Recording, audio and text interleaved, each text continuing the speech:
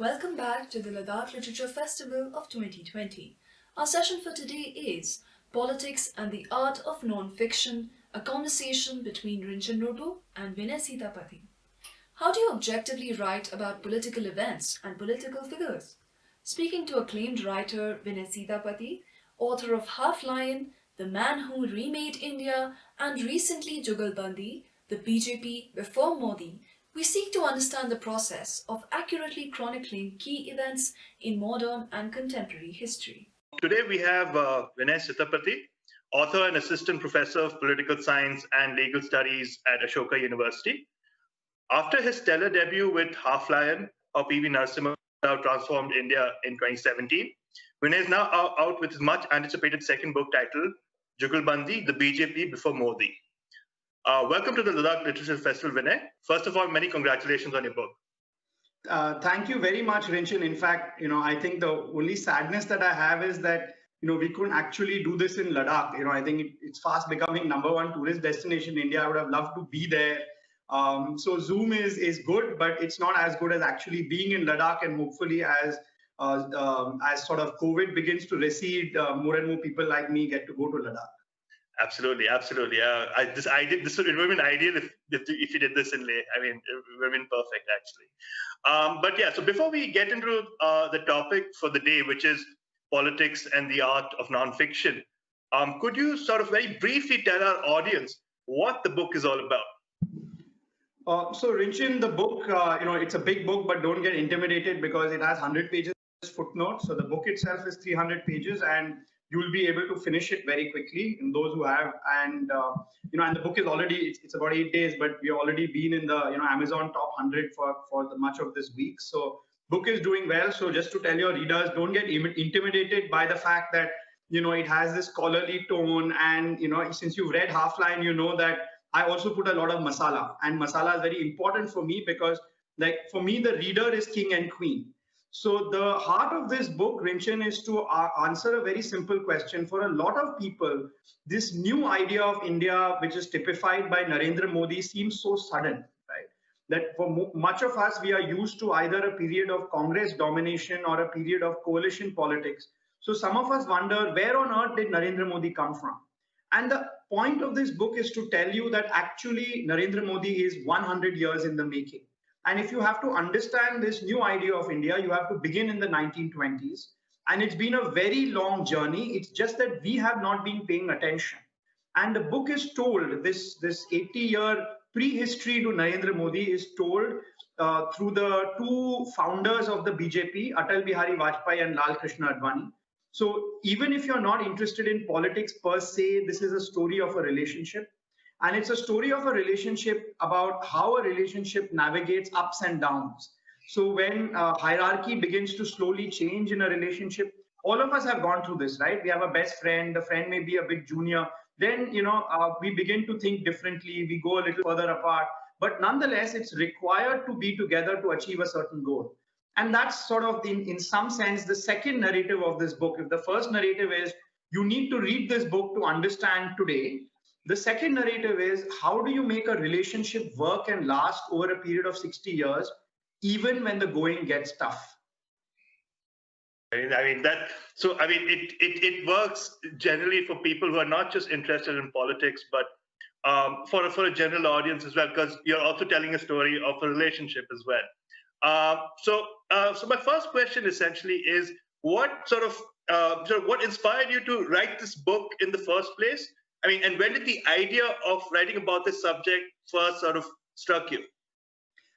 So Rinchin, I think I'm, to date myself, I'm a decade older than you are. So I grew up in Bombay, in Bandra, actually, of the 1990s. So I'm a child of the 1990s. And Rinchin, my father left a PSU or a government job to, try to make it in the private sector. It was tough. So that, this idea of liberalization, something that, somebody of your age, Rinchin, is a bit of a distant memory, was very much part of my growing up, that, India is changing, markets are opening up. But with that comes a lot of dislocation, trying to get off grips with this new India. And I remember in 1995 or 96, standing in line in Linking Road near my house in Bandra as the first McDonald's in India opened. And there was a huge line, stretching kilometers. So my first book, in some sense, on Narasimha Rao was to make sense of liberalization, was to make sense of India moving from a command-controlled socialist economy into a more kind of, you can say, pro-market or at least pro-capital economy. And what was the human story there? And there I realized that transformation was one man, Narasimha Rao. It wasn't the tide of history, because a lot of my fellow academics feel that, in Hindi we say sab likha hua hai, that if something happens, they'll say it's inevitable. And in some sense, I was pushing against this idea when it came to liberalization. As a child of the 90s, the second kind of ghost that haunted me was the rise of the BJP. That was the first bloom of the lotus. The BJP begins to rise in the 80s and comes to power in 96, 98, and once again from 99 to 2004 under Prime Minister Vajpayee. So, I felt that if I had to kind of try to understand this first rise of the BJP, which ends with Narendra Modi and Amit Shah entering the national stage, I should do a biography of Vajpayee. But very quickly, Rinchan, and those of your viewers who are researchers who want to write, one thing you realize is that you have a certain idea. Then you go in and research tells you that you should move in a different direction, and you should. I think it's very wrong to get stuck to. It's important to have an original idea or an idea or a hypothesis going in. But when you realize that facts don't match up to that, you should change your mind. It's not like you should not rest on false pride. That's something I learned. So I learned very quickly that the Vajpayee story, the other side of the coin, was the Advani story.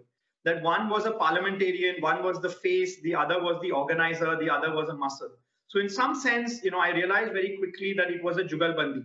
And for those of you who don't know the word, I'm sure you all have heard of the word jugalbandi, but jugalbandi is usually used in a musical, in an Indian classical music concert, where you have different musicians. So it's not a duet. It's different musicians who normally shouldn't be playing together, but they play together and they make music. And the second definition of jugalbandi is that this is an equal music. There's no soloist and accompanist. They both are soloists playing together. And in that sense, I realized that I should tell the story of Vajpayee and Advani. But equally, Rinchan, I realized that as I got into the heart of the Vajpayee-Advani story, I realized that actually their story is a mirror of the rise of the BJP. And actually, jugalbandi, or people who are different from each other working together as a team, is the organizational ideology of the BJP. It's why they win, Rinchan. Mm-hmm. Yeah, absolutely. Absolutely. So that is the thing. A lot of commentators, even today, for example, tend to have a very distinct notion of who Advani was and who Vajpayee was. Vajpayee being the more sort of secular, cosmopolitan sort of individual, and Advani the more hardline sort of, a version of the BJP, which is not necessarily the case. I mean, and I think one of the reasons why, given the excerpts that I've already read so far, I think why people should read this book is because I think it completely shatters some of those myths about these two sort of stalwarts of modern Indian politics. Transitioning from there, so could you tell us as to sort of how long conduct research and write this book? How long was that process? It took me 3 years, but I was also kind of teaching. I also have a family. So, I wouldn't say that I was doing this 100% of the time, but it took me 3 years. The Narasimha Rao book, on the other hand, took me just 1 year. But on the other hand, I was doing nothing else. I was just finished my PhD. I had, money to work to basically work uninterrupted. Whereas this told me that, look, a book, you can't just hold, go to like a resort and, close your door and work for 2 years. You have to work on a book alongside living an actual life.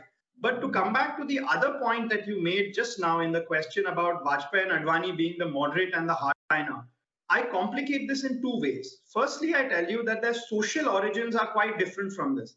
L.K. Advani is like me, an English-speaking type, which is, by the way, a phrase used derisively by the RSS. Right? They feel that the people in India who are native English speakers, for whom English is the first language, are a colonial hangover and don't really understand culture. That was Advani. He learned English before he learned Hindi. He came from a very wealthy trading family in Karachi. The Karachi of the 20s and the 30s was like Bombay. It was a cosmopolitan part of British Empire. You have all kinds of communities who are living there.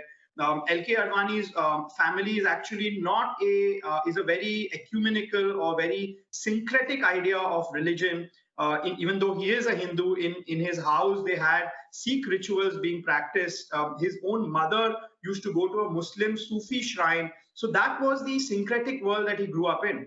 And I point out that he would never have become a hardliner, and we would never have joined the Rashtriya Swayamsevak Sangh or the RSS if it hadn't been for the looming catastrophe of partition. Once again, I think our generation forgets what a cataclysmic event that was, that Suddenly overnight, Advani's idea of his Sindhi identity being part of India is shattered. Sindh is now part of Pakistan. And two, and as importantly, just the very rich Advanis become near penniless refugees who have to scrounge around in India. It's a tragic story. And out of this tragedy comes Advani's fierce sense of loyalty to both the ideology as well as the discipline of Hindu nationalism. Vajpayee, on the other hand, comes from a very parochial, provincial, gangetic Brahmin family from Uttar Pradesh, what is today Uttar Pradesh, but he grew up in Gwalior.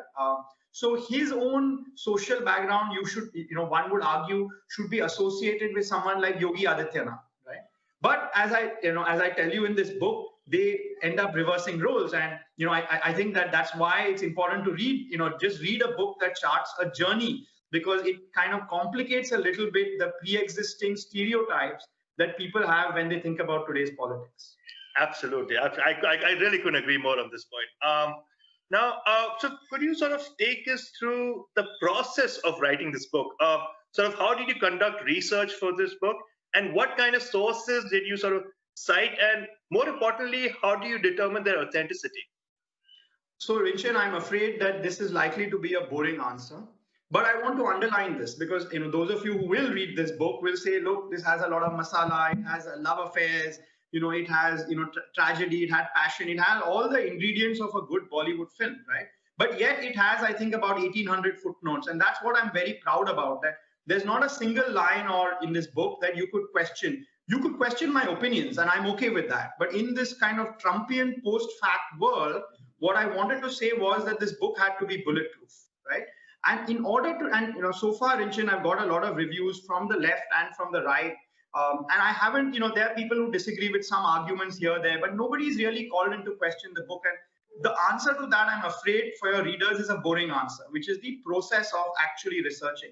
I've already talked about the process of selecting a research question, which is kind of looking at the Vajpayee-Advani relationship as a mirror for the rise of the BJP and Hindu nationalism. And I showed you how coming to that question wasn't linear. It wasn't a straight line. And that's a good thing about research, which is that you have, research is all about going on into sort of, dead ends, going on to rabbit holes. And then if you realize you're wrong, you have to quickly extricate yourself, right? That's very important when it comes to research. Have a hypothesis. So don't go in without a hypothesis. But once you have your hypothesis is wrong, quickly exit and look for a new hypothesis. If your hypothesis is right, dig a little deeper, So the first thing I did after having this kind of a research question is to read up what anyone else had written about the subject. And I point out in the book, I think that's about 200 articles and books. I know it sounds like a lot, but 200 articles, each about 25, 30 pages, that's not a lot. Books take a lot of time. But that's important because on a subject like this, Rinchan, everybody and their uncle has a view. I'm not like, on the other hand, when it came to Narasimha Rao, very few people had heard of him. So I was kind of rescuing an unknown figure.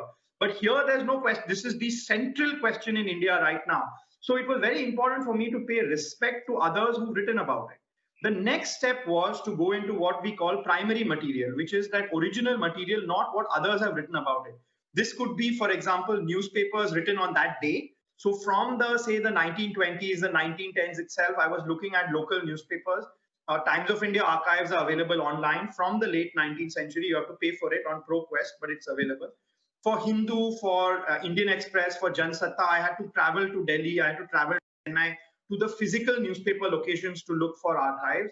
And also I looked at places like Nehru Memorial, National Archives, where you have these early newspapers, including the RSS in-house newspaper, or now magazine called Organizer, which is on microfilm, right? And I hope that some of you, after seeing this video, Google what a microfilm is, because for all of you, it may seem like an artifact, but for me, it's a real present thing, and it's a huge pain, right? So, and yes, we would like a digitization project, but digitization for some of this is some decades away, and I don't want to wait for a decade. So that's the other thing about research. To quote Donald Rumsfeld, and I know I'm not the best person to quote. You go to war with the army you have. So you have a research question, and then you find that there's some research in Delhi, some in Chennai, some on microfilm. But that's it. You can't wait for this idea of perfection, because the one thing I tell my own students, Rinchan, is that perfection is the enemy of production. If you're waiting for this mythic moment where everything is perfect, where you've read the last book on the BJP, you'll never start writing. So I looked at newspapers. Then I also looked at archives of parties and private archives. So for example, Hindu Mahasabha archives. I looked at the archives of the BJP itself. The BJP has a very fancy library now in northern Delhi. And as I argue in the book, they're obsessed with organizations. They keep photos, they keep documents of everything. I also looked at private archives of V.D. Savarkar, who's in some sense the intellectual godfather of Hindu nationalism. I also got access to the private archives of, for example, the lawyer of Vajpayee and Advani. And are very important because they record everything in writing, right? So that was very helpful. I got archives, so quite a bit like that. So that was also very helpful because you get, and some of these are personal archives. They're letters written by BJP leaders to their sons and daughters who may be in the US or who may be elsewhere. And some of it is, I'm eating like rice and dal today kind of thing. But embedded within that would be that yesterday we had a national executive meeting where Vajpayee behaved like this, Advani behaved like this, completely private. So you can trust that a little more because that person is not writing it in order to peddle it. It was meant to be a absolutely private archive. And then finally, Rinchin, the heart of the book is about 200 interviews that I've done, of which about little less than 100 are being quoted in the book. But unlike the Narasimha Rao book, this is a sensitive book. So many people, especially those in government today, didn't want their names. They were happy to talk to me and they were happy to tell me things, but they didn't want their names. And even the quotes I had to engineer in a way that couldn't plausibly be traced back to them, right? Wow. That takes a lot of effort, and I realized, Rinchin, that I had two people to please in some sense, or I had two. One was the reader, which is the most important. If you're writing a book, you're writing it for a reader, know who your reader is. The second is you have to be honest to the sources because sources are trusting you. And that doesn't mean that you write everything the source says. Sometimes the source is lying. Sometimes the source is unwittingly sort of telling you a story where that source is the hero or the heroine. And you have to embellishing it, yeah. You have to do that. But at the same time, if you're honest and transparent, sources tend to respect you. I find, ironically, that if you do exactly what the source says, sources will kind of give you things, but they won't respect you because they know that you don't have a spine. And if you don't have a spine, that means an enemy of the source is as likely to manipulate you as the source itself. So it's that dealing with sources is a hard method that I can't just put it into a box and sort of explain it to you right now. But think about it, about building any other relationship in your life with your parents, your spouse, your significant other, your friends. Like, how do you build a relationship of trust? And that's what I was trying to do both with my sources as well as with my reader. Absolutely. And sort of this makes it very easy for me to transition into my next question, which is, so you've been both a journalist in your early career and later on a student of law and political science. So how does training in these disciplines sort of enable you to write such a book? So Rinchin, I think the answer is in two ways. Firstly, I'm trained as a lawyer. So I studied in National Law School, Bangalore, India's #1 law school, and did my master's at Harvard Law School, which is the world's #1 law school. Then, of course, I'm a crazy guy, so I decided not to make a lot of money. And I also realized very quickly that neither did I have a passion or the talent. And talent is very important in these things. So I don't want to just make myself sound better than I am to make it on Wall Street. I realized that my interests kind of lie elsewhere.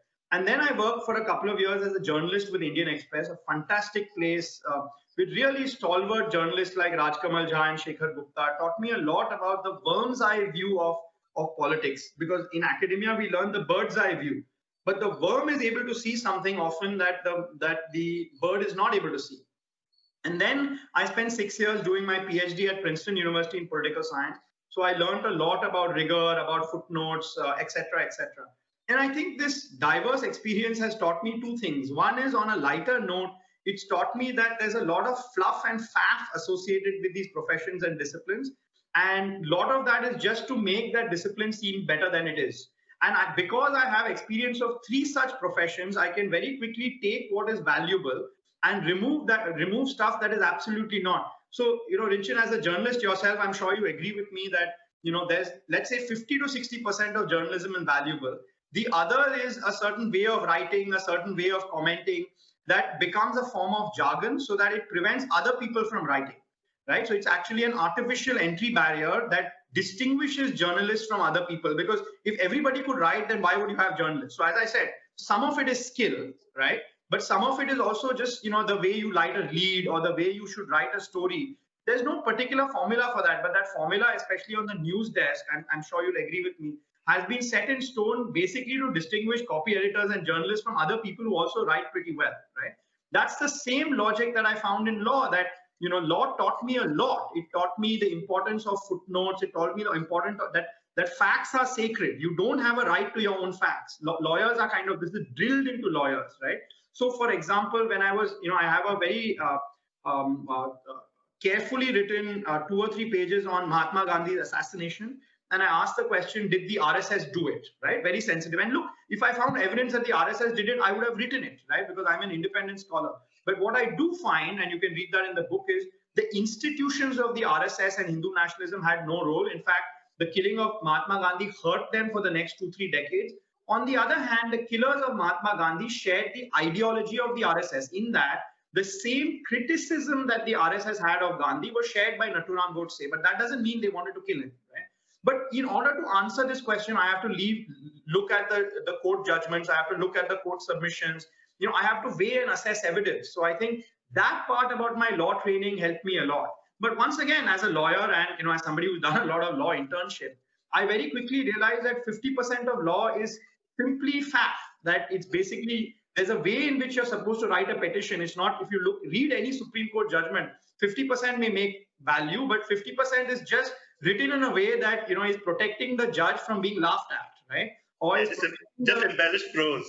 Yes, and you're doing it because to give a sound of profundity when actually you're not trying to say something. And if you write in simple English, people will laugh at you. And if you write in simple English, a lot of people will realize, you know what, we can be a lawyer also. Why are we paying so much money for a lawyer? And Richard, it's the same thing with academia. That again, I learned so much from academia that I was not possible just as a lawyer or a journalist to read secondary literature, for example, to take causation seriously. That why the BJP wins is a causal question, right? And I can't just say it's a bit of A, B, C, D. I have to say, why is it A and B and why is it not C and D? And I have to defend that with evidence.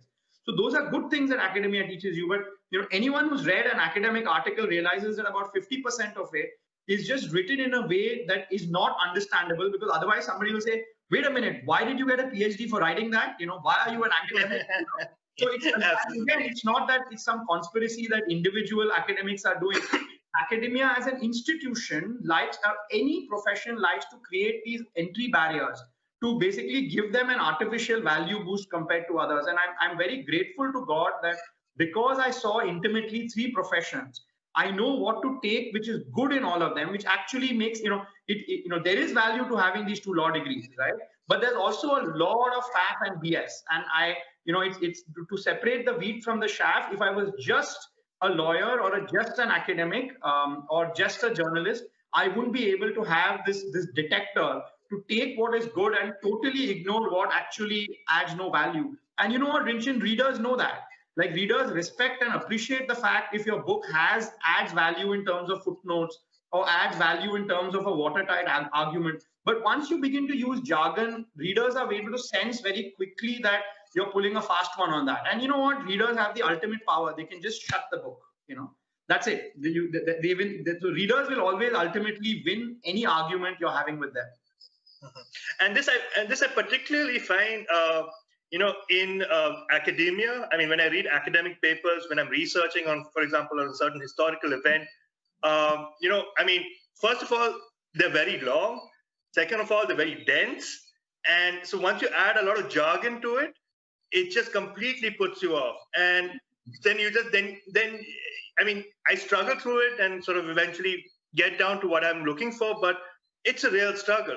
And similarly with court judgments, Supreme Court judgments, particularly in the recent years. But with respect to journalism, I think also, I'll just add another point to it. I mean, this is my personal opinion about it, which is that the barriers to entry to journalism are pretty low in that sense. I mean, anyone with a bachelor's degree in sort of any subject, if he has the right sort of skill sets, instincts, and and the sort of thirst for sort of, and is just curious as hell, can definitely sort of, I would argue, make it. I've seen a lot of folks in this profession who who studied all sorts of different things, but they ended up doing journalism. And I always ask them, how do you land up here? I mean, I actually sort of studied journalism for a bit, like as a subject, but a lot of these guys haven't, but they've done a remarkably good job with their careers. So I think with journalism, at least in my opinion, I think it's a little less. Right. And I think that also shows with the disdain with which a lot of common folk treat journalists today. Yeah, no, I think fair. I think that's a well taken. That's a well taken point. Yeah. So next question is: can a writer of non-fiction, particularly when dealing with a contentious subject like politics, remain truly objective? Now, in the sense that how difficult is it to shed your own ideology and prejudices when writing a book like this? It is difficult, Rinchan. So it's a good question you ask, because they say in Alcoholics Anonymous that admitting you have a problem is 50% of the solution. So first, when you're writing a book like this, right, first admit that this is to the author. Like, I had to admit to myself, look, it's a sensitive question, right? There's no Indian who doesn't have a strong view on this. There's no Indian. There's no Indian who will be lukewarm about this book. I can tell you that, right? And so I have to be honest to myself what my biases and prejudices are. This is very important, because a lot of scholars, I find, think that the way they view the world is the only way the world is viewed, and then they think the purpose of academia or scholarship is to disseminate this view to the gullible reader. And you know what? The reader is not a fool. The reader realizes that, right? At the same time, Rinchan, I think readers don't expect writing that conforms to their worldview, right? Just think about, I would encourage your viewers to just look at their own friend circle. There'll be people who disagree with them on politics, on personality. You'll have even family members who have very different views on things. So that kind of diversity is something that we're used to. It's not a big deal, But what you want is an honesty and transparency. So what I try to do here is, while being pretty clear about what my views are on the BJP, right, I try my best to tell the reader, look, that is not the point of this book, right? If you can smell where I'm coming from, good for you, right? But I'm going to be transparent. I'm going to give you 1,800 footnotes. So every time you have a worry about where my sources, you can check for yourself, right? Where I'm trying to tell you my opinion, you can see it, right? And I totally respect that you can come to a different kind of opinion. And I spend a lot of energy doing this. And, many people who've read this, like I just recently did an interview with Barkha Dutt, and she told me that, look, reading your book didn't make me angry, and I think that's what I would love. I would love people, and I can guarantee you this book is not going to make you angry, right? Because a lot of political writing is meant to kind of trigger you, right? Especially on Twitter, on Facebook. That's not the point of this book. This book is asking a pretty simple question. You like it or not, the BJP is the dominant view in India. Treat them, even if you hate them, at least respect your enemy and understand your enemy. One of the things, Rinchan, I found quite remarkable about the BJP and RSS, as I told you, I interviewed totally about 200 people, so I met a lot of them, is that they read Wire, they read Scroll, They know what criticisms of the RSS and BJP are out there. They know that. And they take it, and some they ignore, some they kind of act on. But I found that I think Amit Shah and Narendra Modi take the Congress a lot more seriously than the Congress takes them, And I think that's very important, which is that, the point of this book is to tell you, take these people seriously, even if you dislike them, or especially if you dislike them. And the aim of a book like this, Rinchan, is not to convert you, right? I'm not a proselytizer. So if you hate the BJP and read this book is not going to change your opinion. And if you like the BJP and read this book, it's not going to change your opinion. It's just going to give you a 100-year set of facts and argument, so that your arguments for or against are more nuanced. And look, it's a balancing act, because in India today, trying to kind of, I wouldn't say objective, but trying to tell the reader that the point of a book is more than just making you angry and more than just kind of converting you to the author's opinion. People on both sides of the aisle are very suspicious. What's this guy doing, right? And I can tell you that people are, but once they read the book, it's not. So I've got a review by, in a center-right magazine by a leading RSS thinker who said, look, first, this is the first English-speaking guy who understands us, right? And equally, I've got, reviews in left liberal magazines saying, look, read this book to understand why the BJP is so hard to beat. And it's a very, very hard act to do. And I may still slip. These are early days. But I think the heart is admitting where you're coming from, right? And writing a book where that's not the central point of the book. And readers, I'm now able to realize readers are much smarter than we give them credit for. They're able to sense this very quickly, right? Even if they place you, they are willing to engage with you as long as they think that you're being honest in what you're trying to do. And you're trying to create, the book is adding value to their lives other than just kind of drilling an ideology into their minds. Readers are like that. I mean, God knows we need more like this, because at least the intent behind writing books like this, because everything today is so polemical. Yes. Everything today is, it's dealt in binaries. Everything is sort of, it's always a clash of heads. It's always these culture wars. It's always these things. And in the midst of all this, you lose track of the complexity of each individual and each historical figure. Like the thing about Advani that you talked about earlier, that he grew up in this sort of democratic, sort of very sort of secular environment, but partition, the circumstances of partition, I mean, it can change anybody, and sort of it is books like these that also humanize these individuals who, for example, if you are in the left or left liberal camp, they've always sort of demonized Advani as as this sort of rabid sort of figure. But when you read a book like this, you understand, okay, this is where he started, this is what happened, these are the circumstances that led to where he is today, where he eventually got. So I mean, and it's through telling these stories that you actually learn about the other side. Yeah, absolutely. And I think we need more such work. But also, while I do sort of complicate this left liberal narrative of Advani as a monster, I also complicate the left liberal veneration for Vajpayee. Right? Exactly. I say that, look, yes, he was a great prime minister, but in 2002 he did not carry through on his demand that Narendra Modi be sacked as Gujarat chief minister. And even though he opposed the Ram Mandir movement to build a temple atop the Babri Masjid in Ayodhya, ultimately he was a party man, and after the Babri Masjid demolition, he actually defended his party in parliament. So the aim is to complicate that. It's not to say that, oh, left liberals, your framing is wrong. It's also to tell the right that your framing is wrong sometimes. Absolutely. And also, Rinchin, this idea of neutrality, that's why I didn't want to use the word. I'm not saying cop out, like I was having an interview with somebody who correctly pointed out that, a neutrality is, the word neutrality in journalism is that you talk to somebody who says it's raining, and then you talk to somebody who says it's not raining, and then you write, X said it was raining, Y said it was not raining. Whereas as a journalist, what you should really do is look out of the window, right? So I'm not like, that's why, the word neutrality and objectivity, I want to keep aside to push for honesty and transparency, and where I think the BJP deserve criticism on Gujarat, for example, I'm quite clear, right? I don't like it's because I am an independent scholar. I don't have an angle, right? And the only angle I have is that the reader shouldn't think that because I have like a worldview, I'm trying to topo the worldview on the reader. So that's why it's a delicate balance that you want to calm people down, but you don't want to calm people down at the cost of not seeing injustice. So how do you have that balance? And it's I mean, I don't have a formula, just to tell your viewers. But as I said, with Alcoholics Anonymous, admitting you have a problem is half the solution. So at least thinking about this constantly and being self-aware, you tend to be a little more sensitive, and readers appreciate that. Absolutely. I really couldn't agree more on this point. And so finally, sort of, what are some of the things you found out during your research for this book that you hadn't known earlier?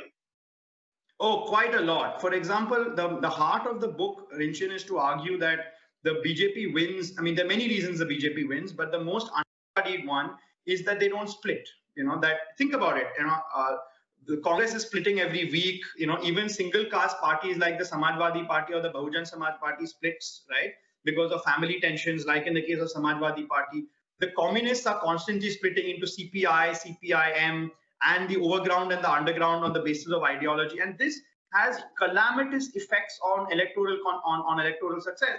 One of the many reasons why the BJP wins, and a constant one, is that Jugalbandi is part of the ideology, that they just don't split. They have this ethic of teamwork. And if you want to find out what this Hindu Fevicol is, I call it Hindu Fevicol in the book, then you should read this book, which is what is the secret sauce. But I am pointing out that, and I didn't realize this at all. I mean, I went in and look, I had views on what the BJP is because I am an academic. I do teach political science. I have done a PhD. But I think that's the big thing I didn't realize, that this obsession with organizational unity is so important, right? The other thing I realized, which I didn't earlier, was that, my basic instinct was perhaps the BJP is a fascist party, it's anti-democratic. And I realized that I was confusing terminology. The BJP is an illiberal party in that it focuses on groups, but most Indians live like that. Most Indian parties are group-based parties. They are not, even the Congress at the local level is a group-based party. It appeals to Brahmins, Dalits, Muslims. It doesn't appeal to individuals, right? Yeah. So in that sense, the BJP is no different. It's just that it's been able to create the biggest group of them all. And the obsession the BJP has with winning elections, right, is, as I realized in the book, because the BJP is constituted by elections, that when the British introduced elections in India in the 1920s, early Hindu nationalists says, we love elections because political individualism, one person, one vote, works very well for a community that is a social majority in that country, right? Why shouldn't they like it? It's just that the 100-year task of the BJP is to make Hindus of various castes, region, and languages vote as one solid block. And the culmination of that 100-year dream is Narendra Modi. He does it better than anyone else. Absolutely, absolutely. And, and also along these lines, and this is sort of my final sort of question is this. So after this book, after all the the work that has gone into this, and now you're hundreds and hundreds of interviews every other day. What next? What's up? What's next for you after this? Well, Rinchin, one is that now I'm focused on the translations. So the book is coming out in Hindi in January. It's coming out in a few days in Telugu. So those of your readers who read Hindi and Telugu, a book is going to come out very soon. It'll come out and we are just about to sign a contract for 20 different translations in 20 different languages. Because, for me, one of the reasons I came back after Harvard University and Princeton to India is that, I think in English. In that sense, I'm the enemy of the RSS culturally, but I don't want my ideas to only remain in the English world. So I think the next year I'll be working with translators and coming out with various editions. And look, it's hard, right? Because there's a lot of I would say there's a lot of sparkle attached to Indian writing in English, and that's less so in various languages. But you know what? A lot of people still access information, stories, a sense of politics in languages other than English, and so that's what I'm going to do. And the larger point, what next as an idea, I don't know, right? Let me think about it. But whatever, I can assure you one thing, Rinchin, that if I continue to be true to my research instincts, whatever initial idea I have will change significantly by the time I finish the book. And frankly, that's a good thing. Spoken like a true academic. Spoken like a true academic. Anyway, Vinay, thank you so much. Thank you so much for your time. And many congratulations on your book. I'm so looking forward to reading this. I can't even tell you. Thank you, and good luck. And good luck with the translations, because a lot of people access the politics through the vernacular. Yes. The political imaginations are drawn through the vernacular. So I think it's incredibly important that you're getting this work translated as well. And good luck with that. Good luck with that. Thanks, Rinchin. And I hope to see you next year for the next edition of this festival in Ladakh, along with a lot of your viewers who I hope also travel to Ladakh. So thank you. Absolutely. Thank you.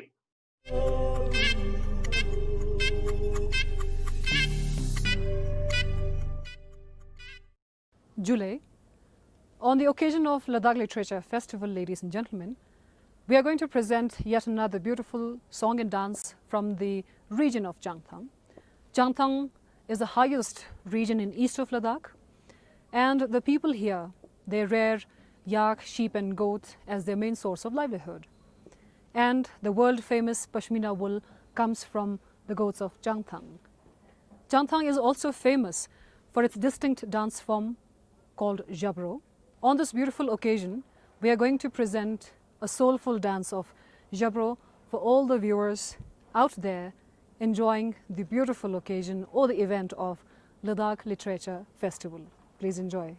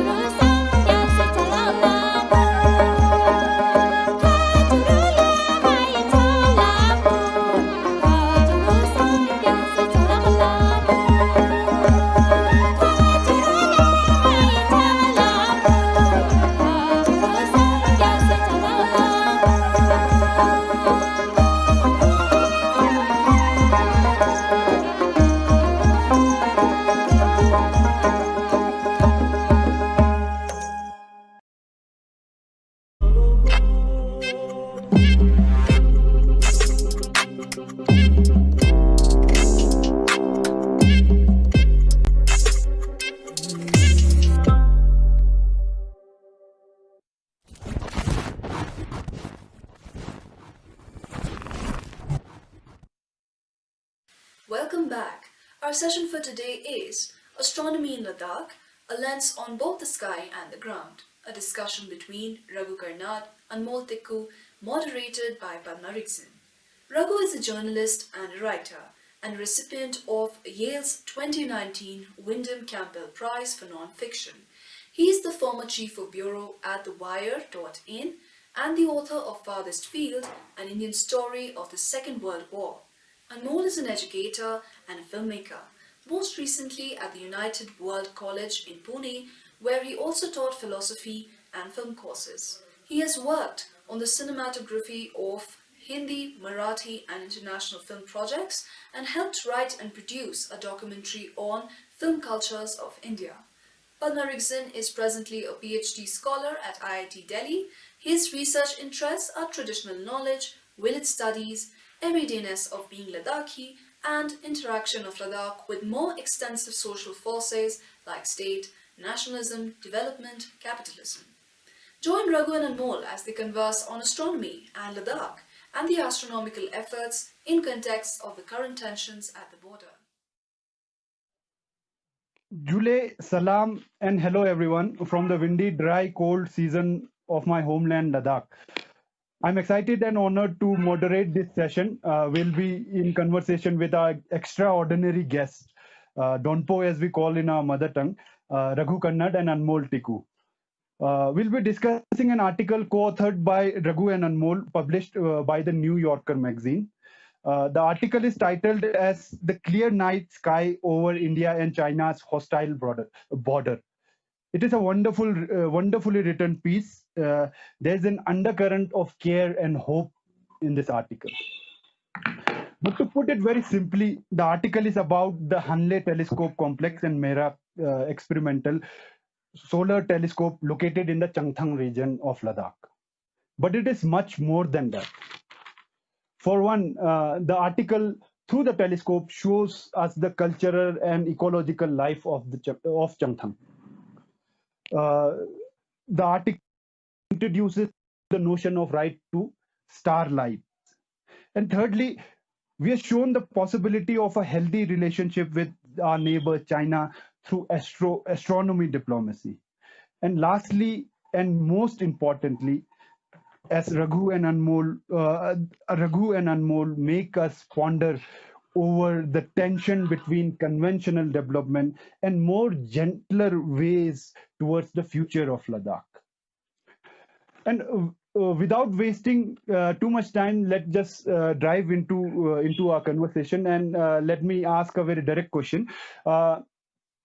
Why you guys decided to work around astronomy for writing this article or for your larger project on Ladakh? Or in other words, what took you to Changthang? Thank you, Padma, for that really generous introduction. I guess it's it would be appropriate to say that we had been thinking about visiting Hanle for almost a decade. We had heard about these set of telescopes in maybe 2011, and we never got the chance. It never happened. Although I had been to Ladakh in between, without Raghu. So. But having been to Ladakh once and kind of marveled at the extraordinary night sky when I was there, it was we spoke about it. We said, okay, what's happening? Like with this set of advanced research institutions going there and building these telescopes, because that's not what you hear about when you hear about Ladakh from the mainland. Last year in 2019, Raghu and I, we went and we discovered that there was a lot more to these places, Hanle and Merak, than we had gleaned, and there was a lot more happening, with the astronomy and with the people and the place. So we decided to kind of look deeper into it. Yeah, well, also I should say thank you for your introduction, Padma, that you're obviously the kind of reader that we were dreaming of having. You really picked up on the things that we wanted to say that are sometimes reduced by the editing of an international, story. But coming back to Hanle, so we arrived in Hanle, and of course, what one finds there is a very remarkable technical facility and a remarkable kind of scientific infrastructure. Which is doing some stuff that's very cutting edge, and we spend a lot of time learning about science just to be able to follow what the technicians and the scientists decide. Studying gamma rays and all kinds of different frequencies on which you can explore the universe through a very clear sky. But in addition to the technical marvel of what was happening there, we were really struck by how related that was, how interconnected that was with the social life of the place. And that began with the fact that everyone we met in Hanle or in Merak was from Ladakh, if not from those villages themselves. This is like a policy that the Indian Institute of Astrophysics has had to recruit locals and to train locals to become the personnel for these sites. And so that automatically meant that these telescopes were not just located in Hanle and Ladakh, but they belonged to the community in a way that was different. So even people who were not astronomers per se, who might have been engineers or technicians or even less skilled staffers, were very invested and engaged with what was going on there. Not to mention with the prospect for what happens, what's possible in the future. So that is the first thing that struck us, is that this enterprise of astronomy in Ladakh is one that's quite rooted. I can't comment on exactly how deeply rooted, but it has roots that seem like they have a lot of potential to grow. Yeah. Thank you for. What I'm reading is that you got to see the connection between astronomy and the social and cultural life in Changthang, and that's where we always tend to negate the interconnection and try to see things in concrete categories, for now, I'm changing the direction of our conversation. I want to take us to the process of writing. Whenever Ladakh is being or being wrote about or being shown in TVs, films, advertisement, there are many stereotypes and cliches about Ladakh. And one of the stereotypes that we often hear about is from the geopolitical perspective, that it's a territory that needs to be protected, and people and the culture gets and the wildlife gets subsided in this stereotypes. And there's this another stereotypes of the people of Ladakh being poor, backward, something that needs to be pulled out and developed in the conventional economic sense.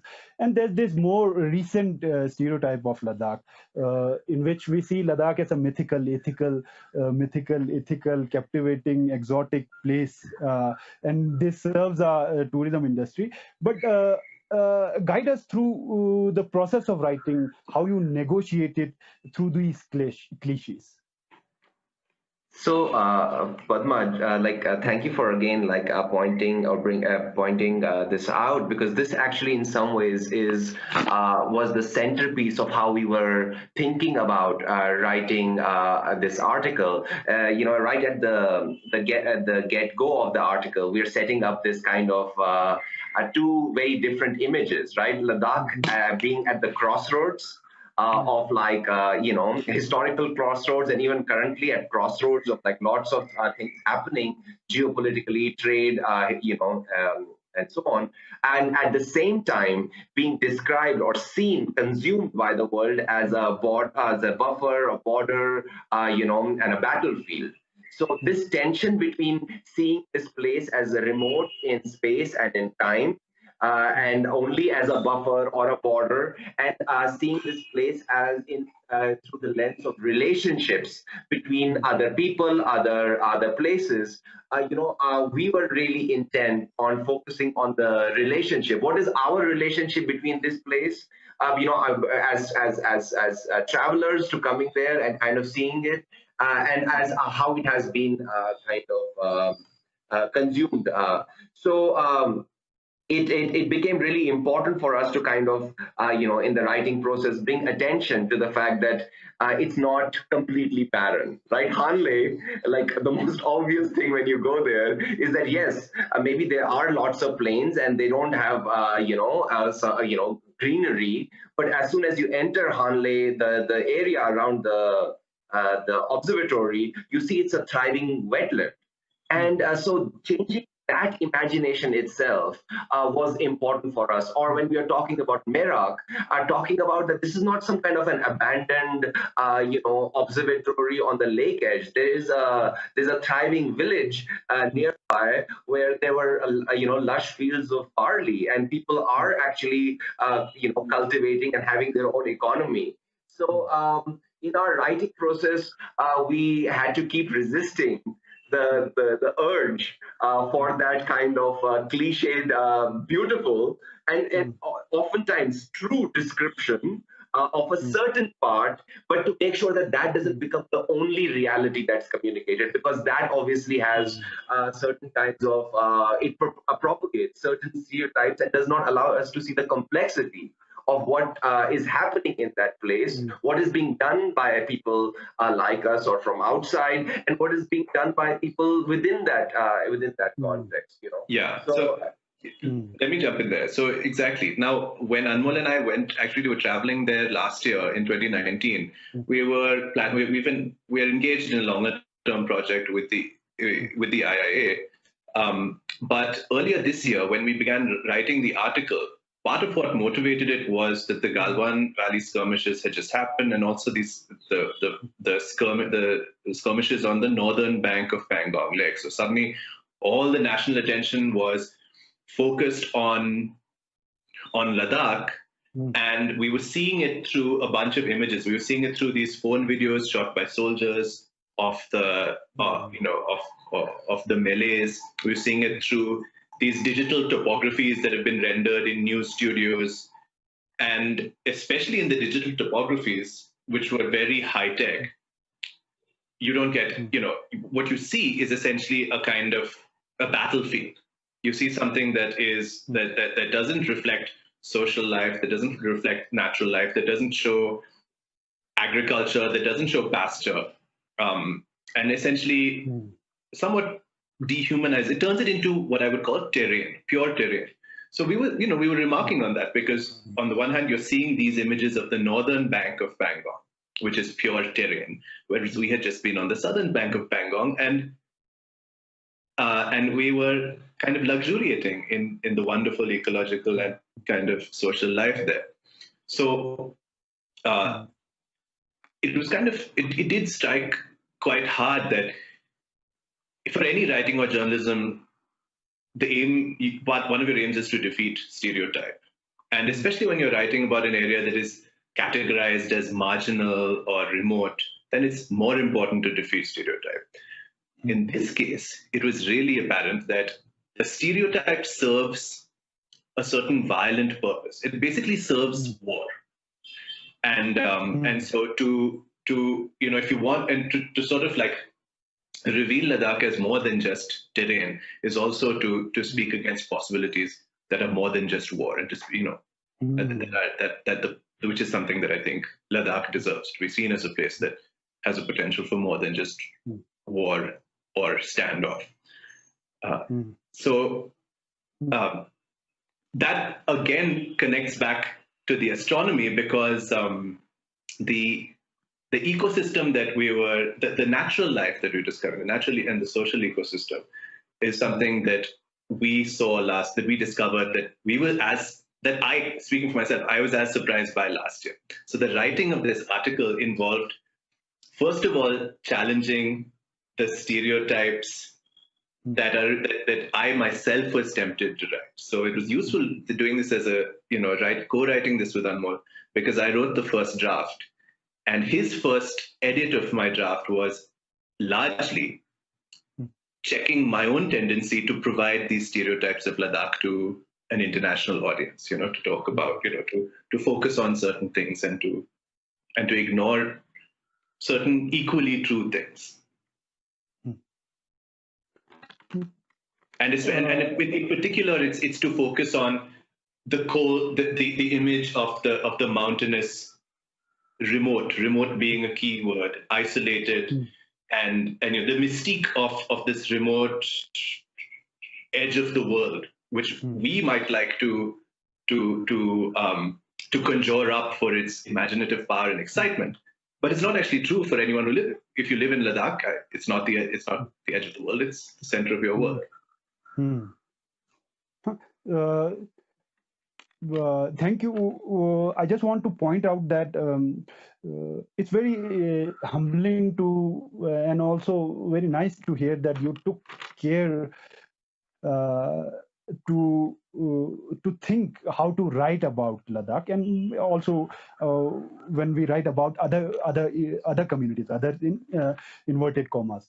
So I just wanted to add one point to Anmol's point that adding to his point that landscape, even how do we see a landscape, even the most desertous of deserts, imagine Sahara or Atacama desert, but even there is life, it is not devoid of life. There are snakes, lizards, and even in Ladakh, the most barren of all places, we see from a human-centric perspective, and we tend to say, there's a barren land, but it's thriving with land. And even at Khardongla, one of the highest places in the earth, it will have so many grass in August and October. It will be almost green if you go there. So and also adding to Exactly. Raghu's point that a particular conception of a community or a landscape has purpose. I just want to well, if we see women as embodiment of care, women of love, of motherly feelings, then the idea behind this characterization of women is to restrict them within the domesticity of a household. So even then, so even when Ladakh is if it's seen only through the security lens, then it would be to only protect and defend or expand the territory, and the people get subsided. And if we are to, I feel very irritated by this. The present projection of Ladakh as exotic, mythical, and all. And as both of you pointed out, in what we lose in all these stereotypes and cliche is the lived experience of a community. But you will see that we Ladakhi don't wear the peraks every time and don't dance around everywhere. We live in this community, in this region, and presently it's also tough. It's beautiful, but it's not mythical and happy place. Matlab, presently, the temperature has touched minus 13 last night, and it was very. I am a nocturnal person, and I was not able to write for last 2-3 days. So it's the living here, the process of living, of being Ladakhi at the crossroad, as the Literature Fest theme shows, is tough. It's also happy. We live in the moment. It's a process. Living is a process, and cliches and stereotypes tend to categorize and rigidify the life world of the Ladakh and of the Ladakhis and Ladakh. Now I am speaking too much. Now I'm again changing the tracks and want to come to the process of selections of the photo. But before that, let me tell you that this article is a visual treat to read. Right? I did not read in on a big screen on a laptop, but I read it on my mobile phone. But even then, the article just starts with a very beautiful image of the sky, of Mars opposition, and then as the story progresses, as the story reaches a point, then there's another appropriate image. The story, the write-up, and the images intermesh, and there's a nice combination there. And I saw that most of the photos are credited to Acho Dorje Angchuk, who is the chief engineer at the Hanle complex, and one photo is credited to Anmol. So and again, what was the process of selection of photos for this article? Yeah, I think we tried to actually we knew that this was going to be a visual story because it's very hard to write about Ladakh and people without like giving people both metaphors in writing but also images because it's something that people almost expect. But we also wanted to play around with that expectation. We just didn't want to kind of again reinforce certain ideas. The obvious thing is that we wanted to bring attention to what the possibilities these telescopes were, what possibilities these telescopes had, and that the kind of night sky that we in cities, and in urban areas across the world, we have no idea of like what a pristine night sky, a clear night sky looks like. Of course, the photographs are processed and maybe it's not visible to the naked eye to the same extent, but it was to actually whet our appetite for what we have done to our lives as we have flooded them with light. For me, at least, the experience of like going to Ladakh for the first time was like emerging out of a blindness of light and fog from my urban life, and kind of saying, oh wow, there is an entire universe out there.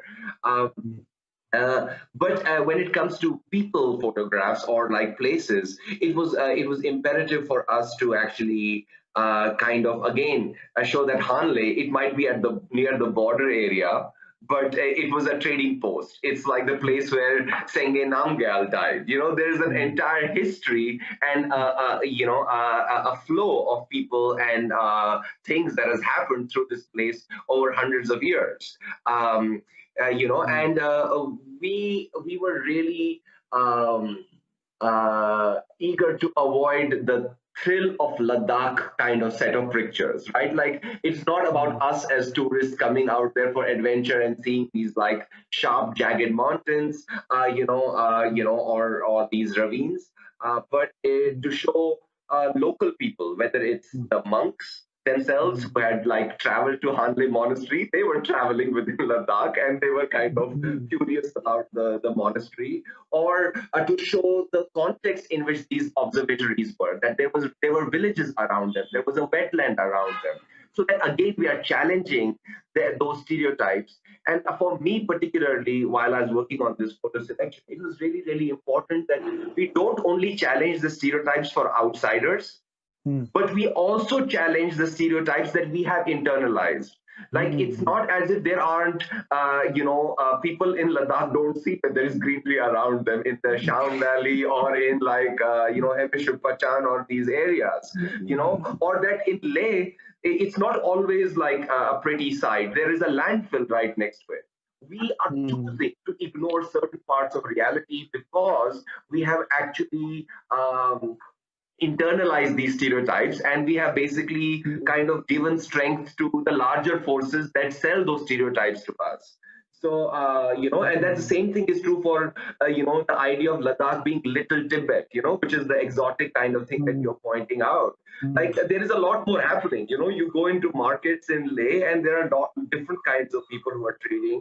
I was lucky enough to meet Abdul Ghani Sheikh, who was one of the founding members of the Central Asian Museum.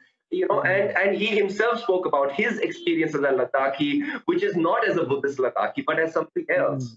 And so for us, the images became a way of kind of, again, bringing attention to those things that we thought that are often ignored or around which there are other stereotypes.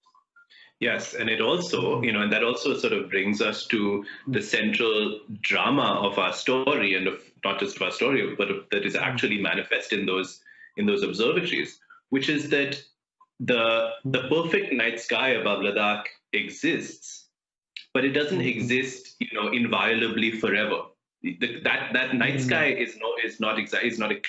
can't be reduced to a cliche either, because even in Ladakh, even in Hanle, there are threats emerging, and some are quite serious, to the quality of the night sky.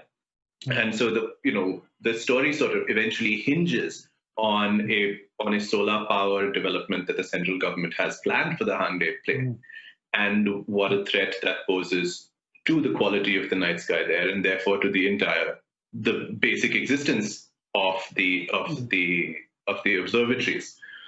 So so the images, we wanted the images to quite obviously capture the sheer splendor of a perfect night sky, which is what Dorje did for us, because he's also an astrophotographer. But that image is also then a door onto, to understanding that we see that only because the dark sky is something that exists, and that too is an ecosystem. The dark sky is not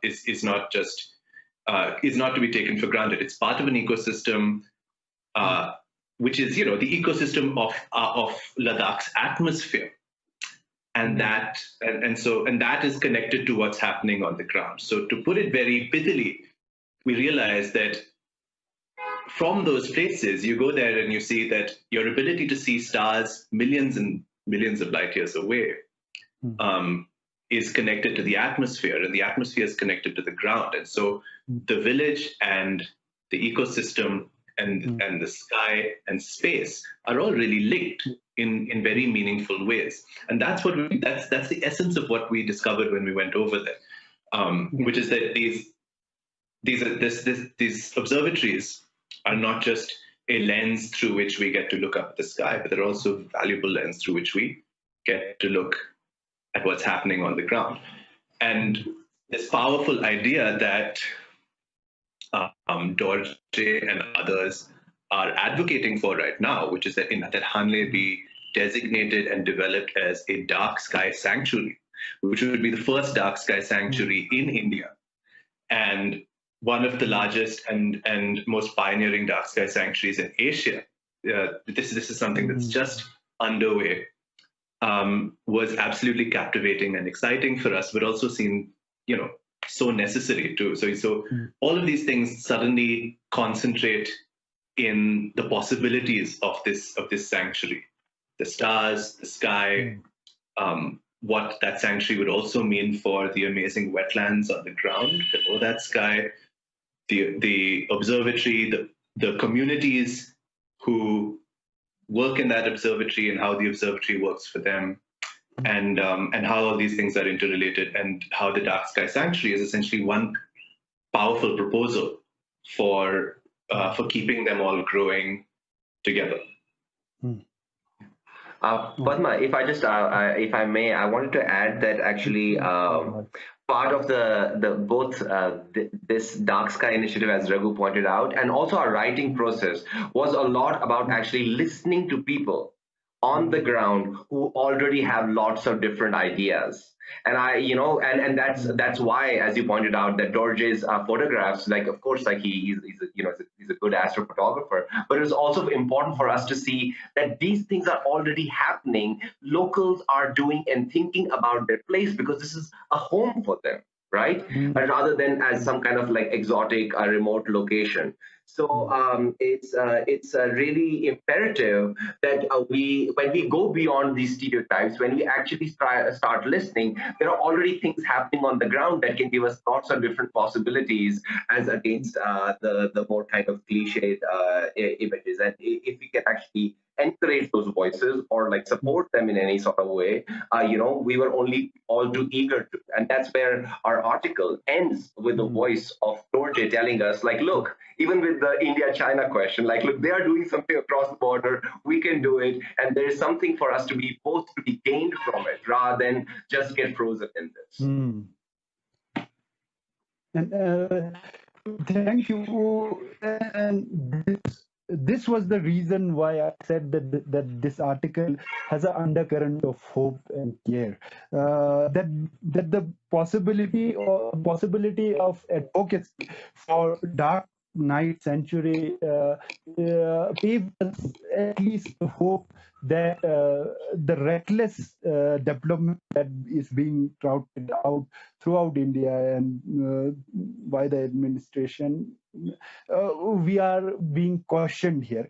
But I also थोड़ा सा sad हूँ मैं कि this notion of dark night century Ladakh में इतना मतलब it's heartening to know that locals are involved and council is in the know of the things, but ये लद्दाख में इतना पॉपुलर नहीं था. In fact I read about this only I read this article that is only 2-3 months back, and unfortunately, very unfortunately, the solar power project is going ahead. Both of you pointed out that Leh is it's not only that night sky is not permanent, and also you mentioned about the landfill in Leh. It would have been nice. I am just thinking that if there was a photograph of the landfill in the article, then it would have brought the complexity of what we are talking about.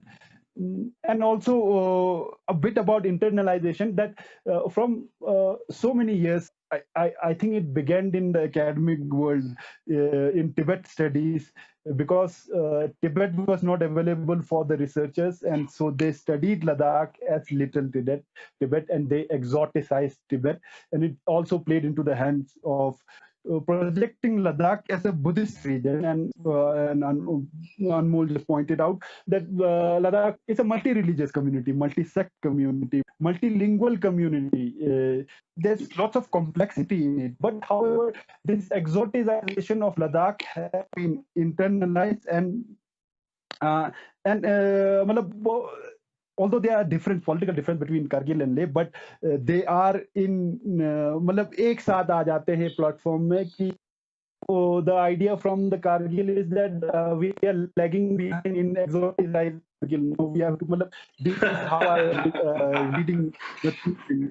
We are lagging behind, and similarly politics around religion is the same thing, that we lagged behind the Buddhists to catch up politicizing religion, and now we are doing it. But that's a controversial statement I'm making here. But again, we'll go. I want us to talk about the future of Ladakh, and because in the article, एक tension between there's this थोड़ा सा pastoral life के बारे में भी बात किया जा रहा है कि old ways of life, and there's also the hope from Sanjay Tundu and others that new employment are coming. And also Anmol in the very beginning talked about how locals थी astronomy observatory में काम कर रहे हैं. तो how could we imagine the way forward for Ladakh? So, Padma, like I think the solar power situation, for example, in the Khaldo Plains is an interesting thing. We don't need to go far to like Leh and Kargil. That actually, when we were in Hanle, we found out that a lot of the communities, the villages, they only had become permanent settlements in the last 30 years. Otherwise, a significant portion of the people, the Changpas in that region, were pastoral. Now, the Khaldo Plains might look like for some people like they're just empty. But if you actually spoke to the pastoral communities, because when we were there were pastoral settlements all over, you would realize that place there is a lot of stuff going on. So I think for us, it is not just about like simply putting it in the Buddhist Muslim category, Leh, Kargil, but even between Leh and Hanle, there are different communities, there are things happening on the ground. And if we come up with a top-down approach, where it's basically coming as a farman from top that this is what we are going to do, then we are going to miss out on what is happening in that place for those people. And for us as people coming in to this place, we just realized there is always more than whatever, happening, than whatever story or image that you're carrying. And suddenly those Khaldo plains that were, that looked at first glance to be barren, turned out to be flooded with sheep, and turned out to be like homes to people. And there's an entire ecosystem and economy there that exists. The question is, and I think for us, the article was a way of saying, hey, we need to be listening to Stans and Tondo. We need to be listening to Dorje. We need to be listening to different Changpa communities. How do we get the conversation going?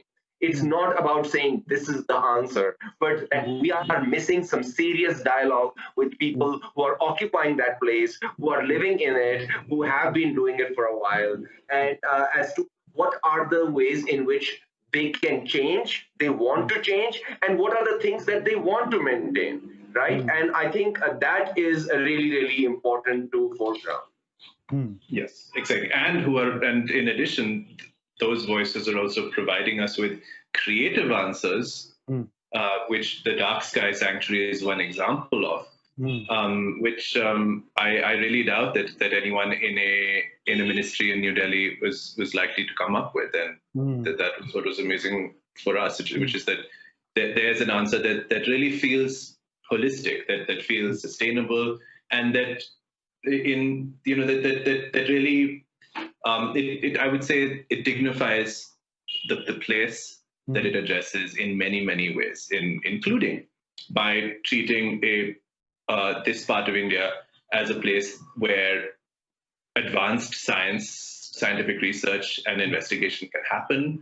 The people there as being people who can participate in sophisticated research and help to ask, cosmic questions. These are all things that are otherwise well outside the imagination. So if you're not actually going and listening to those voices, then we lose the best solutions, clearly. And I'm afraid to say that we are running out of time. And I am hoping that I did not hijack the talk. I did not impose myself in the talk. Not at all. Next time we are going to interview you. And to wrap this up, to bring together the major points, I think one of the major points that came through the conversation is that that reality is complex. That we need to go beyond or read between cliches to understand it, to work through it, and to imagine its future and to work towards its future. And because Ladakh is being written and represented so much these days, we also need to be to write with a care and concern. And last point is that for astronomy's sake, for Changthang's sake, for Ladakh's sake, and might I include for the sake of whole universe, we need to think whether the current process of top-down development is the right way forward or not. And the last word would be, how do we listen if mainstream development is not the right answer? Thank you very much. Thank you, Anmol. Thank you, Raghu, for the wonderful session. Thank you very much. Thank you, Padma. Thank you.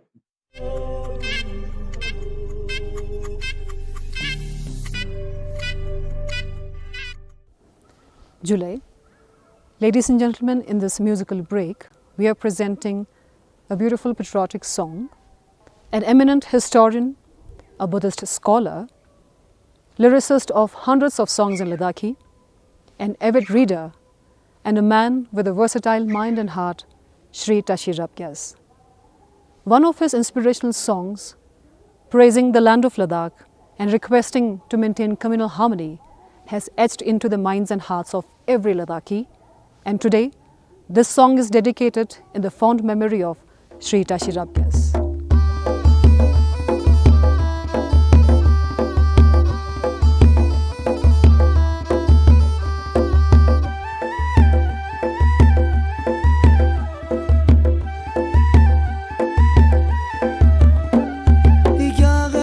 Chok si rir si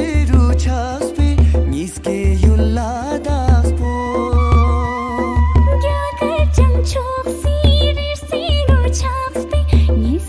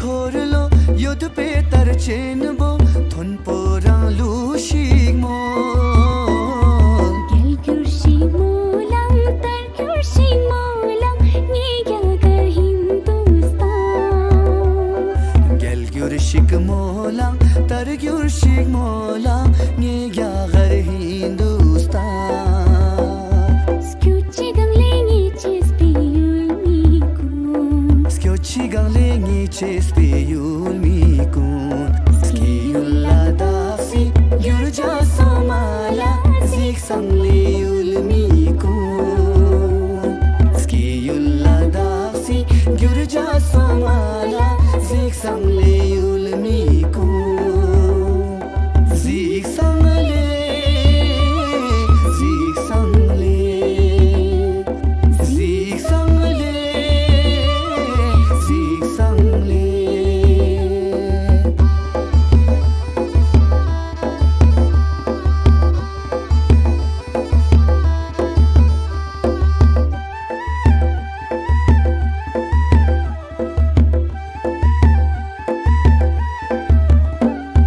Kochi pa mazir nganang pa mazir sangma achonoi Kochi pa mazir nganang pa mazir sangma achonoi Skyochik hes pun rikstang lakturik thamste yar gyasi lam laskyo Skyochik hes pun rikstang lakturik thamste yar gyasi lam laskyo Skyochi gang lengi ches pe yul mi kun Skyochi gang lengi ches pe yul mi kun Skiyul ladasi gyur ja somala zik sang le yul mi kun Skiyul ladasi gyur ja somala zik sang le yul mi kun zik sang le zik sang le zik sang le zik sang le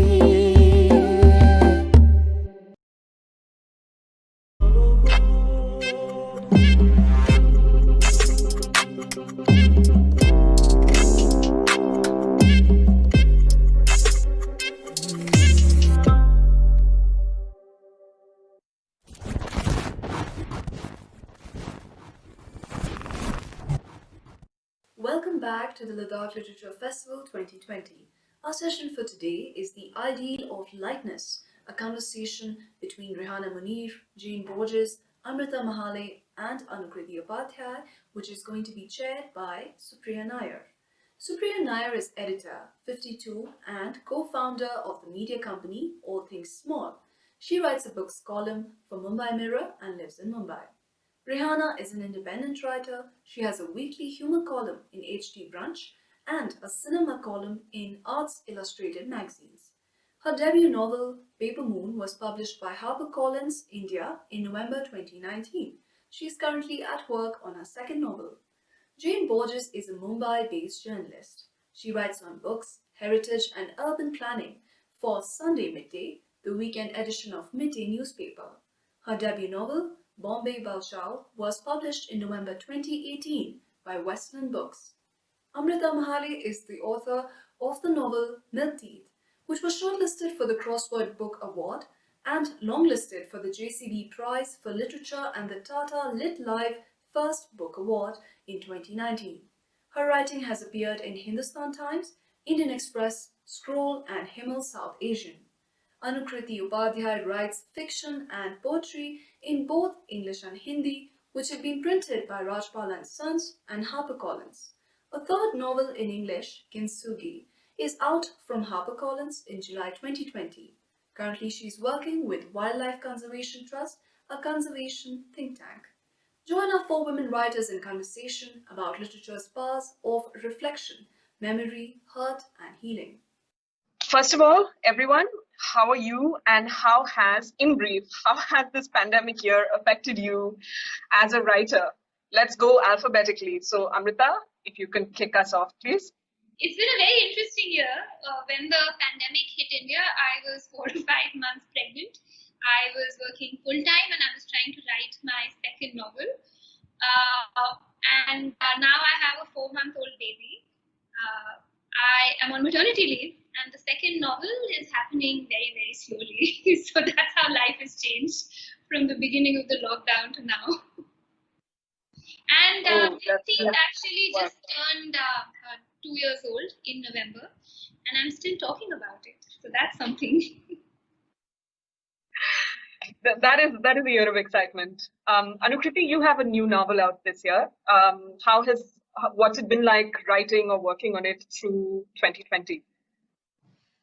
So interestingly, the new novel which came out this year, Kintsugi, was written at least 4 years ago. It just got published now. My books which were written after Dora and Pori, which were written after Kintsugi, just happened to get published before Kintsugi.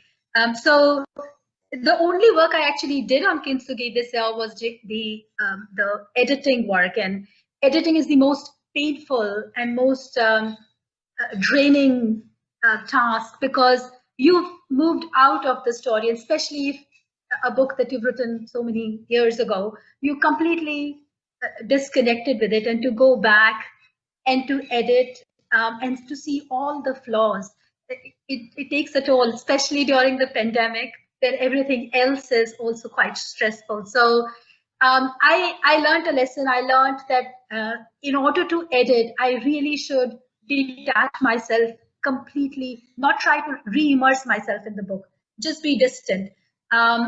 That's the way to lower the anxiety. And because of the 2-3 month editing process, I also learned myself to pace during the pandemic. I worked for a wildlife conservation think tank, and all the issues that nature is facing, the climate emergency that we are facing as a people, those suddenly nature started reviving itself. We just moved out. We had to stop encroaching on nature. So mixed bags, Supriya, I guess. That really does feel like the best thing we can say about now. Jane, emergency essential services worker, journalist, and novelist. How has this year affected you as a writer? Well, I've been writing a lot, but not for personal reasons, professionally. Quite a strange year. The book was just about 3 months old when the lockdown happened.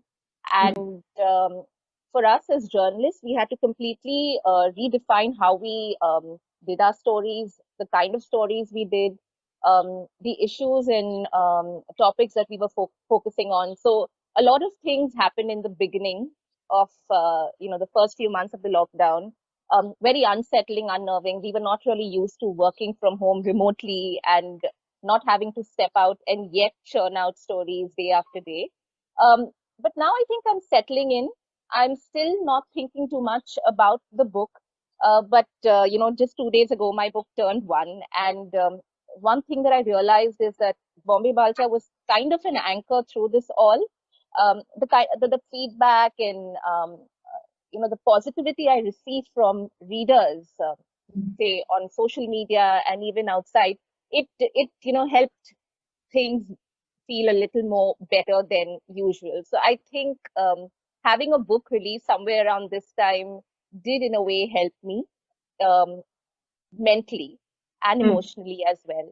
Professionally, it's been just very, very taxing and cumbersome, but we're getting used to it. There is no other way we can negotiate this pandemic. Yeah, one of the things that struck me as a writer is that you can't get away. There's no excuse not to write in this pandemic unless you're sick yourself. But I mean, that's one of the things that I hope we can address as we go on, which is what it means as a writer to cope with a dramatically changing world. But before we do that, Rehana, how has it been being the author of Paper Moon and a novelist and a writer and a thinker in 2020? First of all, hi everyone, and I am just so excited to see all of you. I actually genuinely love the work of everyone on this panel. Supriya hasn't written a novel yet, which is a shame, but the rest of you have, and I think Jane, Amrita, and Anukriti all know how much I adore their work. So this is just beautiful. I think I echo some of Jane's thoughts because our books came out at the same time. They were also set in the same city. And Amrita, in fact, was hosting the session where my book was released last year at Lit Live. So, and Anukriti and I often discuss, this thing of a book coming out and what it's like and what it's like to publicize a book, which is most of the work, really, as we all know. Supriya, it's been awful as a fiction writer, I feel. I had made headway with my new book until the pandemic struck, and then there was 6 months of absolute drought. I couldn't write a single word of fiction. Of course, I'm a professional writer, so I have my columns and I have copywriting and other sort of obligations. But fiction has been very hard to come by. Fortunately for me, there was some kind of travel that became possible. After which I returned home to Bombay, and writing sort of, it returned in some way. I was, of course, questioning myself as writers do. Am I actually a writer? Am I actually a novelist? Was it just one book? And then I realized it's the time that we're all in. It's been a completely different experience from the first novel. And I suppose now there's time to make sense of it all. For the longest time, it's been just too confusing and overwhelming. Like Jane said, it's starting to clear a bit now. Supriya, there's something I would like to add. Something that Rehana said reminded me of a story. So when I started writing Milk Teeth, Supriya was my neighbor. Or rather, when I was about 20,000 words into Milk Teeth and I decided to quit my job and write Milk Teeth full-time, Supriya was my neighbor. And I remember for the first month I had a drought as well. I could barely write at all. And before that, I used to write only on weekends. And I remember thinking maybe I only have enough words in me to write on weekends. And I had a conversation with Supriya about this. And Supriya told me, oh, this is a muscle that you have to develop. You have to train yourself to sit down, set targets, and write in a disciplined manner. Which is great advice. And I found myself turning to that advice time and again in the past 6 to 8 months. Unfortunately, it's had less success this time around because it's a very different world, and there's just so far that discipline can take you when the world around you seems to be collapsing. Yeah, I agree with that. Sometimes you just have to learn to use the muscle in a different way. Or the body part suddenly, it develops like a different use. So you just have to figure out how to navigate that. So I was trying to think about, okay, one of the things you want to do as a moderator of a panel with 4 novelists is try and find points of commonality. And with some of your works, that's kind of easier and more obvious than the others. But I felt like among the things that you had in common beyond the superficial was that each of your novels made me think about memory and about just about how we use it as writers. Because sometimes writing is about preserving memory, right? Shamsur Rahman Farooqi Saab, the Urdu novelist, wrote Kai Chand Ke Sare Asma, which is this like magnum opus, which was really just about, it was like preserving a memory of old Delhi and its ways and customs and language. And he wrote it in Urdu and then he translated it into English. And it was literally, you could see what it was. It was a work that it was like a museum for a world that no longer existed and that none of us had access to. Harish's mustache, which just won the JCB award, is like that about Kuttanad, which is an area of Kerala in some ways. But you can't also preserve something without transforming it, right? That's the lesson. That's what Balshao is. That's what Kintsugi is. And to me, that's kind of the art of all your novels. And it's also about like why I think you all ultimately chose to write in the novel form rather than, whatever, something else, memoir or journalism or something else. So I have questions for each of you that are kind of about change and transformation. I'd like to start with Anukriti, since Kintsugi is the most recently published work of fiction for any of you.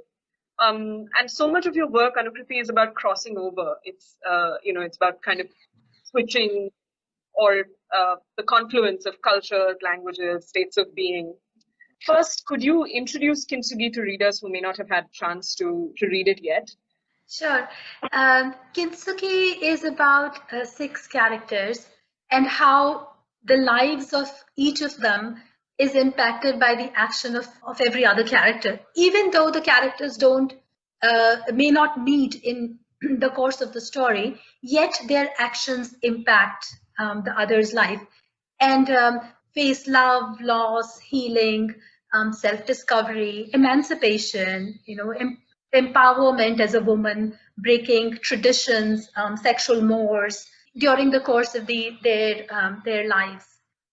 Also, Kintsugi is a kind of ode to the 2 places I love best, Jaipur, which is my hometown and where I grew up, and Japan, which is a country that endlessly fascinates me. So Kintsugi moves between Jaipur and Japan, and a small part of it happens in Borneo as well. Those 2 places with very old and very different cultures. So that's what I think Kintsugi is. But it's up to the readers to say what it actually is. It is. I mean, it's a really loving depiction of the cultures of both Jaipur and of Tokyo and Kyoto. And I wanted to ask you about, kind of that crossover between Rajasthan and Japan. Did you find it freeing to write, to navigate writing about a culture that, in which you didn't grow up? Or did you have stage fright when writing the Japan parts of the novel? That's such an interesting and very thought-provoking question, Supriya. So, because Kintsugi was my first full-length work that I wrote, and I, in any case, write very intuitively, but I actually had no audience, no readers in mind. I actually never thought that somebody would like to publish what I write just for selfish pleasure. So, no, I did not have stage fright. I was thrilled to be able to write about a place that has so deeply impacted me. And it was just, like you said, it was just very liberating to be able to write in a fiction form about these 2 very disparate places and how there are connections. There are connections, the jewelry art in Jaipur, the jewelry art and craft, and the Kintsugi art of Japan. Both require similar kinds of patience and aesthetics. So there are connections, and yet there are so many divergences. And the first draft, at least, I can say, was a very euphoric experience. After that, the pain came. I think everyone here smiled in sympathy when you said that. I want to ask Jane and Rahana about, you have some similarities with Anukriti in that you're both writing partially or wholly about your hometown, about your home base. But I felt like both your books, you had 2 layers of practice for writing these novels, right? One is you yourself lived some part of the life that you describe in these books. And the second is, as journalists, as workers in the city, you had this other layer of practice in storytelling about the city. So you had to break away from these habits, right? You had to break away from life and work to write these books. Am I right to say that? So I was saying, in a way, yes, Supriya, and yet not. I think a lot of Bombay Pal Chow has also been pieced together because of my journalism. I remember one of the initial drafts, like Anukriti was saying, writing the first draft is usually very euphoric an experience because it's you just wanting to say whatever you want to do and not thinking too much about judgment or about what somebody else will have to say about your work, because it's just you expressing yourself. So that the first draft was really fairly simple and easy when it happened. What I did with that draft after that required some kind of rigor and research, because at the end of the day, I was writing about a very real place. And interestingly, even my stories are about characters who live in a building and their lives and how their lives intertwine. And it's, in a way, it's the timeline of the novel is really vast because we're talking about 70 years. And going back in time to a Bombay that I had never experienced or lived in was kind of challenging. So I had to be as authentic as possible to ensure that if I am going to be rekindling a memory for a reader, it has to be a memory that they can associate with and not something that I have imagined in my head. That was the challenge, and that's where a lot of my journalism came in. You know, you do your interviews, you do your research, you do your fact check, and it became easier. So in a way, it just helped having that foundation, and the process became less taxing. I remember Rihanna and I were speaking at a panel at Kala Ghoda earlier this year, and she asked me this question, and I don't think it was because I knew exactly what to look for when I was researching. So I didn't go out there and try to collate a lot of material. It was just enough for my story, and that made the process easier. And that helps when you are a journalist, because you're doing stories on a daily basis, and you know how much you need to find to make a complete or cohesive story. So well, yeah, that way. So having this life experience and this storytelling experience was actually a help. Like both of them were kind of stepping stones to the novel rather than blocks. Yeah. Okay. Rihanna, what has that been like for you? Like transforming all that, that life and storytelling experience into novel writing? Yeah, I'm smiling because now I have the experience of the second one, or at least the one that I'm attempting to write now. So I can see how different it is. Paper Moon came from a place of, again, first draft is sheer joy, right? It's just azadi, it's freedom, it's beautiful. The second draft is hard work, there's rigor, and the last draft for me, the final draft is panic, right? Because it's going into publishing. So that's been the thing.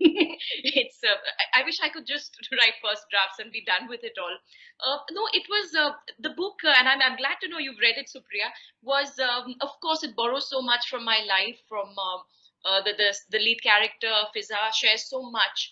And the beauty or the wickedness of it all was that I could really do what I wanted with it. The premise, of course, I did run a bookshop in Bombay many years ago, and that is the premise of the book. It's called Paper Moon. It takes its name from a fictional version of the bookshop that I once ran. The bookshop was in Santa Cruz. The one I actually ran was in Santa Cruz. The one that you see in the book is in Bandra. I was born in Bandra. Sorry, I just want to interrupt you to say I passed Khoja Florists yesterday and thought of the book very fondly. Yeah, I know it. That building's gone. That bungalow is gone. You know, they've raised it and they're bringing up some monstrosity. I don't know what will come up, but it was. I think I'm being a little bit evasive because it was just sheer joy for me. The process of transformation, I think it applied to me. The book transformed me in some way. I was not being very literary minded about it at all. I've been a student of literature. I've engaged. I've been a writer. I've sold books. So I have in some ways had the experience of that world and people who populate that world, most of whom can be a little bit, if not intimidating, then certainly not very easy to be around. So I kind of I didn't let all of that affect me too much. I actually wrote a book that felt good to write, so that feel good was a part of the book unconsciously. It was only when I reached the end of it and I said, oh, okay, so then this is the kind of book it's turned out to be. I had no idea, because I do tend to have a very different kind of, so many things go on in one's head. And I'm glad, and I was pleasantly surprised that what chose to emerge from my first novel was lightness, was laughter, was books and music and, memories and nostalgia, and a lot of wish fulfillment, Supriya. I ran a bookshop, which was very difficult to run that bookshop. And I had all kinds of problems to deal with. But I was very protective of Fiza. After a point, I said, you know what, so be it. This is that book. Too much of literature, I feel, even literature I enjoy, has to do with the sad beauty of the world. And, there has to be some space for something that, if it doesn't simplify the world, then certainly offers you some kind of relief and a space. And I'm glad my first book turned out to be like that. Very different from what I'm writing now. Yeah, I don't think books simplify our world at all. So you're right about that. But I do think that they bring clarity to our world. And clarity is lightness is another word for clarity in some ways. Because all of you write sort of novels that are, all your readers consider them as novels of place. One of the questions that I want to ask you all is about belonging. And I think, Amrita, this is something that you have particularly had a chance to think about, both over the process of writing the book and over a couple of years of seeing reactions to it, right? Because your book, fans and critics now call it a quintessential Bombay novel. And yet, unlike Rehana or Jane or myself, you're not writing about a place in which you grew up or in which you immersed yourself. Because you and I are friends, I know that you have kind of an ambivalent relationship with life in the city. What does that feel like? Like, is it a burden to carry this burden of place, of being inspired by Bombay or having to represent it? So for those of you who don't know, I did not grow up in Bombay. I was born here. My entire extended family on both sides was in Bombay already. But my own family, my parents, my brother and I, we were in Gujarat and we moved around every couple of years. So my summer vacations, my winter vacations were spent in Bombay with cousins, with uncles and aunts, grandparents. But Bombay was not home till I was 15 or so, when my family moved here as well. So my memories of Bombay are suffused with childhood nostalgia, because I spent all my happiest times of the year, all my vacations in Bombay. And I think that shows in the novel to some extent. It's a very fond look at the city, because it's a hard city to live in, and it's a hard city to experience as an adult. So there is some separation between Amrita, who lives in Bombay now, lives in Mumbai now, and the one who wrote Milk Tea. What was your question, Supriya? Yes, is that a burden? No, it's very amusing, because in my head this was not a Bombay novel. I think I was just being very faithful to the subject that I had chosen. So of course, the question of what cities mean to people was very much on my mind. I did want to write about a changing built environment and what it says about a city's culture, a city's politics, a city's identity. But in my head, it was always a city and not Bombay. And this was the city I knew best, so I decided to set the novel there. And I went about writing it very diligently. If I had happened to set it in, say, Delhi, I would have written about the city with some amount of fondness as well. So it's a bit of a coincidence that it ended up becoming a Bombay novel. But of course, the fact that it was set here then shaped the plot, shaped the characters very deeply. So this novel couldn't have been set somewhere else. It would have been a very different story. But I did not set out to write a quintessential Bombay novel at all. I think that's something that happened after the novel was done. After I sent it to Kartika, my publisher, she was the first person to point out. She said, "Oh, this is a Bombay novel." And I was immediately very nervous, because in my head, Bombay novels are written by men, and they're almost always about crime and politics, and it's always like capital letters, capital letters. This was very much and burgers. How does it work for the rest of you, all of whom have written about places where you grew up?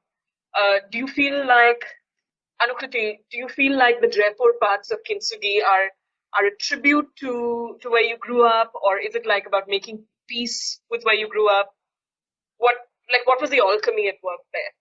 So the Jaipur part of Kintsugi was written actually after the Japan part. It's interesting that the book got sequenced differently, but I began writing Kintsugi in Hakone, where the first chapter of the book, which is now titled Meena, was set up. So we were in Hakone, and it was an experience unlike any other experience I had had till then. A mountain place, a hot water spring, and just the calming beauty of the Japanese landscape. I don't know where Yuri came from, that character with so much repressed grief and pain. But Meena, the rebellious nature of Meena and the confused nature of Meena was probably coming from some earlier self. The Jaipur part happened because the Japan part had a tendril going into Jaipur, and that's how the Jaipur part was written. So The Jaipur part was mainly my love for the work that the artisans in Jaipur do, the jewelry craft, the jewelry which is worn all over the world, but so little is known about the hard work that goes in, and the issues those artisans face, the kind of very close-knit community they have, extremely patriarchal, so much beauty, so much art, and so much oppression of women. So that was just my, if I may call it an ode, then it is an ode to the art of jewelry in Jaipur. Yeah, again, Jane, your work seems, at first glance, I think to a lot of people, it might seem like just like a loving tribute. And I think a lot of people might read it and find it nostalgic, particularly because there's a historical element to it. But I sense that that's not all you were going for, right? Like, it wasn't just about recalling bygone glory. Like you said, like Amrita had mentioned, she grew up, she didn't really end up growing in Mumbai, neither did I. So I came to Mumbai when I was 16. I had spent a decent part of my childhood in the Gulf, in the Sultanate of Oman. And my happiest memories, incidentally, were in Mumbai, Bombay then. We used to come here for summer vacations, spend time. So I had I had this deep fondness for Bombay. And the moment I turned 16, I told my parents, I'm leaving Muscat and I'm coming to Bombay. So that was a decision that I took because I knew that I belonged somewhere else. And for me, that was Bombay. I think this book, in so many ways, was me trying to make sense of belonging to a city that wasn't really mine or wasn't something that I inherited. I'm talking about something like Kavel. I came to this little community when it was almost disappearing, and it is disappearing.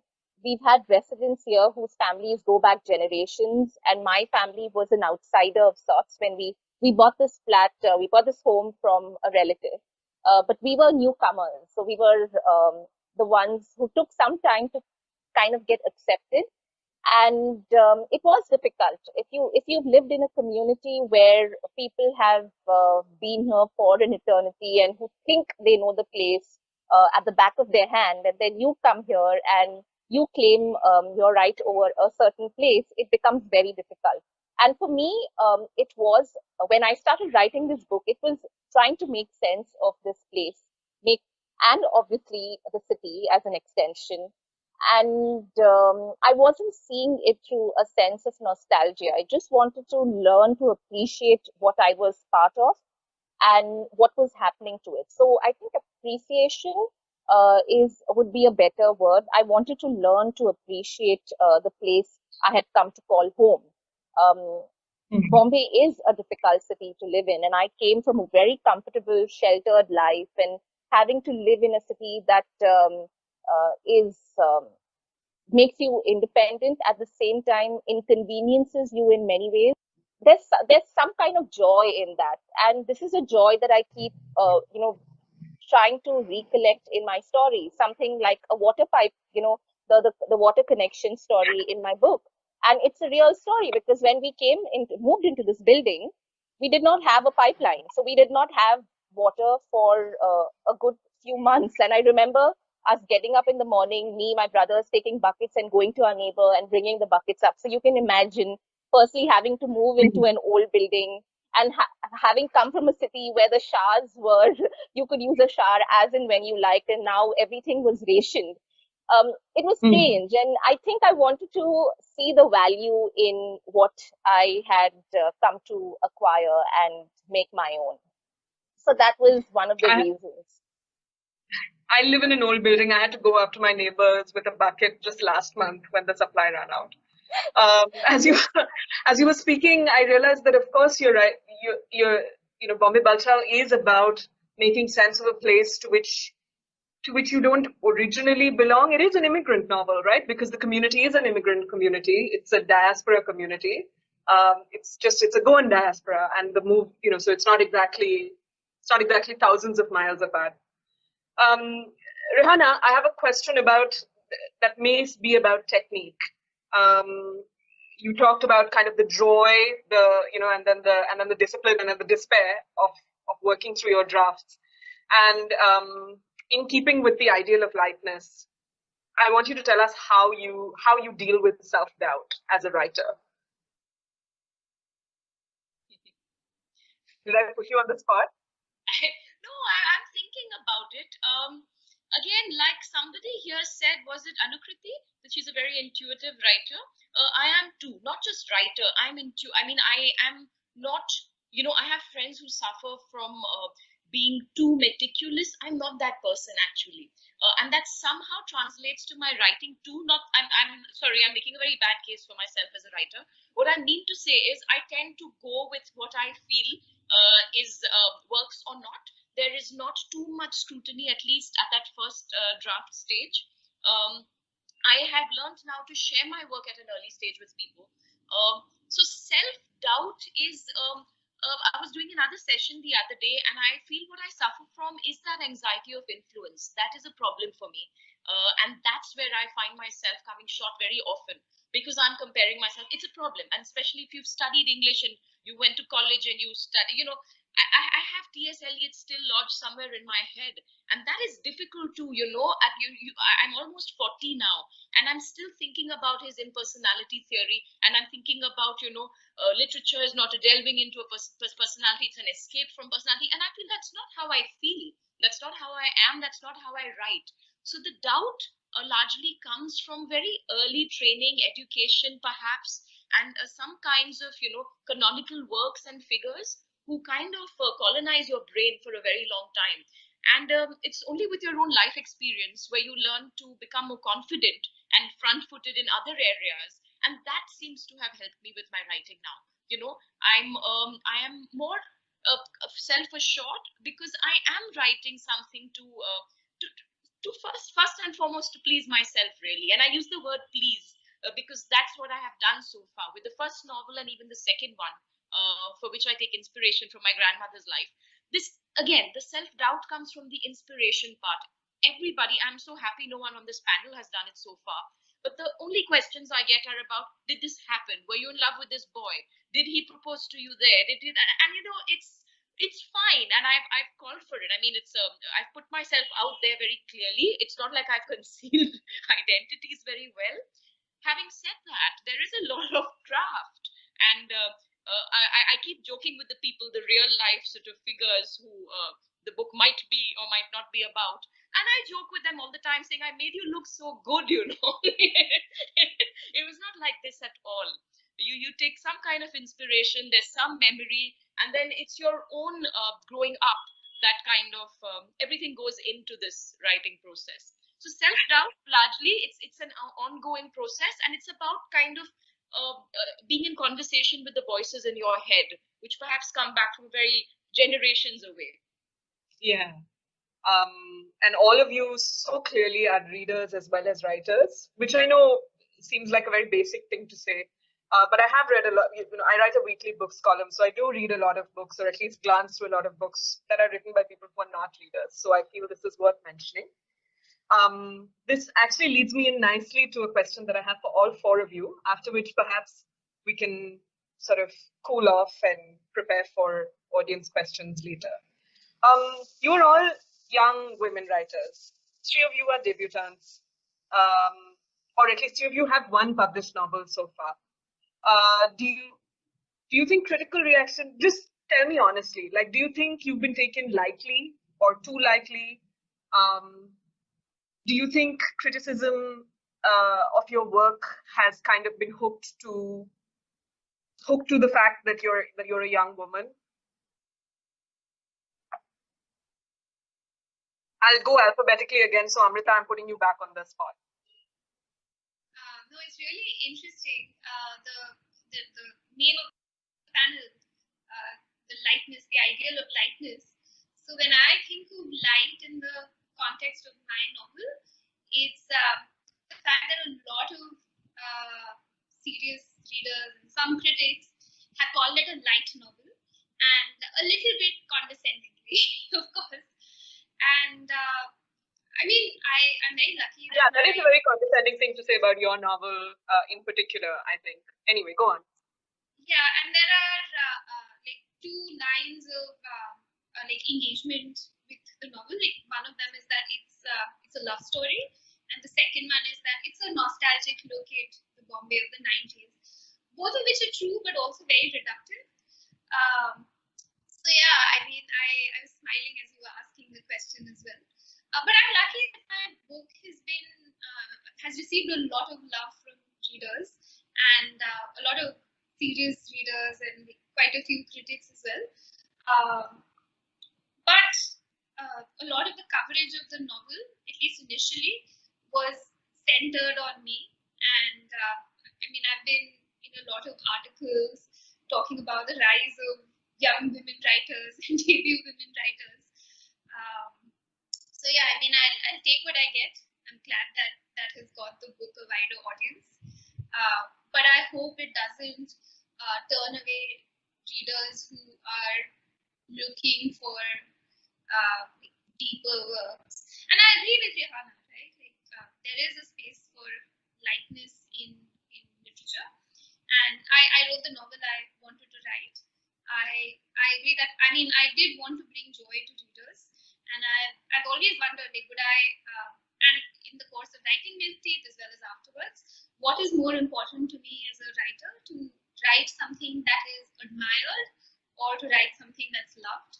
Or like, do I want to make the reader think? Do I want to make the reader feel? And of course, these are not binary choices.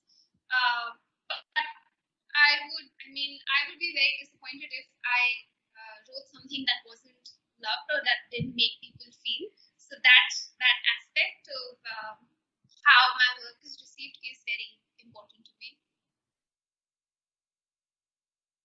Anukriti, do you think who you are, that is a younger woman writer, and the kind of work that you do has affected the kind of criticism that you get?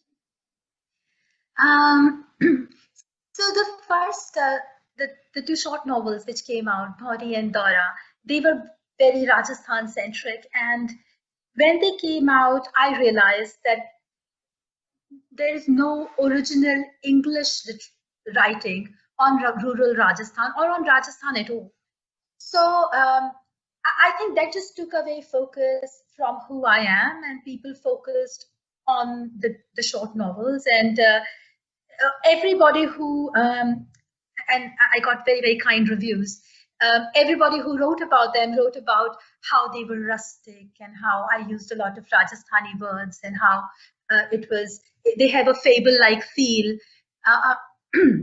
So no, I did not feel with the first 2 novels that there was focus on me. I think the work was in focus and was very well received. With Kintsugi, because Kintsugi was a complete shift. It's an urban novel, whereas Dora and Bhauri were totally rural.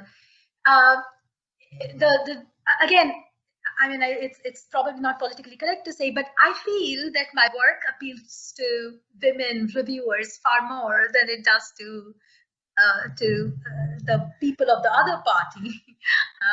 So that's not politically incorrect. You've just, like, if that's the truth, that's what it is.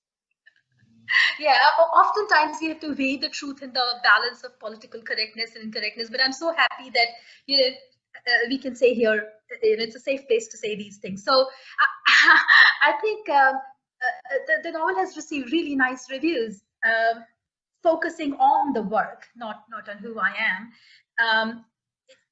Except that some people thought that I should, after my first works, the novel should probably, or my work should go probably in different directions, and demanding almost that there should be social awareness, or there should be a deeper approach, which I found condescending, just like Amrita was saying, because the question that the novel Kintsugi deals with, they are not light questions, Supriya. There is women's sexuality. There is women rebelling against patriarchy. I did not set out to write around these themes. I did not, I confess. That's where the story went.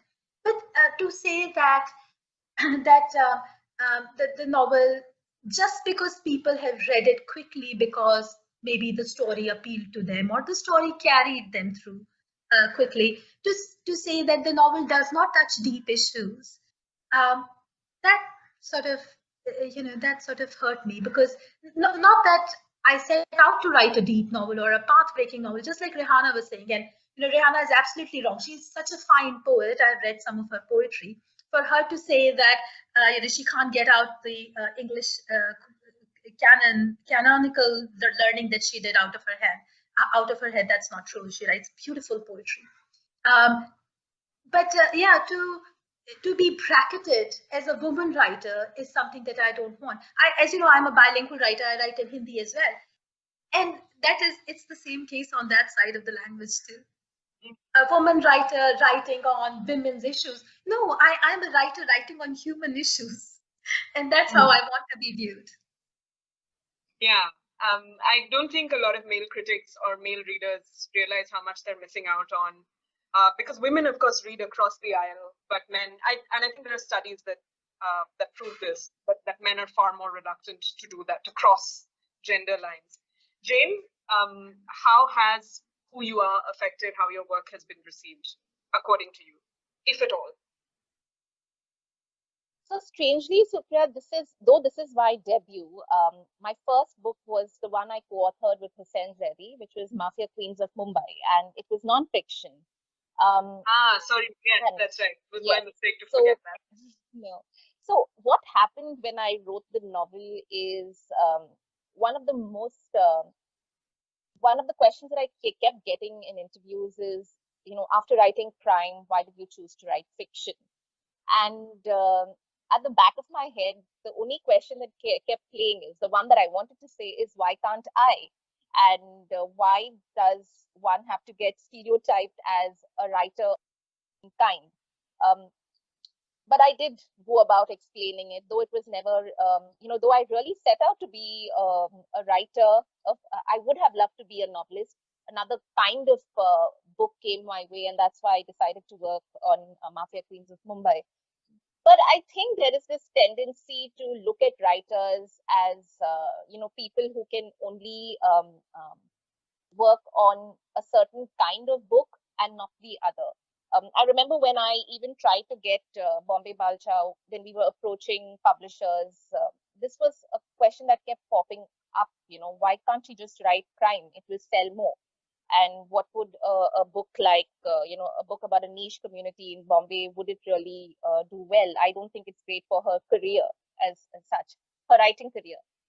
But I took that, and that criticism, I'll tell you, comes from men, and a lot of men who I have worked with thought that I was taking a big risk when, moving and shifting genres and trying literary fiction. It was a risk that I was very happy to take. It was something that I did not want to fixate over as much. So yes, I think people should stop looking at writers as people who can only work in a certain realm and not the other. That was one thing. With regards to criticism, I see that the book was received in different ways by different people. Some called it a food novel. Some called it a novel about memory. Some called it so there were different ways of looking at. People looked at it from different lenses. I think everyone has had a takeaway from that, a different takeaway from the book. And I really don't have any complaints on that front. Though I really did not set to write a food novel. It was a book about a community and a celebration of community life. What I'm most happy about is representation. I think a lot of Goan and Mangalorean Catholics from Bombay have reached out to me saying there is finally a story about us in Bombay, because this is a community, and like most other communities that have migrated to cities like Mumbai, they've gone underrepresented. They don't know their own story. And it was a story that I really wanted to tell. And I'm glad that helped for the book. There has been some kind of representation through Bombay Balchao, irrespective of what critics have to say. Critics can be can sometimes be harsh. I remember one kind of criticism that I got where the writer wanted to compliment me and yet not. He said something on the lines of, there is a tendency to be extremely generous towards a debut writer. I don't think that is true. Nobody's trying to be generous.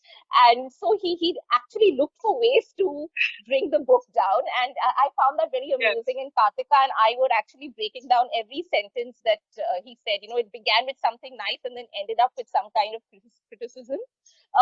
It's good for a writer who's getting a lot of positive reviews to see it from another lens and have their book analyzed so deeply by a critic who wants to criticize. Yeah, in the dating scene, that's called negging. Rihanna, can I lob this question to you? Yeah, if you can just, succinctly read the question. How has who you are, which is a younger woman writer, affected the kind of reactions that you get to the book? Yes, I'm old enough to be flattered to be called young, so that's nice.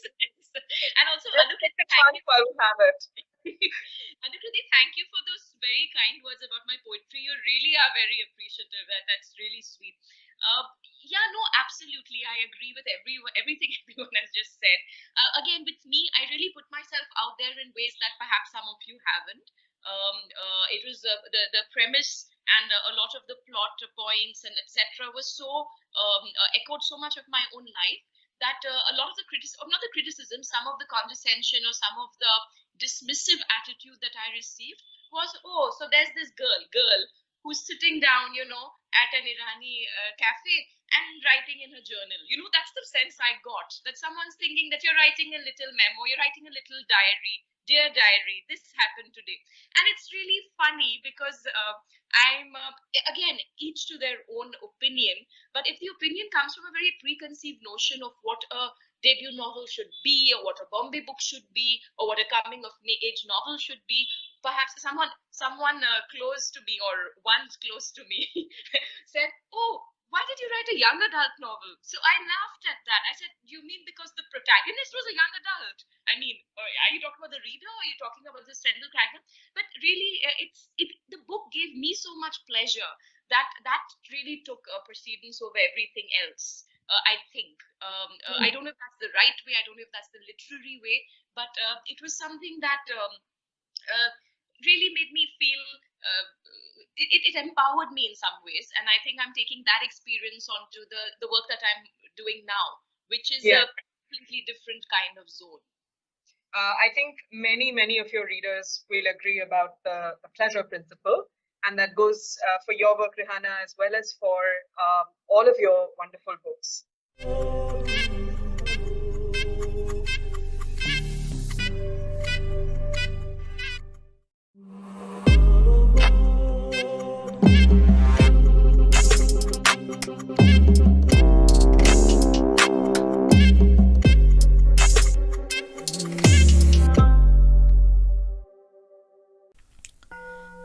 Kargil has been very rich in monoliths and many other colossal rock sculptures, along with cave monasteries and other naturally formed marvels like the lakes, glaciers, divine peaks, and many other beautiful valleys.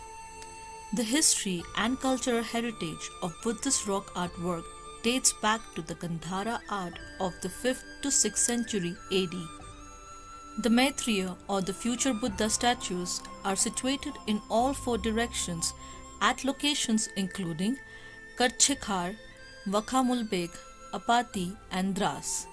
The largest 9 meters high colossal rock sculpture of future Buddha, locally known as Mulbek Chamba, in the south of the district headquarters, is situated at Mulbek on the Srinagar Leh National Highway, approximately 40 kilometers towards Leh side.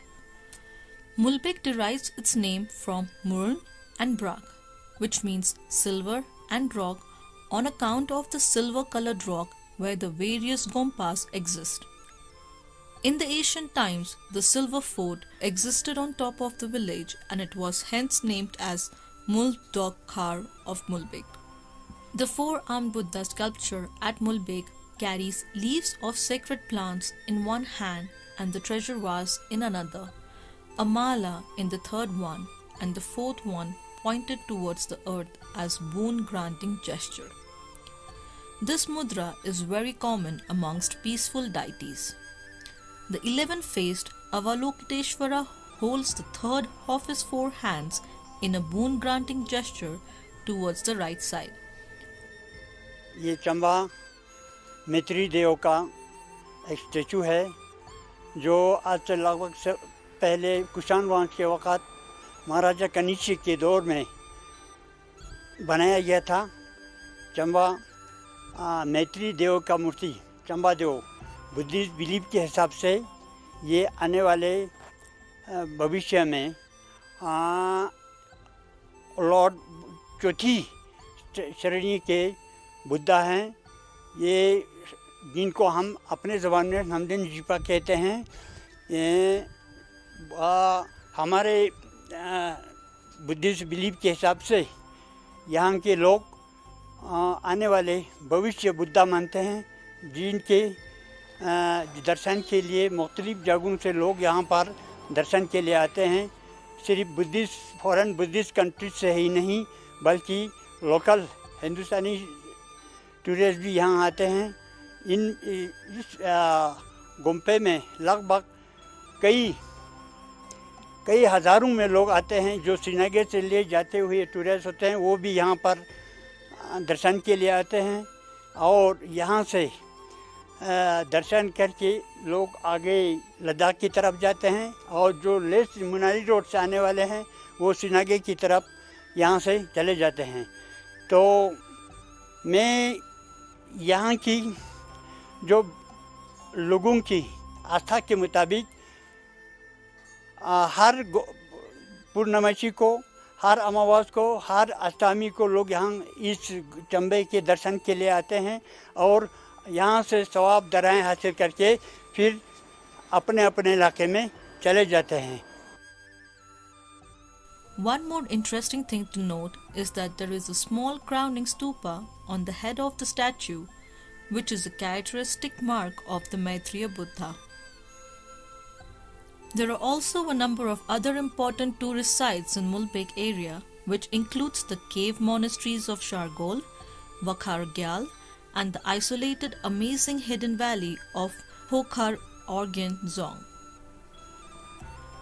At Kartsikhar Sankhu lies another impressive rock statue of the future Buddha, the Kartsikhar Chamba, a 7 meters tall colossal rock sculpture situated towards the north around 40 kilometers from the district headquarters Kargil.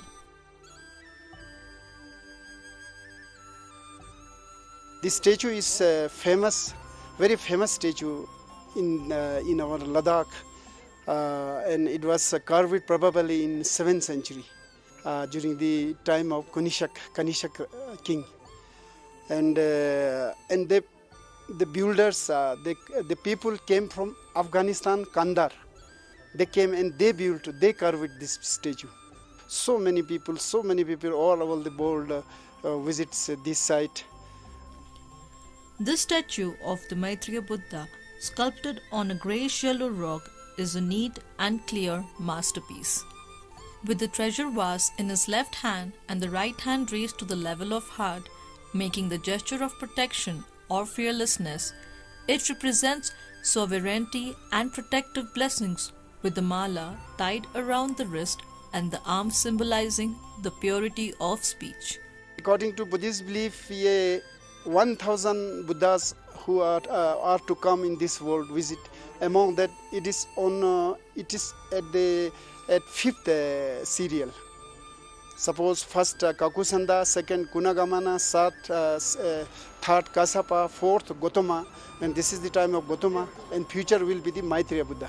Yet another important rock sculpture and inscriptions are situated at Skitmarche on the Kargil-Zanskar road, which is an important rock art of the cultural heritage of the Karche area of the ancient Purik. Other important sites of tourist attraction in the Karchik area are the Parkachik Glacier, the Nunkun Peaks, ruins of Karchikhar and Karpokhar, Imam Barga of Trespon, ancient mosque of Spankun, and several khankas. En route the Aryan valleys on the Kargil-Patalik road, there is another colossal rock sculpture of Maitreya Buddha located towards the west of Kargil in the Apati village of South area. The rock structure represents the Buddhist art of rock sculpting dating back to 3rd or 4th AD, similar to that of Khatche Chamba, holding a sacred vase in his left hand and the right hand on his heart, gesturing the protection from all fears of cyclic existences.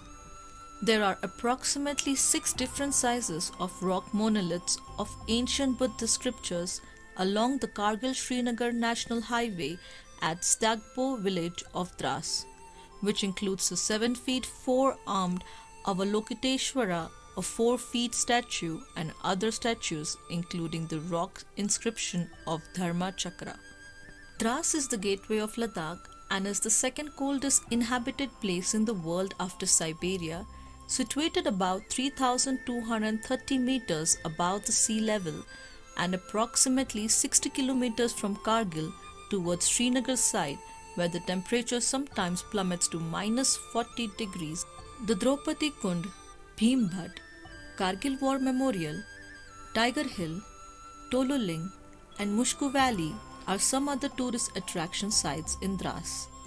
The sports like horse polo and ice hockey, along with many other natural beauties, attract people to this area.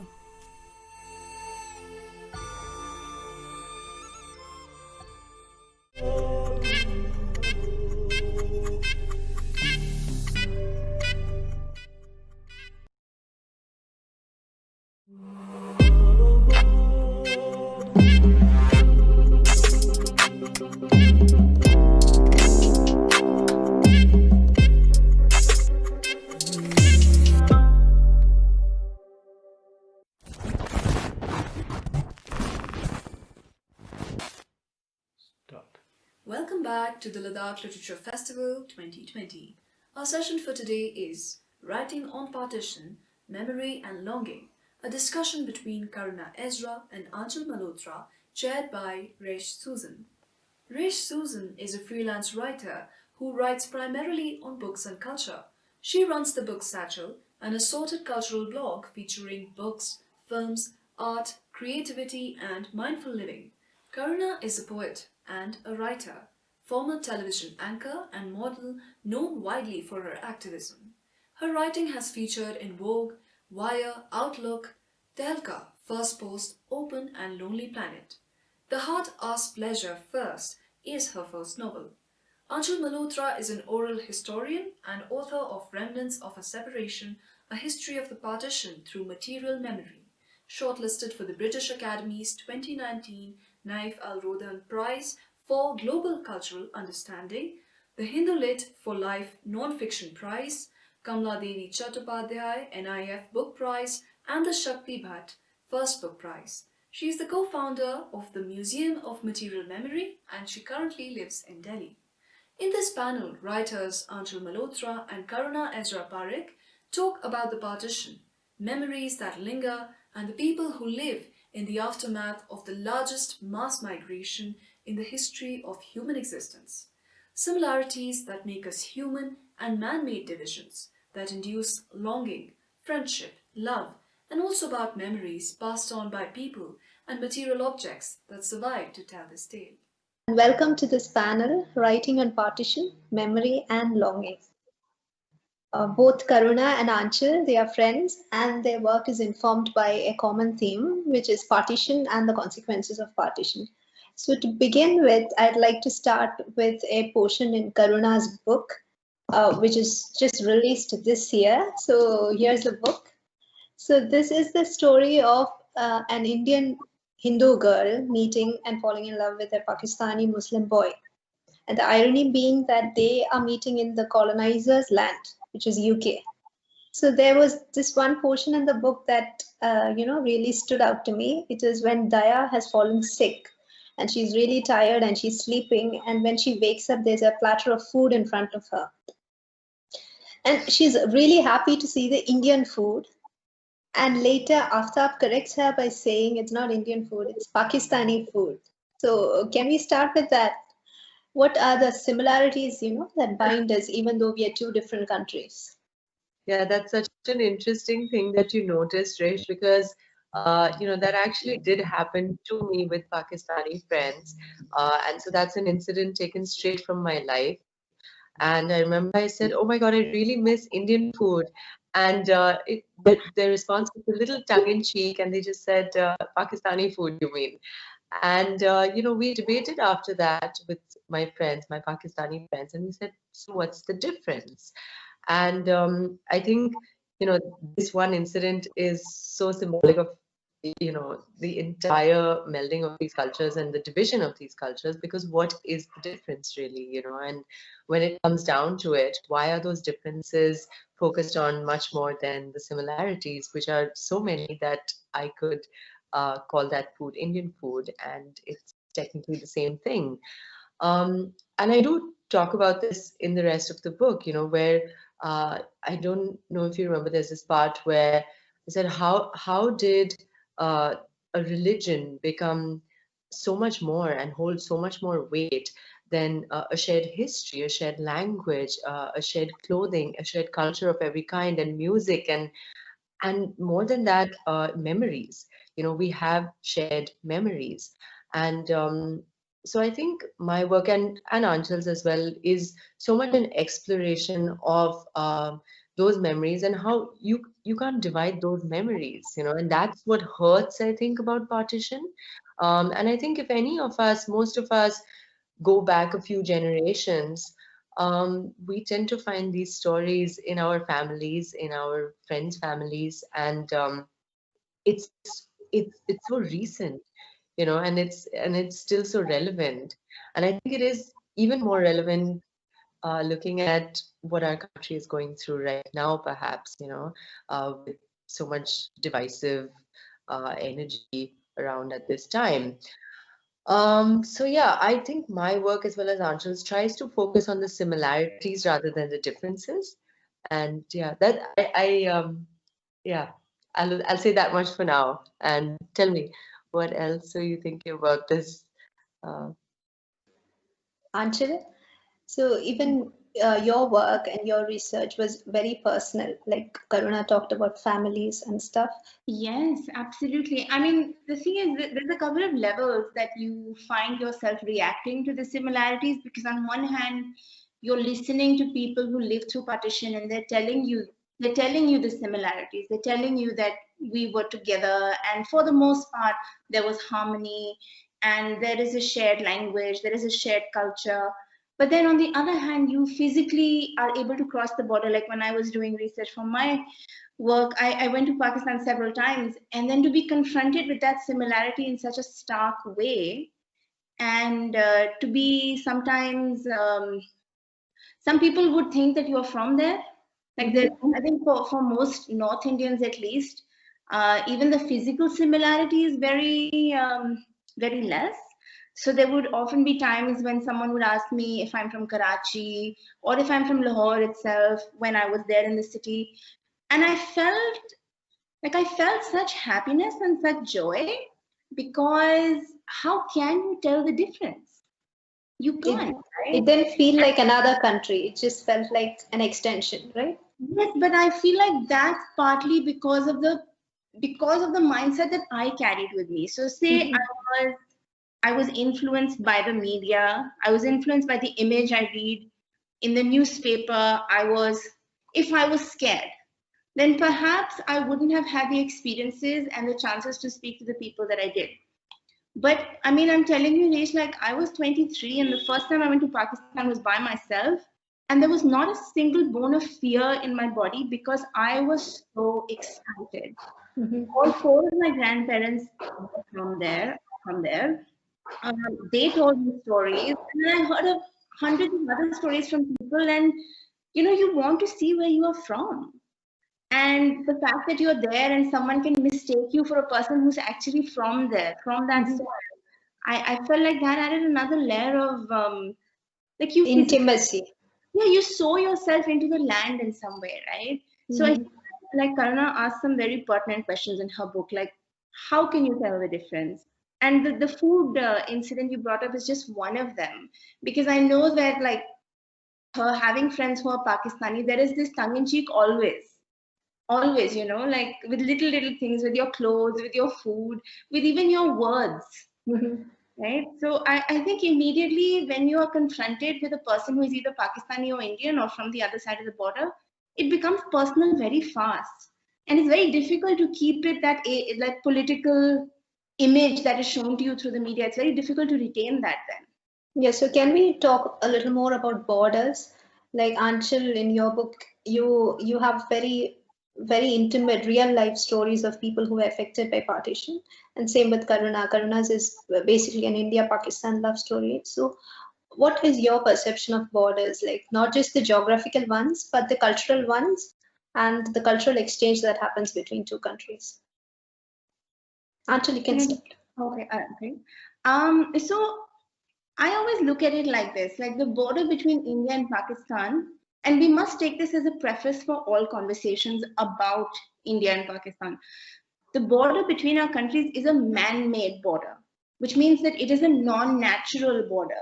And that in itself, if you take the literal meaning of non-natural, that means it's not supposed to be there. It was put there, which obviously means that an undivided land is the natural land. Everything that comes after 47 is divided.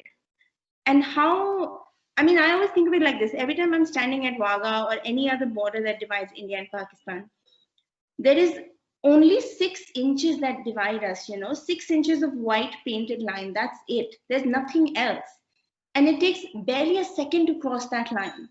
And I'm telling you, with having crossed it several times, when you're on the other side, you can't tell that you're on the other side because it looks very similar.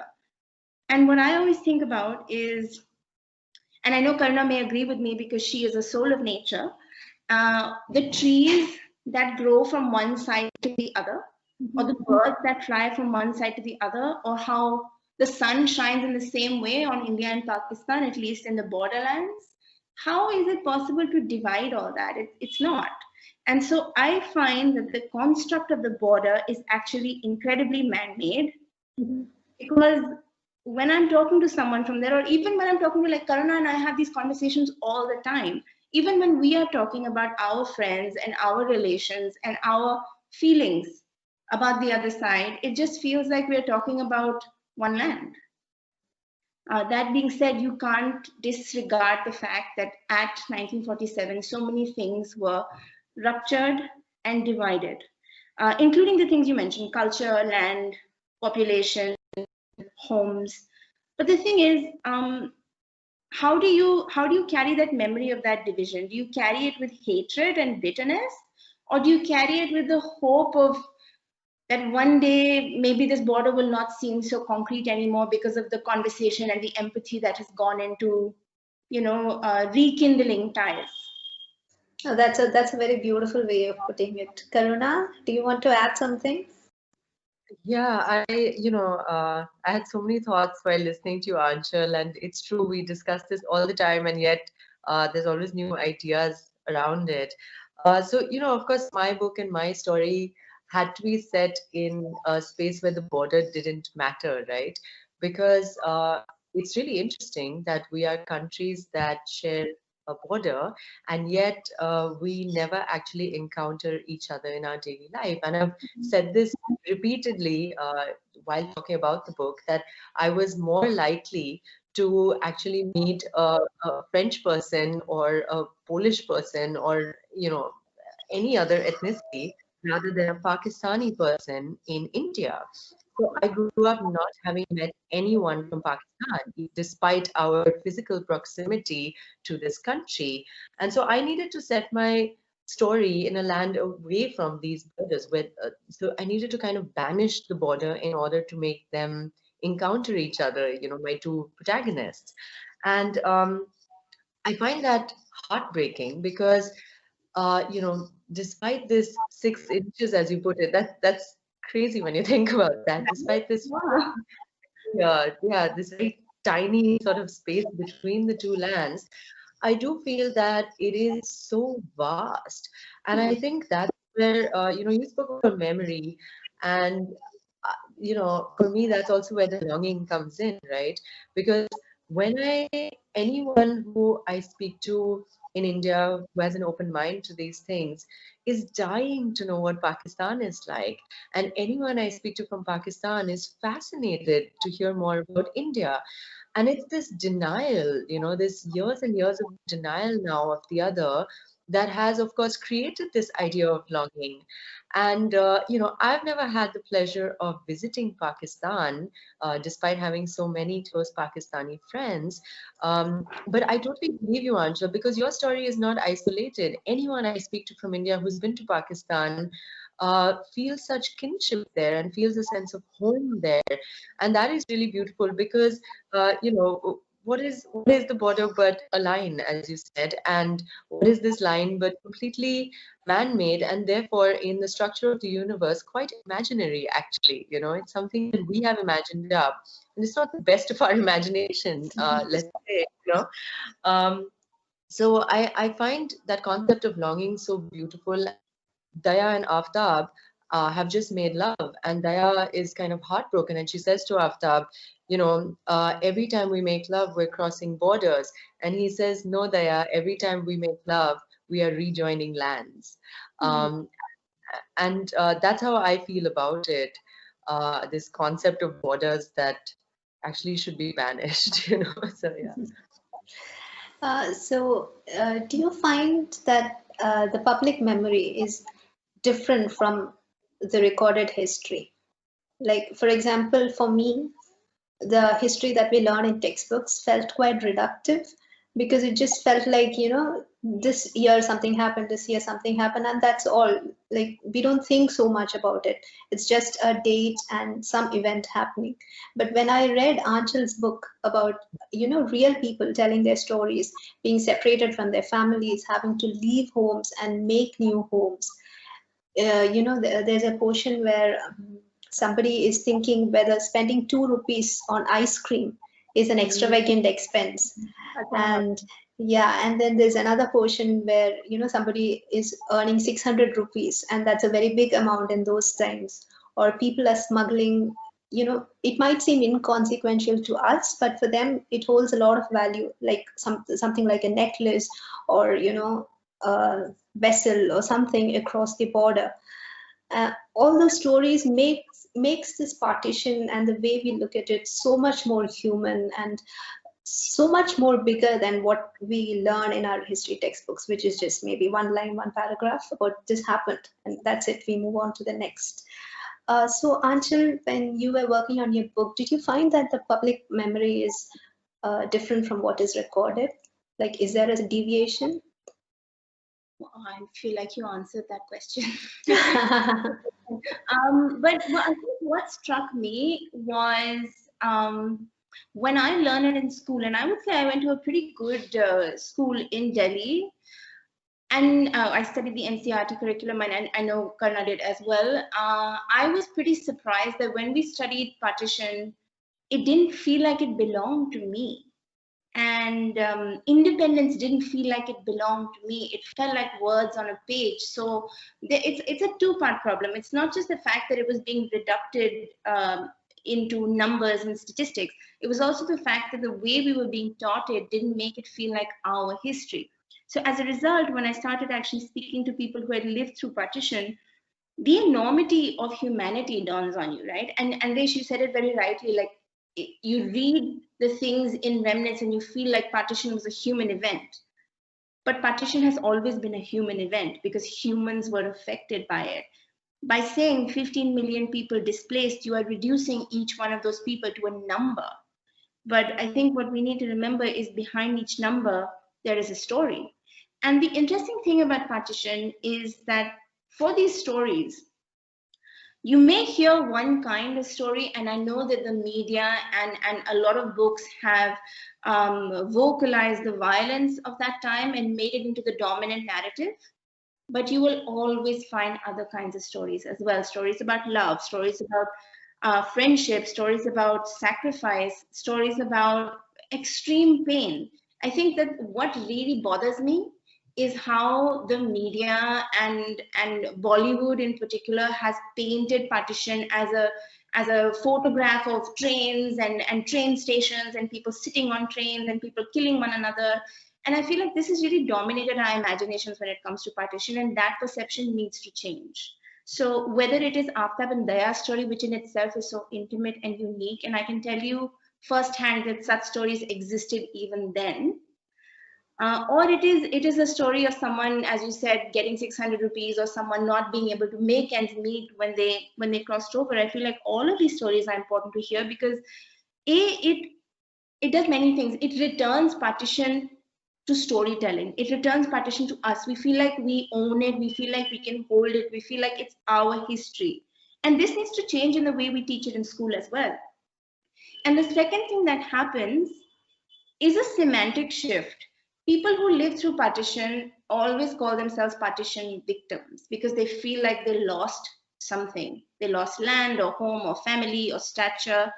But the thing is, they are partition survivors because they survived and were able to not just restart their lives in many different ways, but also, have successful subsequent generations. So I feel like by talking about the stigma around the word refugee, which exists in all cultures across India, I feel, and maybe the world, but talking about the refugee experience of partition reduces the stigma around it, which makes people take ownership over their stories and pass the stories along. And we become from victims to survivors, which, is a complete mindset shift, I think. Like, I'm sure when you were doing your research, you must have come across, discouraging point of view or people who were angry about the whole thing. But there are also many heartwarming stories. Like I read, there was something about a house. You helped. Yeah. So can you just share about, people who were really against it? Right. I do want to say that just because we have lovely stories doesn't mean we disregard all the uncomfortable ones. Yes. We can't choose with memory, right? We have to acknowledge both. Like even when you're talking to someone like Karnalini, we may have a lot of things to say about empathy and kindness, but someone who is in a similar age group to us may have everything to say about bitterness and divisiveness. And we need to understand the root of why both things exist and both things coexist. So the story of the house is there was a family living in a house in Dalhousie, and at the time of partition, Dalhousie was a Muslim dominant area. And there were all these upper class Muslim families that had beautiful big mansions. And interesting thing about Dalhousie is that it fell in Gurdaspur district, which was supposed to have gone to Pakistan. And so in Gandhi Chowk in Dalhousie, the flag of Pakistan went up on August 14. And then when it was transferred actually to India, the flag of India went up, which meant that from August 14 to 17, the Muslim families thought they were safe. But on August 17, what you had is this big caravan of Muslim families leaving Dalhousie because they were completely unprepared to now have been in India. And so they were finding their way to Pakistan. Such is the case of a Muslim family that left a house called Kehkeshan, which the word means. And so they left this beautiful house that this man had been building for years and years. And they went to Pakistan and they set up a house there. And when I met the daughter of the man in Lahore, she kept talking about this house. She kept lamenting about this house, Kehkeshan in Dalhousie. And, I think at the time I didn't pay a lot of attention to the story of the house when I was in Lahore because I was looking for objects that people had carried across partition, and a house is not something that you can touch, particularly if it's a house from memory. So I mentioned a little bit about the house in my book, and then the book was published, and I almost completely forgot about it. And then 2 months after the book was out in 2017, this Sikh gentleman gets in touch with me and says that this house you've written about, Kehkeshan, this is my house. I live in it now. And I swear I couldn't believe the serendipitous, I just couldn't believe it. I burst out crying. I called a woman in Lahore and I said that I found your house. I see your house. I can, she had not seen her house in 70 years, and she's so sweet. She says to me, "Oh, I hope they send us some photographs of the house." And I said that they're going to do a lot more than that. And I ended up going to Dalhousie. It's about a 12-hour drive from Delhi. I ended up going there. I ended up living in that house for a week. I ended up making the family Skype. And I mean, it was actually kind of incredible because it wasn't a Hindu family meeting a Sikh family or a Muslim family meeting a Sikh family. It was just two families that shared this history of this house, and it felt incredible. I think one of the things that we cannot disregard when we do this kind of work is how much it is built by the people and how much it is for the people. So even though you may be the person who's unearthed this history and is writing this history and you're the reason that it's come out, I feel like it has really nothing to do with you, because it's about connecting people on both sides of the border, and that is so and nothing can compare to that, you know. So, how do you navigate these realms of longing and memory as people living today or as creators? Like Anchal just said, she uses tangible objects and they become remnants of one intangible history. So, what about you, Karuna? How was it like, the research for the book? And also, you have wings as a symbol, constant symbol in your book. So, can you tell us a bit more about that? So the wings kind of just worked their own way into the story, and I think many writers, especially of fiction, will have told you this as well, that some things happen beyond your control when you're writing, and the wings were one of those things. But it kind of struck me while Anchal was speaking earlier, and she mentioned about birds, flying across the border, and I do think actually you've written about that as well, right, Anchal? And that really struck me because it is winged creatures that can move across the borders seamlessly, kind of. And I was very also struck by, what Anshul was speaking about right now about storytelling and language. And I think that I don't want to call it a weapon. I'd rather maybe call it a bomb. But I do think that's what storytelling is in this case, especially with partition. And I like what you were talking about in terms of the semantics of moving from, say, victim to survivor of partition. And for me, it's about using the language of love. And I think so much of our shared work, Anshul, and yeah, definitely my personal work, is learning how to wield the language of love, to tell these stories in a gentler fashion. And of course, these stories have always existed. These stories took place a very long time ago, but we are recording them through the lens of love, I think. And I think that makes all the difference. And I do think that the way one tells a story paves the path for other stories, like you just spoke about this house, and I love that tale so much. For example, when you're telling stories about a couple, a cross-border love story, you pave the path for other people to tell their stories of that kind as well. And that's what I've started seeing happening with my work. Even though it's a work of fiction, I see, it's probably a fraction of what you have seen in the last few years, Anshul, but I've seen so many people in the last few months starting to reach out to me and write to me and say, this is my story. And it has so many echoes of Diane Aftab's story. And I find that really beautiful. And that is the weapon or the balm, let's say, and that storytelling is. And I do think that, Bollywood and other narratives that have been to blame in the past for painting partition in the language of violence have made it okay to only tell other stories of violence.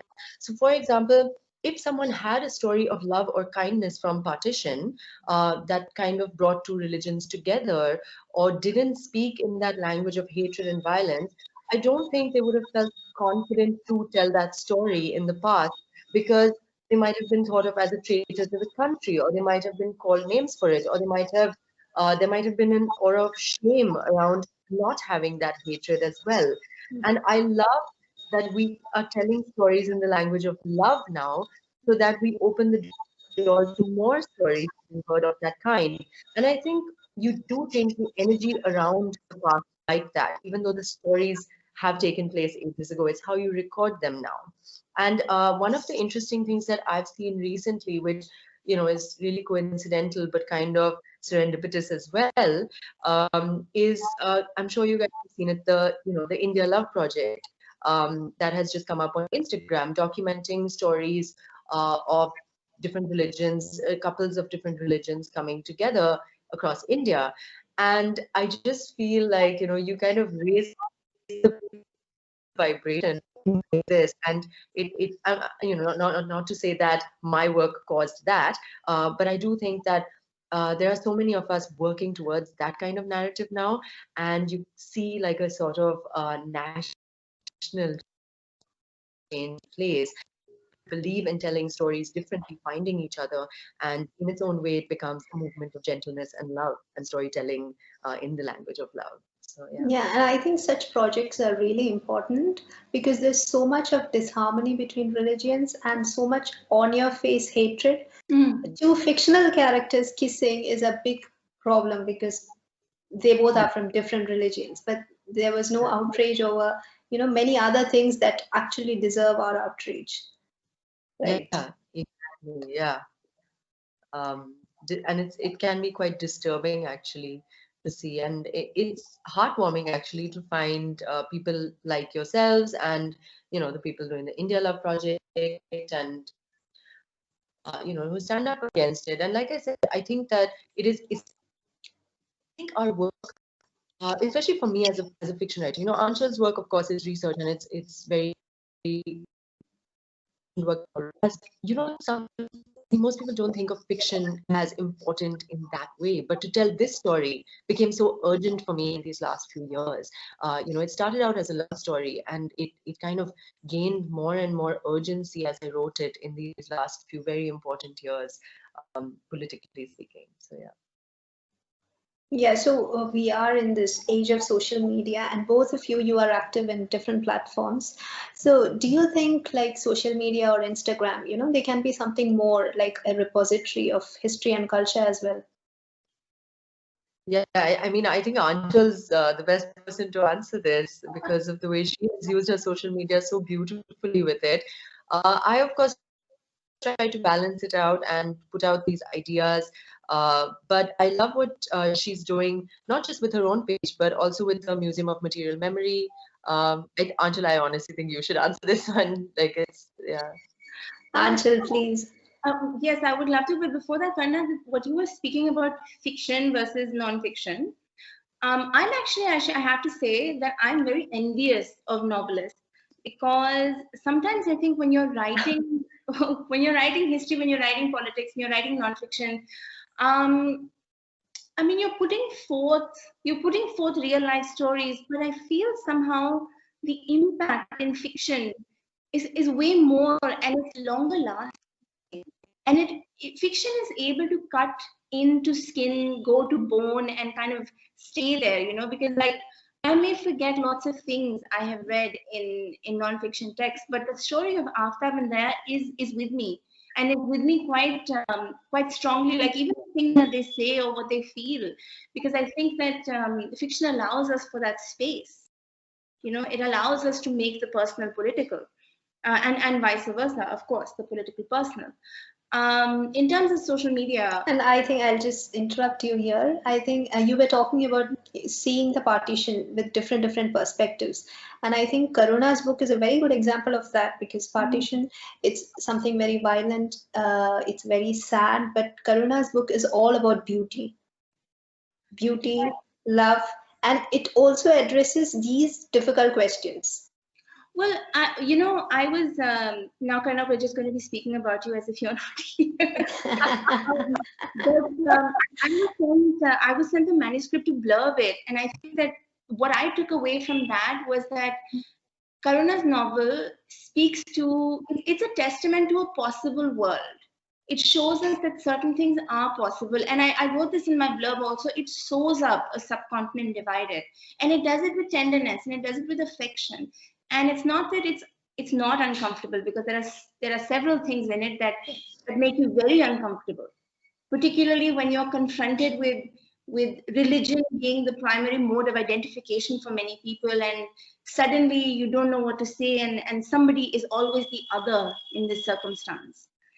But I feel it is a testament to a possible world, and I think it resonated so much with me. And it may be a love story, but it is also testament to our history, you know. So clearly, I'm a huge advocate for Karuna's work. Coming to the question about social media. Yes, Karuna. I was going to say, all these things about fiction versus non-fiction, and I would argue with you, but I know your own fiction book is coming out soon, so I'm going to let you speak with great authority about fiction now.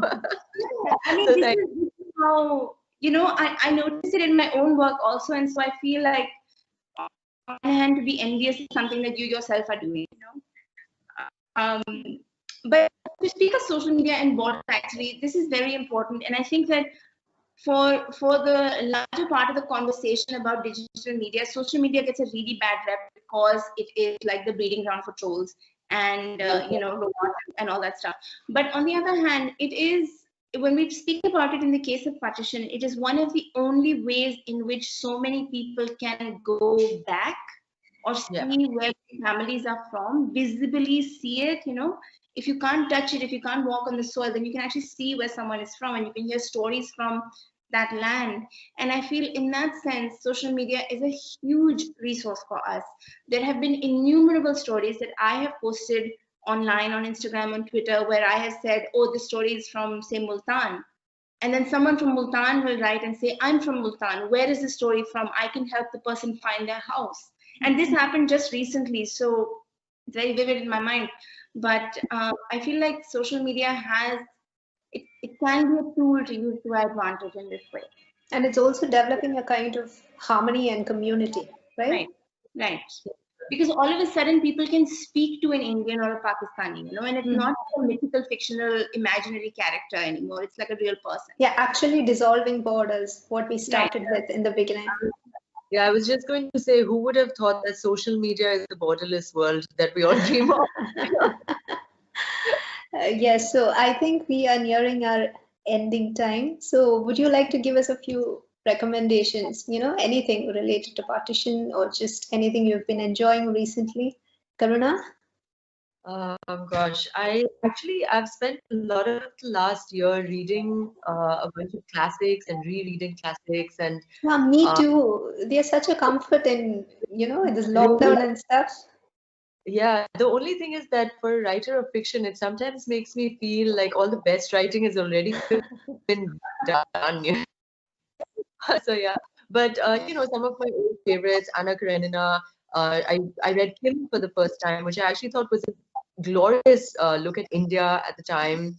I also read a few of the really hefty ones. For anyone stuck at home and watching this, we have so much time on our hands right now. So I did Suitable Boy, and I did Sick Games, and I reread the entire Lord of the Rings trilogy, and so I found a lot of comfort in these old novels and chunky kind of classics. Books. Yeah, and like I said, we have the time now. But in terms of books that I've found really remarkable recently, there's a book called Chernobyl Prayer, which I actually think that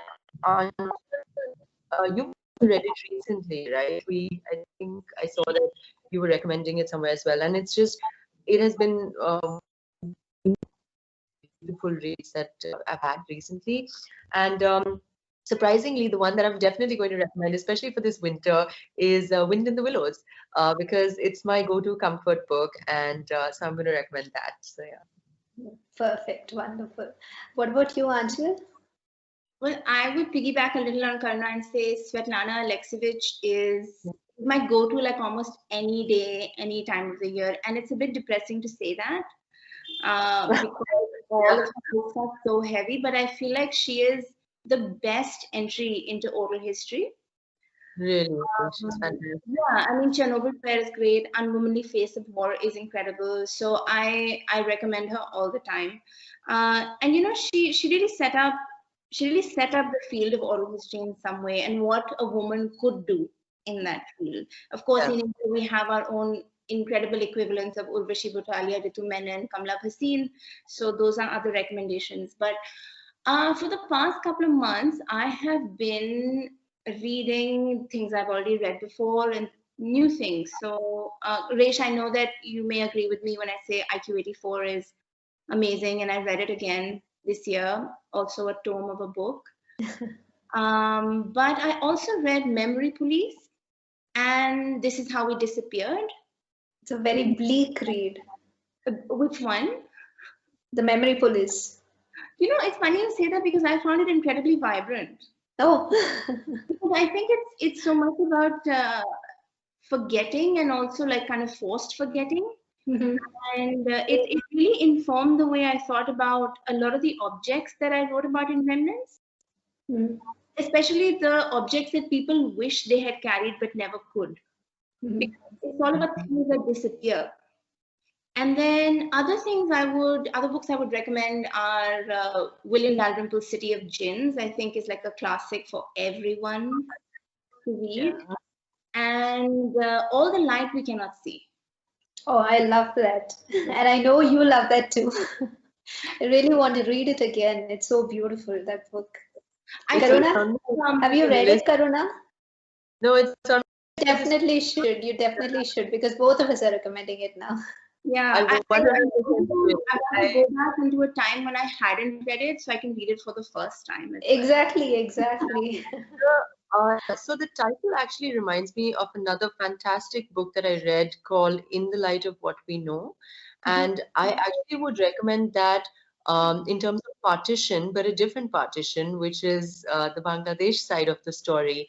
And I actually found that a really, really powerful, incredible book when it comes to partitions and the sides of partition that we often forget and don't talk about. And I just want to say that, Anchal, I love Svetlana, but you are still my favorite oral historian. That is a compliment. That's a Thank you. Yeah, thank you. Thank you so much for the recommendation. So we are nearing the end of our session.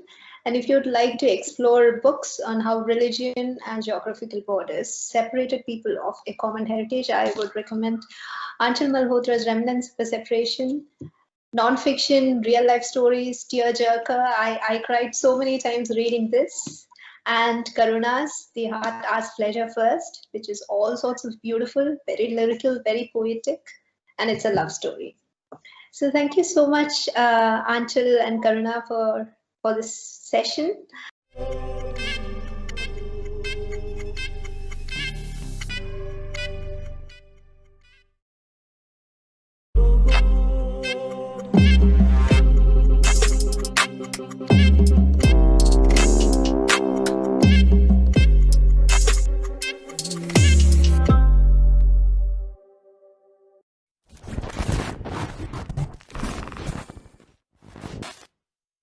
Welcome back.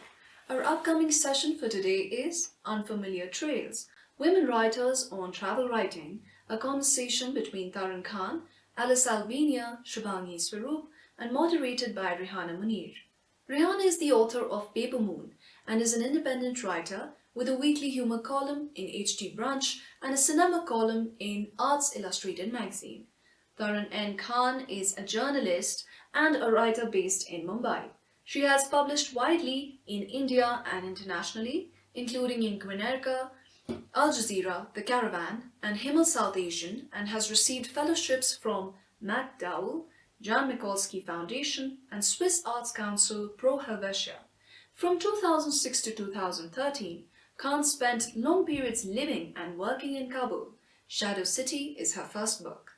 Alice Albania is an English journalist and author whose first book, Empires of the Indus, won several awards. Albania read English literature at Cambridge University and South Asian history at SOAS. Shubhangi Swaroop is a writer and an educator. Latitudes of Longing, her debut novel, was a bestseller soon after its release in India. It won the Tata Lit Live Prize for Debut Fiction and was shortlisted for the JCB Prize for Indian Literature and longlisted for the DSC Prize. She has also won awards for gender sensitivity in feature writing. Join us in a session that explores travel writing through the literary journeys of 3 celebrated authors entwined with ideas of history, geography, and identity. We have 3 celebrated women authors, and I'm saying women because it's an important qualifier here. We spent some time trying to figure out what this session is going to be about, and I think everyone agreed that there is a particular quality to travel and travel writing when it's done by women, and I think part of this session is an exploration of what that really means. It can sound very simplistic, why put a gender definition to this? But I think there are some interesting ideas to be probed here. The 3 writers here look at literary, they have literary journeys, whether it's fiction or non-fiction. And I think there's so many ideas right now swimming in my head. Let me begin with the first. And I think Alice is in the best position to perhaps begin with this. Alice, your book, not only does it travel through a specific geography, I think it's a kind of a time travel too. You go back in time in many ways.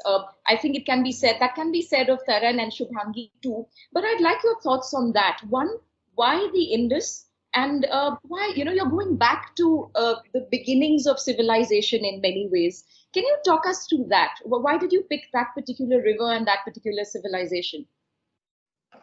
I was reading a lot, as much as I could lay my hands on in between working, and I was reading. I kept on coming across references to the Indus, and I thought to myself, in my patriotic way, oh, it must be somewhere running all the way through India. Where is it? And actually, because it was so important, and actually it turned out that it had been lopped off and become part of Pakistan, and so immediately I began thinking about going to this river. Which seemed like it had maybe been the mother river of the Rig Veda and the early kind of one of the places where early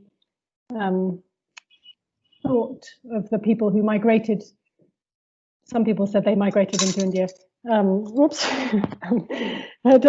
Had happened, and so I left my job in Delhi and I went back to London, where I'm from, and I did an MA in South Asian history, tailored to be a history on the Indus, and I went further and further back in history, and eventually I went to Pakistan to stand on the banks of this mighty Indus, and of course history and time and past and all these things are forever changing, and it feels like this happens in my own work now, which is about Britain. It's about the islands around Britain, and I'm doing the same thing. I'm going back through geography, going back in time, looking for how we tell stories of our cultures, because this is all storytelling. There are some facts, but if you're in Pakistan, you're delighted by the idea of the notion of people migrating into your country, because that's what happened at partition, and that's what's happened in your telling of Islamic history. The same history can be told in different ways, and different facts selected and taken out, and that was really what I learned in.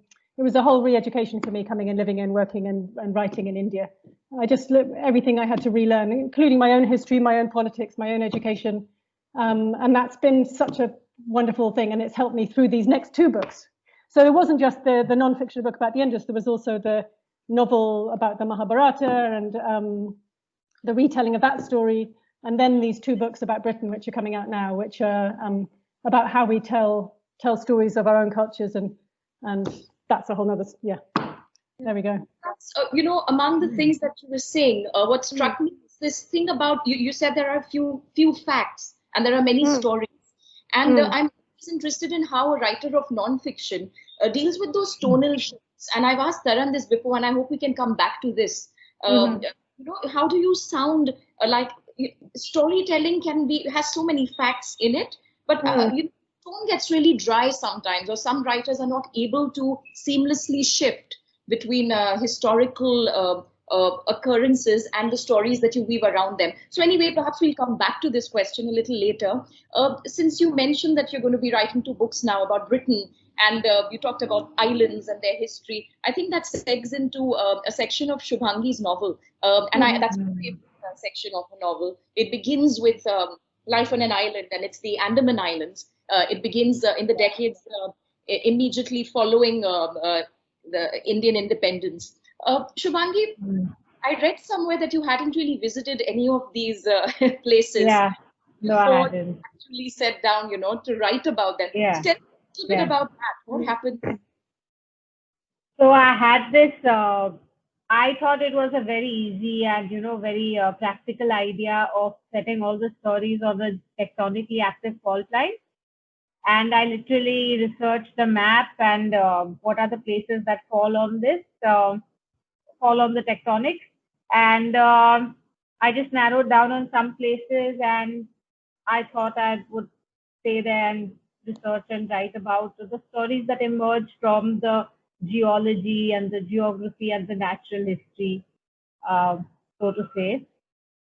I mean, of course, it helps that it was a debut novel and I didn't know what this undertakes, so I would have thought a little bit more about it.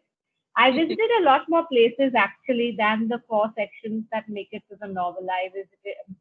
I explored the northeast of India also, and Bhutan, and parts of Uttarakhand too, which are on the fault line.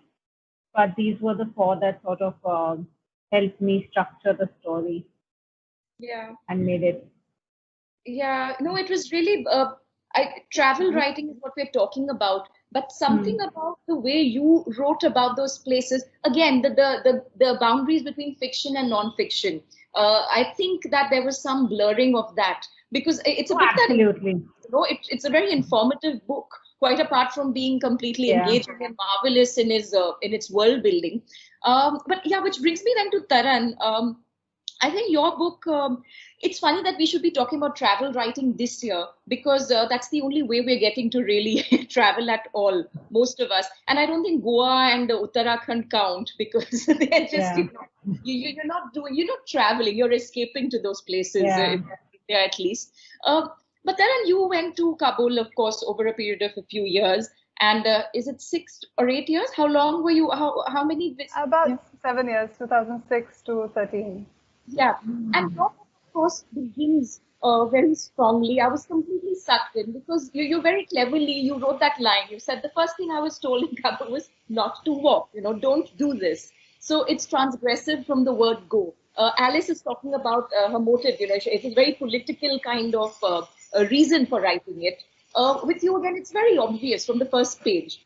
So what was that like? And where did this define? It is defiant, of course, but clearly there's more to it. You wouldn't just set out to break rules for the sake of it. What really compelled you to do that, knowing full well the dangers involved? I mean, yeah, it's interesting, Rihanna, because like you said, I didn't set out to be defiant it wasn't a sort of a statement that I was making, but because being from Aligarh, town in North India, this was so familiar to me to be told not to walk, that it seemed to make Kabul familiar to hear this when I got there. And I just thought that, well, maybe then I do know how to figure out walking here because I figured it out there, I figured out how to negotiate where I can go, where I might not go, where perhaps I can go in a certain way, but not in certain other ways. So these are all sort of intuitions and skills that I felt I had brought to this city, which seemed quite familiar, but was also quite unfamiliar. So for that reason, I think it felt like something I could try. And once I tried, I could just simply continue. And of course, then the book deepens the idea of these expeditions into beyond the physical space, into memory, into fables. And it was a useful device for me as a writer to explore also. But I think the fact of being a woman seeking mobility in this way was definitely, it felt extremely close to me. It seemed intuitive. It seemed to almost come from the body itself, because so much of what I felt about Kabul was the stuff that I had to leave out of my writing. Initially, as a journalist, when I'd be writing, I would leave out a lot of stuff because it didn't fit the form of a news story or of a feature story or even of a travel story. If I tried to, fit that stuff in, it would end up being on the cutting floor, as it were. So what then was the language to speak of this city? What then was the form I could take? And the idea of a body moving through the space, the idea of a woman moving through these stories is a compelling one that I found was a useful way to be able to say all the things that I felt were interesting. And I do think that a part of it for me, also why I was so close to this idea, is because even in life, I just get lost a lot, like I'm not a so-called good walker in the sense that I don't have a great sense of direction. I'm constantly sort of mistaking landmarks. I think I know where I am, but I'm somewhere completely different. So to me, I think this was interesting I began by thinking of this as a disadvantage. Like, oh, if I'm writing a book about walking, but I'm not a terrific walker, is this something I can even do? Is this something that's allowed to me? And I think the journey for me was to see it as a woman, as a writer, as someone who just likes to explore places and ideas, to think, well, maybe this is an asset, and sort of going off the track or taking detours or just wandering around isn't a disadvantage in that sense. So I think this book taught me all of that. Being in Kabul taught me a lot of that. Just simply the act of writing as a woman about an unfamiliar place. I do feel it was an act of learning in this sense. Yeah, and I've said this before. It's such an empowering book because it really is. It didn't make me want to go to Kabul. I'll say that, but it did make me want to walk and wander and get lost and all of that. And the connections between writing and walking. That is something else that your book does so well. Something about this free exploration. I wonder if Alice had a similar experience. I mean, was your book or your experience of writing it, was there a lot of getting lost? Or were you, did you have a compass? Did you have specific things? Of course, you were covering a very vast geographical area. Did it have to be much more controlled and structured? Or was part of it just going, it's literally flowing with the river or what's left of it? So what was that like? Well, it was different at every stage because there were different people and different ways of getting around and different things I had to do. But when I look back on that time, the two parts that I loved the most. One was where I stayed still. It was the chapter about the Shidis, and I went and moved in with a family first in Hyderabad and then in Badin, and I really didn't move, and that was how that chapter came about, and that bit of research, and it wasn't travel writing, it was staying put writing. And then the second bit was the walk I did in northern Pakistan, and it was the chapter about Alexander the Great, and there was all these texts I was carrying in my head, things that Alexander's historians had written about the India that they encountered, and the way they brought their own things with them. So they got totally overexcited about Bacchus. They found ivy suddenly, which grows above so many meters high, and I reached the same point. Suddenly there was ivy, and I kind of felt this, this deep history moment where I'm a stranger here too, and I've just found ivy, hooray! I could kind of feel this thing bubbling through these texts. But walking was really it was so hard to walk in Pakistan because nobody understood why you wanted to walk. You would say, is this the way to wherever? And they'd say, look, there's a bus just coming, or can I lend you some money for the bus? Or, what are you doing walking? And also how I walked was also really revealing. I just walked too fast. I really like walking around fast. And everyone kept on saying to me, you're walking too, you've got to slow down.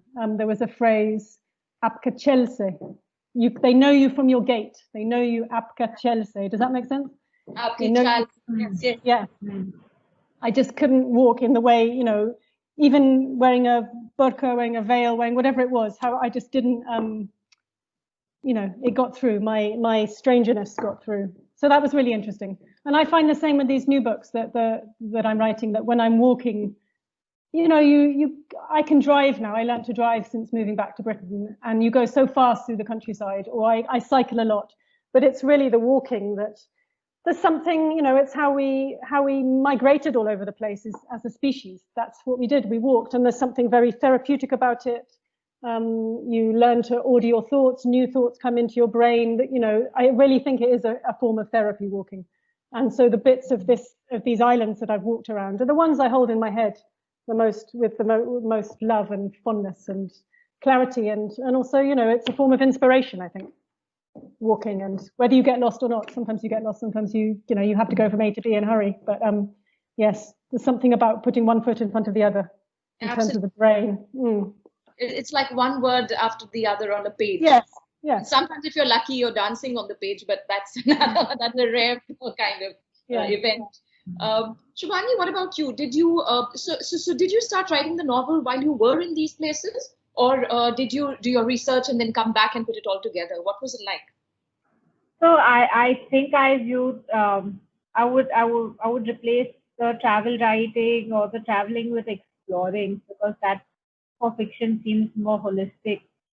You're exploring so many layers, not just the region and the characters, but also going deep within, because fiction is that sort of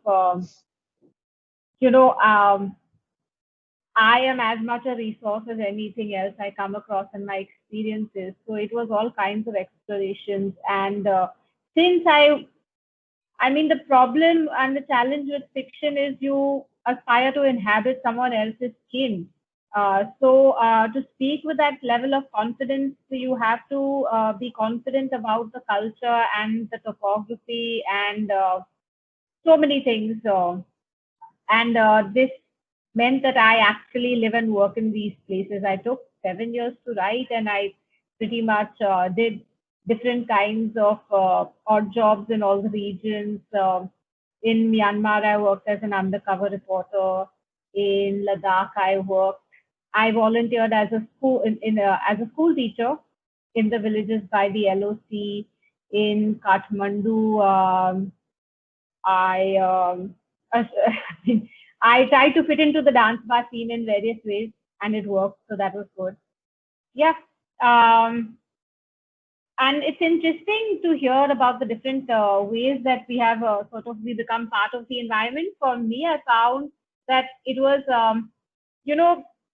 it was easy for me to be invisible in many of these locations. I don't know how. Maybe sheepish women can be just I'm not a 6 foot, what do you call, big chested guy walking down, looking very purposeful. I'm the exact opposite. So it was easy for me to get lost in the locations. Many times people thought I'm a local. Like, for example, in the dance bar, they thought I'm a bar dancer, which is great.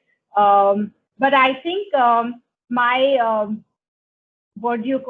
vulnerability and my innocuousness helped me just fit in, and that became my the source of my writing. When you are sort of tiny and scared, I paid attention to the crabs and the grasshoppers and the children and all the people who actually I didn't set out to write about. For example, even when I was interviewing the opium farmer, I was drawn to his 4-year-old granddaughter who was just in an underwear roaming around. I mean, things like that, from my vantage point, I have a very different world to engage with. And that became the biggest character in my book, I think, the tiny and the seemingly, unspoken, minuscule, little things, the leaves and the trees. Like nature, I think, is the biggest character in the book, because when you are scared and alone, nature tends to be the most comforting thing anyway, and just opens up to take you in a way that maybe a stranger may not. No, absolutely. I was just kind of reliving, when you said you did these undercover jobs and did this and that, I was trying to think of the characters in your book. And again, before this session, I was doing a little bit of homework, and I read a few reviews of all your works. And I think apart from Shubhangi, your island part of the book has been universally acclaimed. And I wish you write another book which just takes off from that part, but that's just me. Taran, I was reading one interview, I think it was in The Guardian, I think, and it was a beautiful review. And but the end said something that was quite, it made me smile.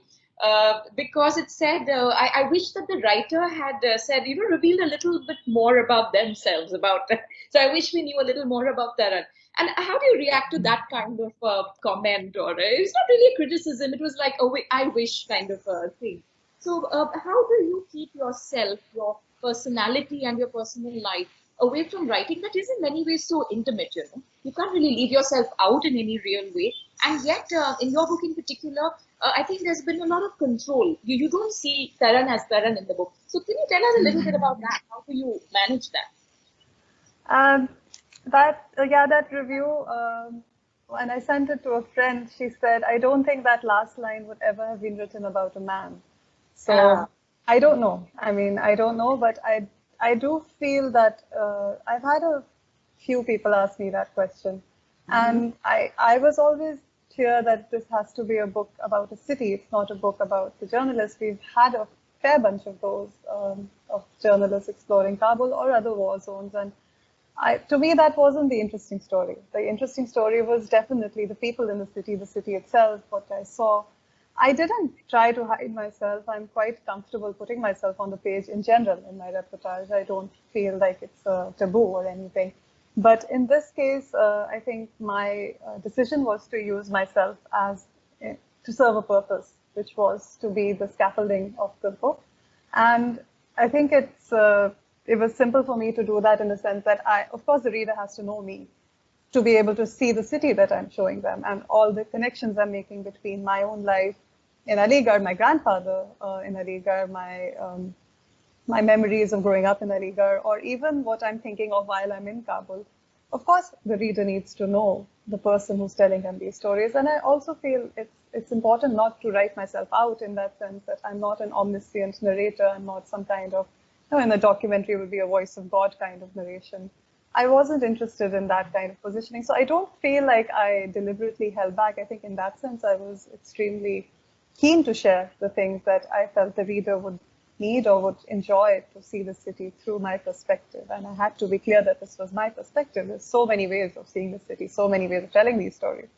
So, and I feel like I wrote about the things that are dearest to me. I wrote about my grandfather. That's a piece of my heart. And I wrote about books. I wrote about music and my family. So I feel that there is a lot of me there. It's not in the format of a memoir. It's not about the journalist being transformed or my deepest feelings or emotions when I see what's going on in Kabul. But yes, that was deliberate. That it had to be, the story has to be about the city. It wasn't of interest to me to have it any other way. Yeah. Yeah, and just for the record, I don't share that criticism or it made me smile because when I was reading it, and especially because we have Aligarh in common, to me, the fact that you took the reader there, it's actually giving them a glimpse of where you come from, which in some ways is even more than, your favorite color or your favorite actor or whatever people want to know about an author. Right, yeah. Alice, what are your views on this kind of thing? Putting yourself in the book, leaving yourself out, or, how do you negotiate that? Because there is a balance in a book of nonfiction in particular.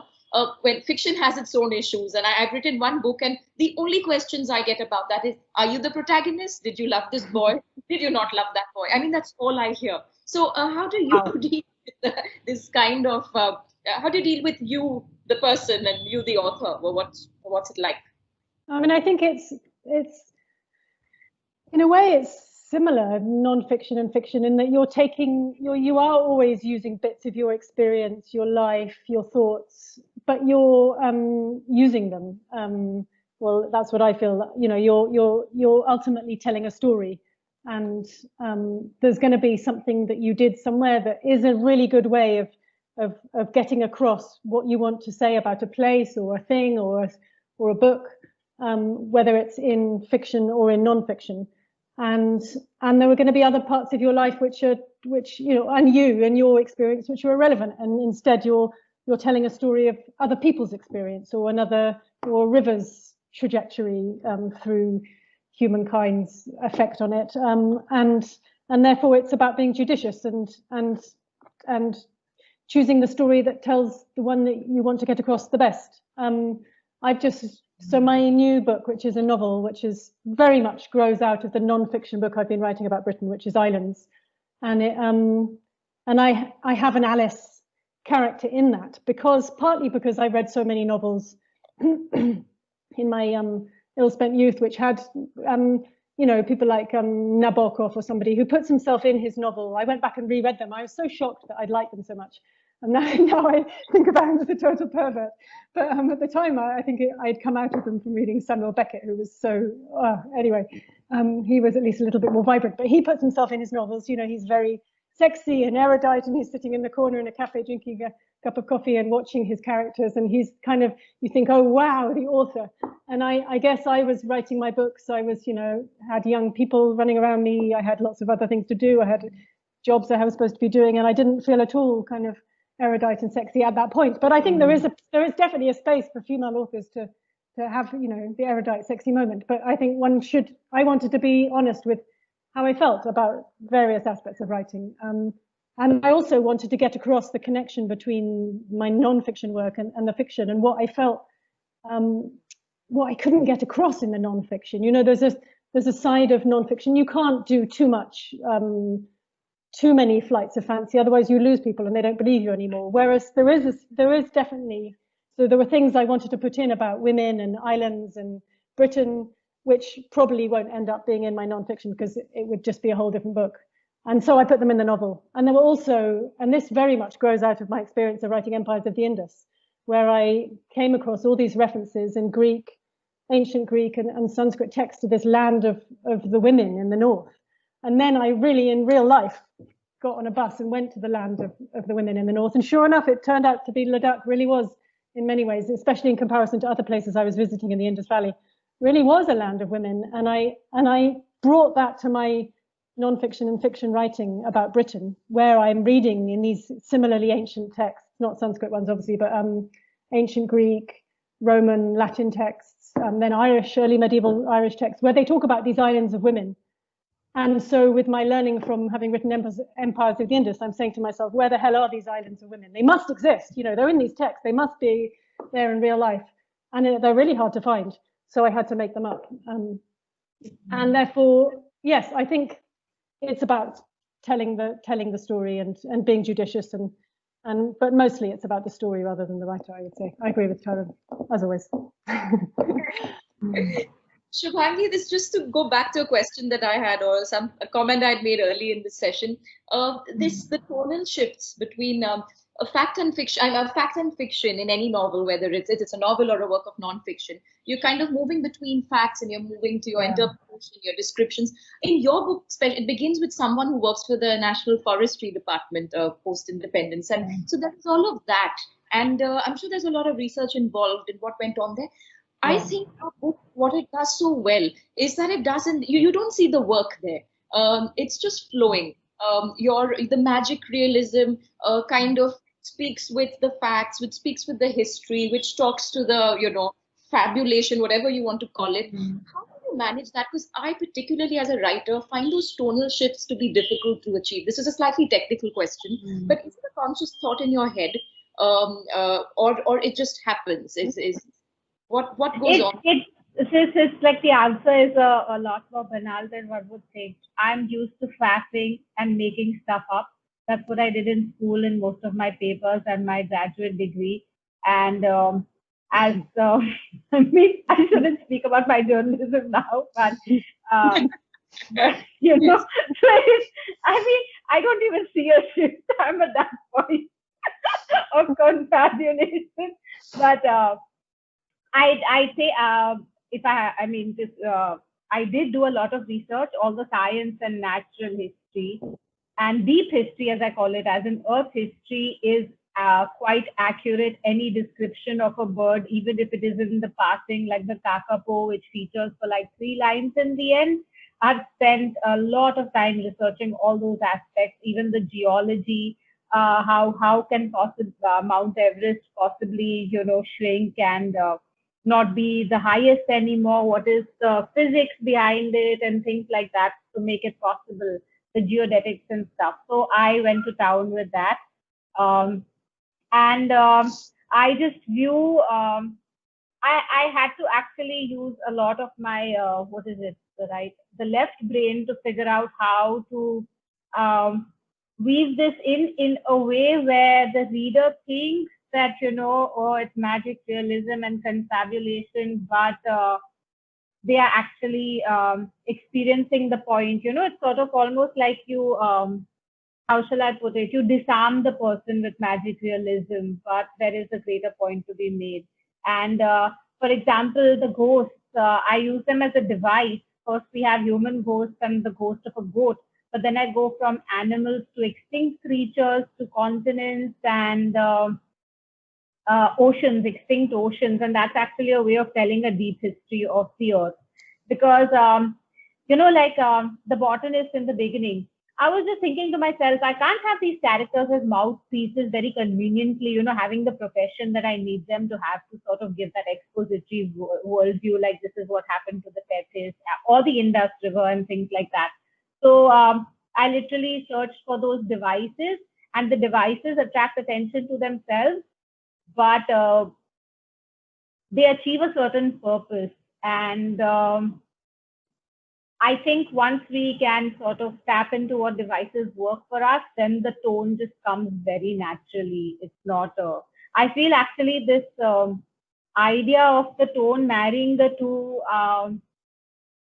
is sort of, if I may, I don't know how to articulate this point, but I feel it's almost like a male writer thing, this concern. I don't know. I mean, it really isn't so much of a concern if we can let go, but this sort of, when we try to put the intellect a little too much, then it can sort of get in the way. And it's almost like you have to trust yourself and go ahead, then go ahead. And I guess the reason why I would say male writers, this was some of the advice I got initially, and I realized it's coming more from the male writers. So I just ignored it. Like, you have to trust the voice and just go with the voice, and the voice knows how to do its job. Yeah. This is one of the questions I had in mind for this session. Have any of you had consciously told about how to structure your work or the criticism, just like Shubhangi said? And how have you dealt with that? Has it been different with male writers and female writers, readers across the gender spectrum? What has that been like? Because I know that, and we're coming to you now, your book has a very strong, to me, it had a very strong feminist tone in the best way. I don't know if there's a bad way, but there is the best way. It's especially when you talk about being in a house in Kabul, which is very male, there are just men around you. And then you talk about that, you bring, you actually say that. And while reading it again, it made me feel this is a slight, it's a very, it was a small thing, you're coming back in the evenings and you said there are people around you and there's no woman in that space. And that you made a point of articulating that. And through your book, I see that. When you go to the wedding, for example, you talk about who's wearing what and how you felt about not perhaps being as dressed up as the rest of the people there. So these are, between the feminine and the feminist and all of that, I could hear a woman's voice very strongly. Do you think that is a kind of, your book is a woman walks Kabul is the best, I think. I don't know what your views are on that line, but I think it's the best descriptor for your book. Did you receive some kind of veiled warnings about not making it that? And when you got your critiques and reviews, did that become a point of focus? And what was that like? I think for me, the process, like I said, I talked about it a little bit earlier, but it was more to do with trusting myself. As Shubhangi said, I think she raised a very, very important point, which was listening to yourself and trusting yourself when you're writing. And I think in my experience, a lot of women tend to struggle with this. And I think partly in my case, it was also because Kabul is so deeply inscribed by these robust male voices, very often from the West. And of course, there are women who have also written about Kabul in Afghanistan, but the tradition is quite strongly male. And I think for me, it was learning to trust that what I'm seeing, for instance, the wedding halls, just that party, is the question always comes up, is this worth writing about? Is what I'm seeing, interesting to anyone except myself? And this is a question I think across the board writers do face. But in my case, I felt it quite strongly because I was also drawn to things that are not traditionally thought of as issues. Like if you write about Kabul, you tend to come across certain issues or certain hot topics that you feel a book on Kabul would address. Or if it's not quite travel writing, what I've done. It's writing about conflict, and it's writing about a war zone. So again, there is this tradition of journalism that speaks about conflict in a certain way. And I was interested in writing about, bread and about wedding parties and about also just, what it's like to go on picnics in Kabul. So this was for me, I think, the central process pretty late in the writing process, I think, because while I was there, it didn't strike me as being something that I have to sort of negotiate, because I just did what I wanted to really. And that seemed fine and natural and fun and interesting. But when I was writing the voice, which sort of seeks to silence the intuition, I think would often say, well, is this something that would even be interesting or worthwhile? Is it something that you would expect to see in a book on Kabul? And I think that was really the moment where I learned that, as Shubhangi said, that if you let this sort of critical voice take over, then the book will change fundamentally. So finding the structure of walking and wandering and being free in that sense was quite central to my being able to then move ahead and to write the book in the way I wanted to and to talk about all these spaces.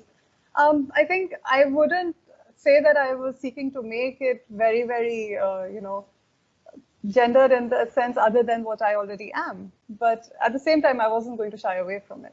Of course, I would talk about the women's side of the wedding hall because that's what I saw. And of course, I would talk about the dancing and about the images I saw there in the bazaar or going for shopping with my shoes or noticing when I'm the only woman in the house because this is what I saw. So it was simply also a matter of recounting my own experience there. Yeah. Sure. And Alice, in your while you were researching and living that experience, I think you had apart from being a woman, you're a Western woman. So how did that come into play in your interactions with the people that you were interviewing, living with, working among? What was that like? Was it an impediment? I'm sure it was in some places and not in others. So is there anything from that you recall of particular interest? What was that like? I don't ever remember being impeded by by anything really. I think in a way in Pakistan especially, I wasn't very classifiable because there are not very many tourists. It's not like India. There's not very many tourists wandering around, and therefore I'm clearly not a Pakistani woman, but I'm also not the kind of Western woman that people are used to thinking about, and therefore I could be a woman. I could be a kind of basically I was like a third sex really, and sometimes that happened. Especially when you had this very demarcated households where the women never met outside men. There was, I would arrive and I would be taken to the hujra, to the male guest house, would be sit and chat and have tea, and then suddenly people would remember that I was a woman, and then I would go into the house, and then I would never emerge again until I finally left. So it was very different. I think it's really a feature of being a woman that I'm afraid I especially have come to this realization, probably also quite late, but through writing about British history, that that there is just a fact, which is that that female experiences are not written about very often historically. Female leaders, if they existed, are often written out of history across the world, and this has been the case for at least several thousand years. And I found that when I got 2 years into writing this book, The Britannias, about Britain told through its islands, and I found myself just overwhelmed by the maleness of the entire project that I'd taken on. There were all these Roman soldiers running around in my head, and there were these Christian monks colonizing islands, and there were these Druid priests, and I thought, oh my God. And then I would go to these actual islands where these things had happened, and I would meet Christian monks, and I would meet British soldiers, and I would meet politicians who were men, and it became intolerable. And then I had this, thank God, I had this epiphany where I sat down and opened this book of poetry, Celtic poetry from 1957, and this amazing man who alas is dead, Kenneth Jackson, had written these 3 lines from an Irish early medieval poem, and it described this man who is lured away to the islands of women in the middle of the sea. And it was just a revelation to me. There was this counter history, this counter storytelling that had been there the whole time. And when I began to look for it and then piece it together, I drew it back to these Greek texts which described these islands of women in the British Sea, and these Roman accounts of these prophetesses who were living on these islands around the British Isles. And then I carried it forward into the Renaissance, where these male poets, for example, Edmund Spenser, whose Fairy Queen I've just been reading for the first time in my life, he has these islands of women inhabited by these independent, sexy women in their own domain. And he describes them, and it's like the most sexy part of this entire epic poem. And then they have to destroy them. The Puritan, he's with this knight, Guyon is with this Puritan guide to these islands. And they go in and they gawp and they get aroused and they whatever. And then the moment comes where they have to kill off these women. And Spencer's unknowingly doing it for us. He's explaining to us, yes, we have these stories, we have this counterculture, and it's been there all along, but we can't deal with it. So we're just going to destroy it. And that was really a really huge awakening for me, that, you know, we just can't take it for granted that women's stories are going to be treated fairly, because it's just not the case. Yeah, I think we've approached the end of our 45 minutes, but that's a good note to end on. I actually want to hear those 3 lines, but perhaps we can do that offline. The 3 lines that beneath for you. I think what you said about a counter tradition in storytelling, I think all of the work that we've discussed and the work that you engage with offers us that. But what's really empowering, again, that word again for me, is that you're doing it quite naturally. That isn't a conscious kind of transgressive gene, you know, saying, now let's go and break this or do that. It's coming naturally, and it comes from trusting yourself, as Taran said, in your own voice, or as Shubhangi experienced. There's something in there for me to learn, because that's very tough for a new writer, really, to trust your own experience and then your own voice. So thank you, everyone. That's been my big takeaway from the session.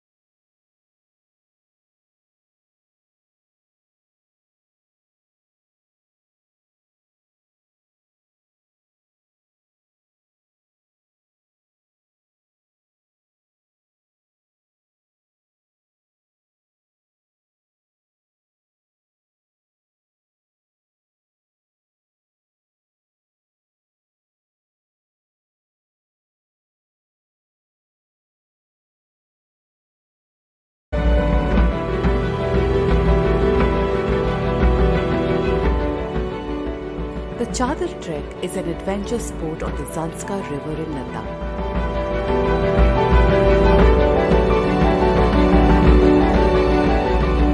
It takes place in the peak of winters, attracting over 3,000 enthusiasts from all over the world to test their mettle. Zanskar was once a remote region.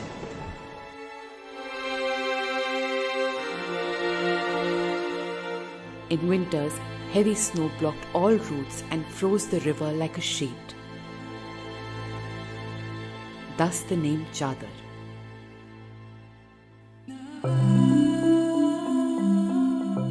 Local people were forced to use the frozen Zanskar River as a road, walking for almost 2 weeks for sourcing supplies and medical services.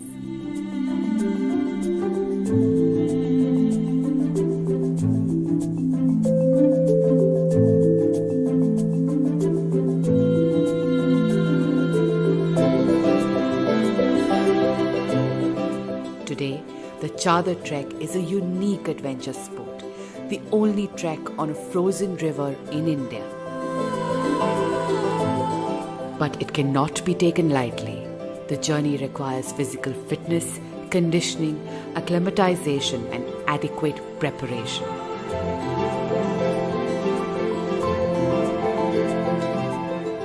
The Chadar Trek is not for the faint-hearted.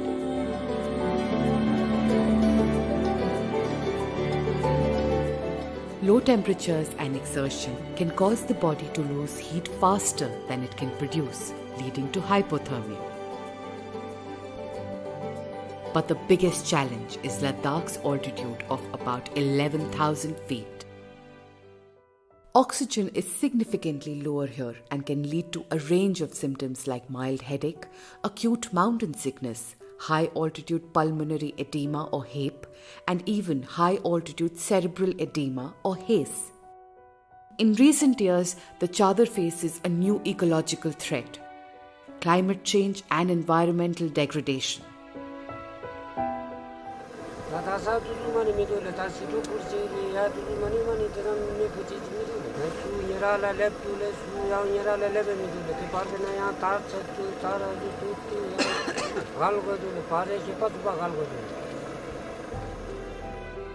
The Department of Wildlife Protection in Leh has been regulating the Chadar Trek since 2015. The lessons learned are now being used to create a new system involving all stakeholders. Together, they manage the sport to ensure safety of the trekkers, minimize damage to the environment, and also protect the livelihood of the locals. From 2019, all trekkers are screened medically to ensure their fitness.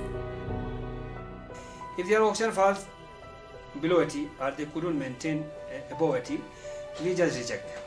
And then otherwise we tell them to take medicines to enhance their respiration by giving Diamox or some inhaler also, and then also some other medicines. Then they are once again reviewed and then they are given okay for going for the Chadar Trek.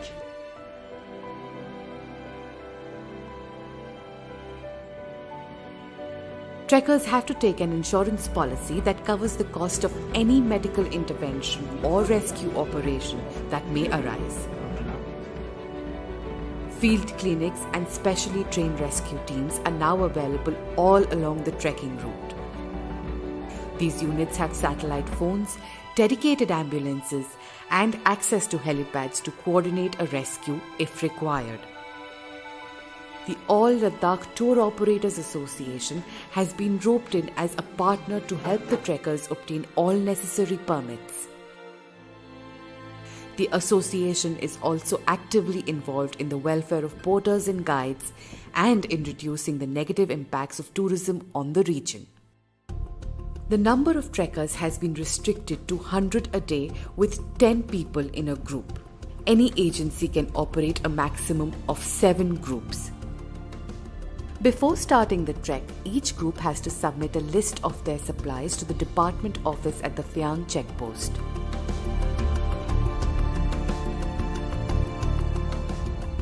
Local travel agencies, guides, and porters are being sensitized about maintaining cleanliness throughout the trekking route, ensuring trekkers follow prescribed norms and dispose waste responsibly. The department has installed 30 prefabricated toilets and 40 dustbins at strategic locations on the Chadar that are maintained by local villagers. Guides have to deposit 500 rupees at the Phyang checkpost in return for waste collection bags for the journey. The money is refunded once the garbage-filled bags are returned.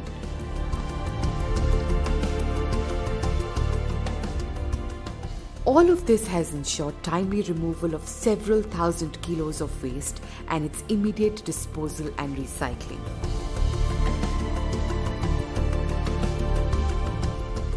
"2019 has been a milestone in managing the Chadar trek.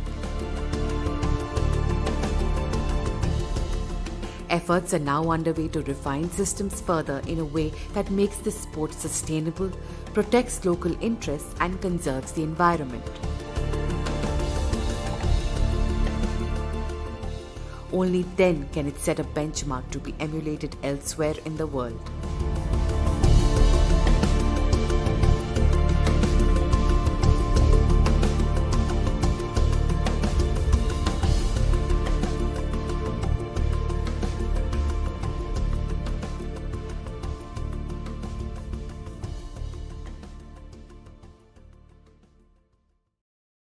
July, ladies and gentlemen, in this section of cultural performances, we would like to present a fusion song of old songs into new songs of Ladakh. As we all know that the concept of change is inevitable, is a universal truth. So keeping that concept in mind, we have made an effort of a fusion from old songs into new songs. We hope that you'll enjoy this one. Nima sharna sharao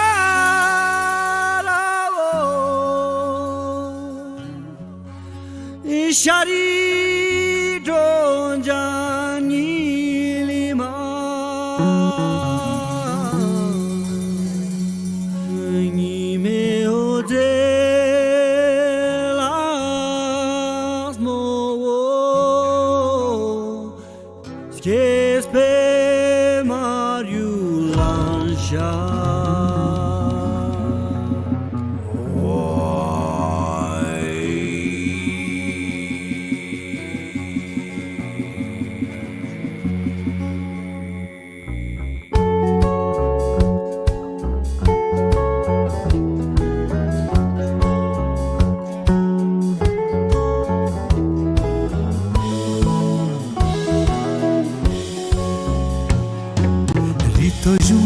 Just pe mayuldi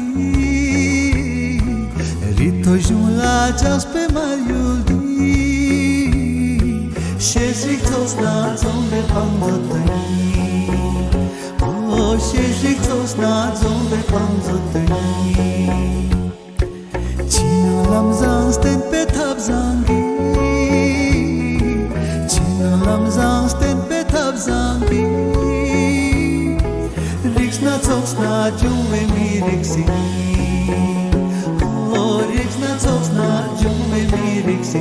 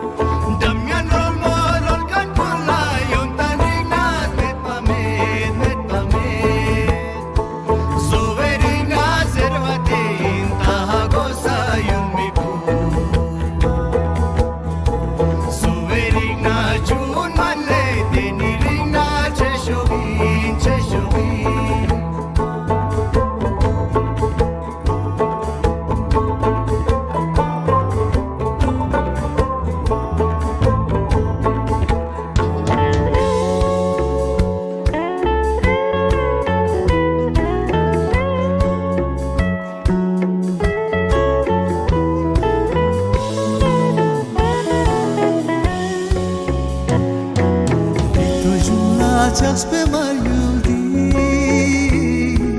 Rito jula just be my yuldi Shezrik tosna zombe panzotani Oh shezrik tosna zombe panzotani China lamzang sten petab zangi China lamzang sten petab zangi Riksna tsoksna juve mi riksi Oh riksna tsoksna juve mi riksi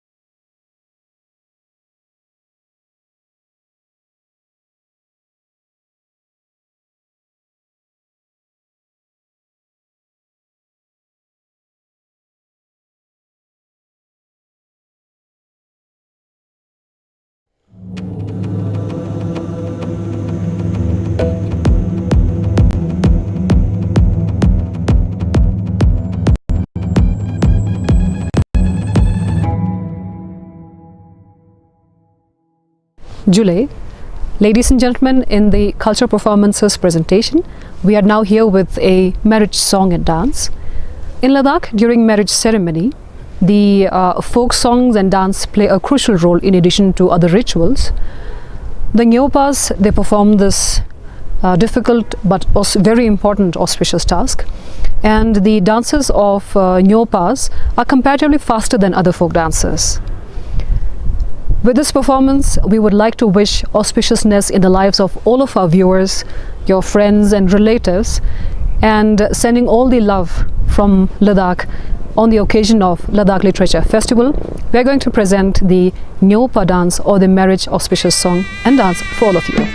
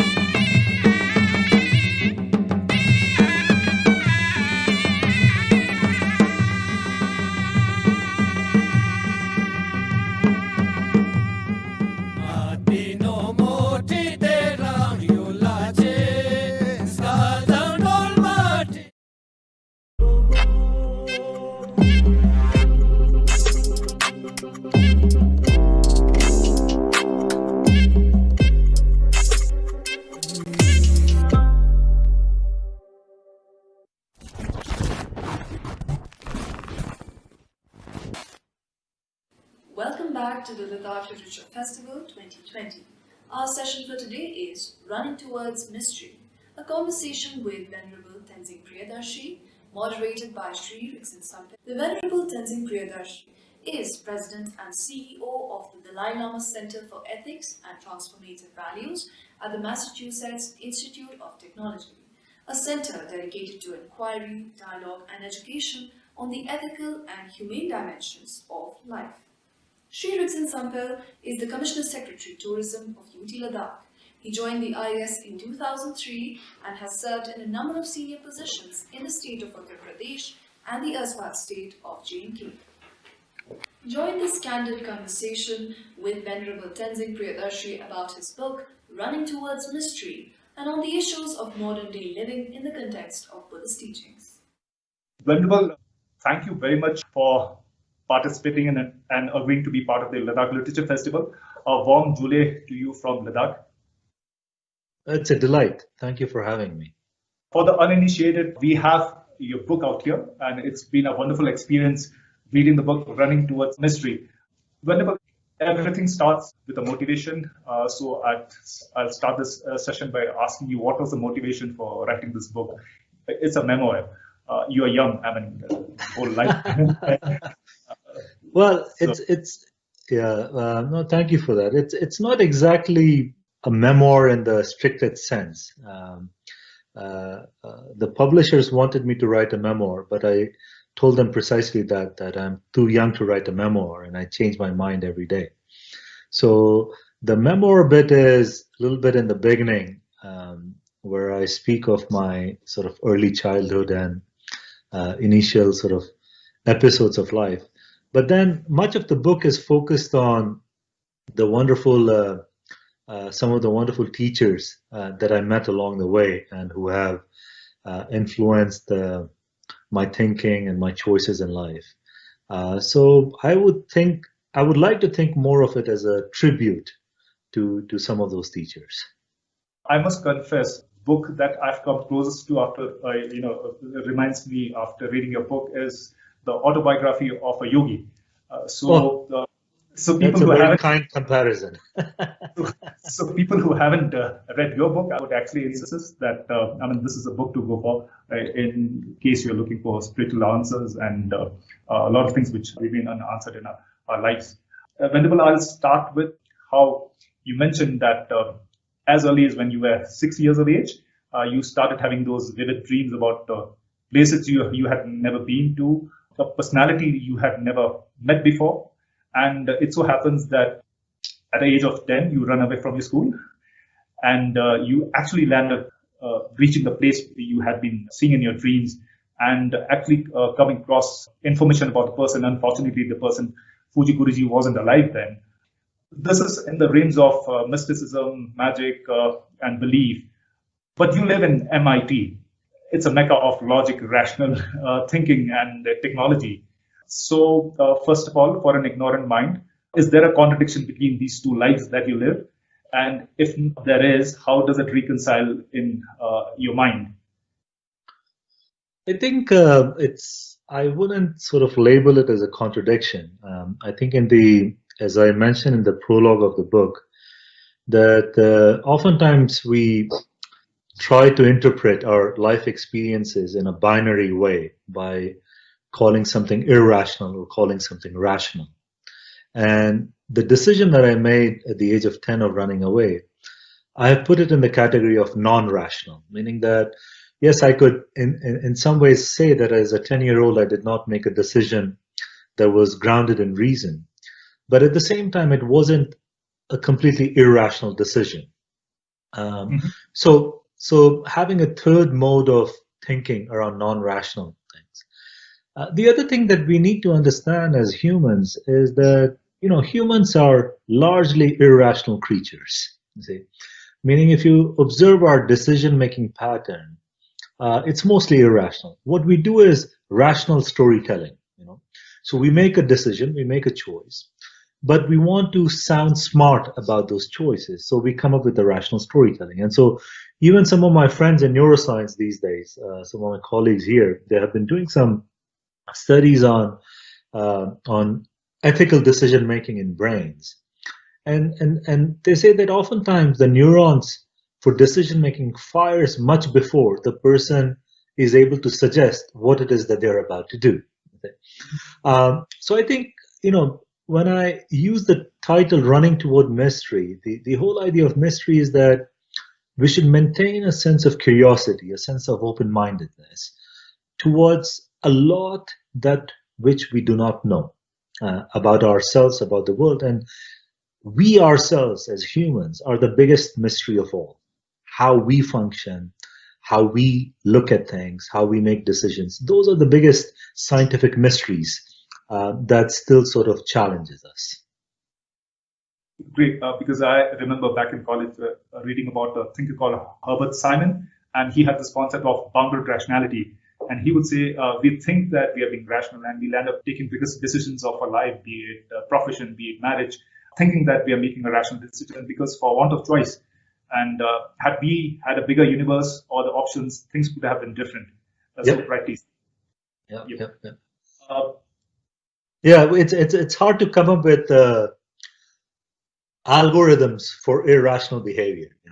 So we have to sort of use kind of rational flowcharts and mechanisms to sort of come up with a link for why I chose this, why I decided this.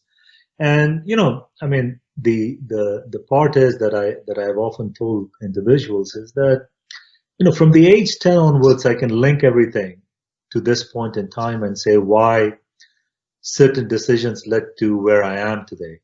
But I have tried to think hard about trying to come up with a rational pattern prior to that, and it just eludes me.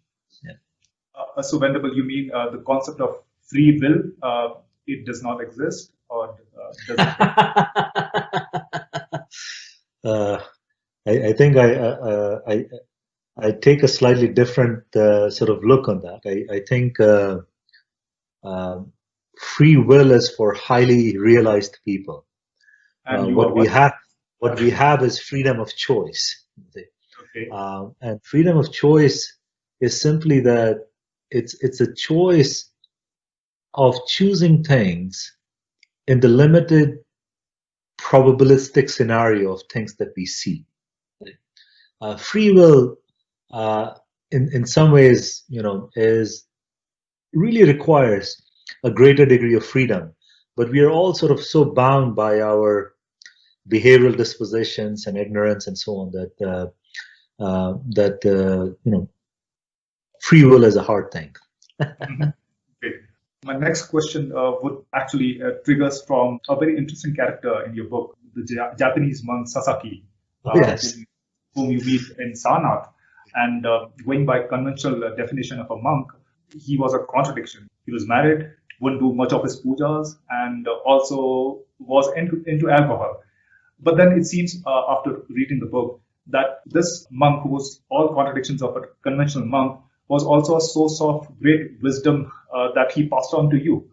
For laymen like us, we are caught in the samsara. Where does one go looking for a guru? I think the challenge first with looking for a teacher is that we shouldn't look for teachers who confirm our own sort of biases. Oftentimes, we have all these presuppositions that my guru is going to look like this, appear like this, speak to me in this way, and so on.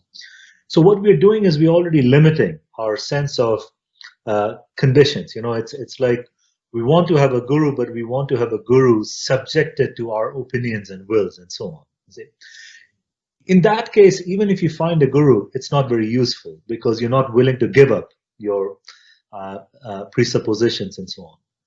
And just to give a bit of a background about Reverend Sasaki was that, in 1800s, after the Meiji Restoration in Japan, the Japanese government did decide to impose laws of marriages on monastic tradition there, because monks are renegades in that regard. They were not married, they didn't have ties to any families, so they were seen as dangerous elements in society, like rebels. So for the ease of governance, they decided that monks should get married, and Sasaki was a product of those kinds of modifications of institutions. But to his credit, he spent almost 35-40 years in India and built an institution in Sarnath. And to his credit, he did everything in open. He did not hide. He did not appear to be holy. And you really had to sort of, as I mentioned, the struggle in my own right, that you had to overcome all your presuppositions in order to look beyond this idea of how wise he actually was. This brings me to the concept of spiritual materialism. There's this whole idea which you actually mentioned, this idea of shopping for gurus, shopping for spiritual solutions. So what's your message? I mean, there's a danger line here that people might actually, with the right motivation, but might take the wrong path. That is correct. That is correct. I mean, there's this popular, I think, Russian proverb that path to hell are paved with good motivations. And as you are aware, the Buddhist tradition speaks a lot about motivation, but it's also about refining motivation. It's not about self-righteous motivation. And refinement of motivation is based on this premise that may I attain enlightenment for the benefit of all sentient beings.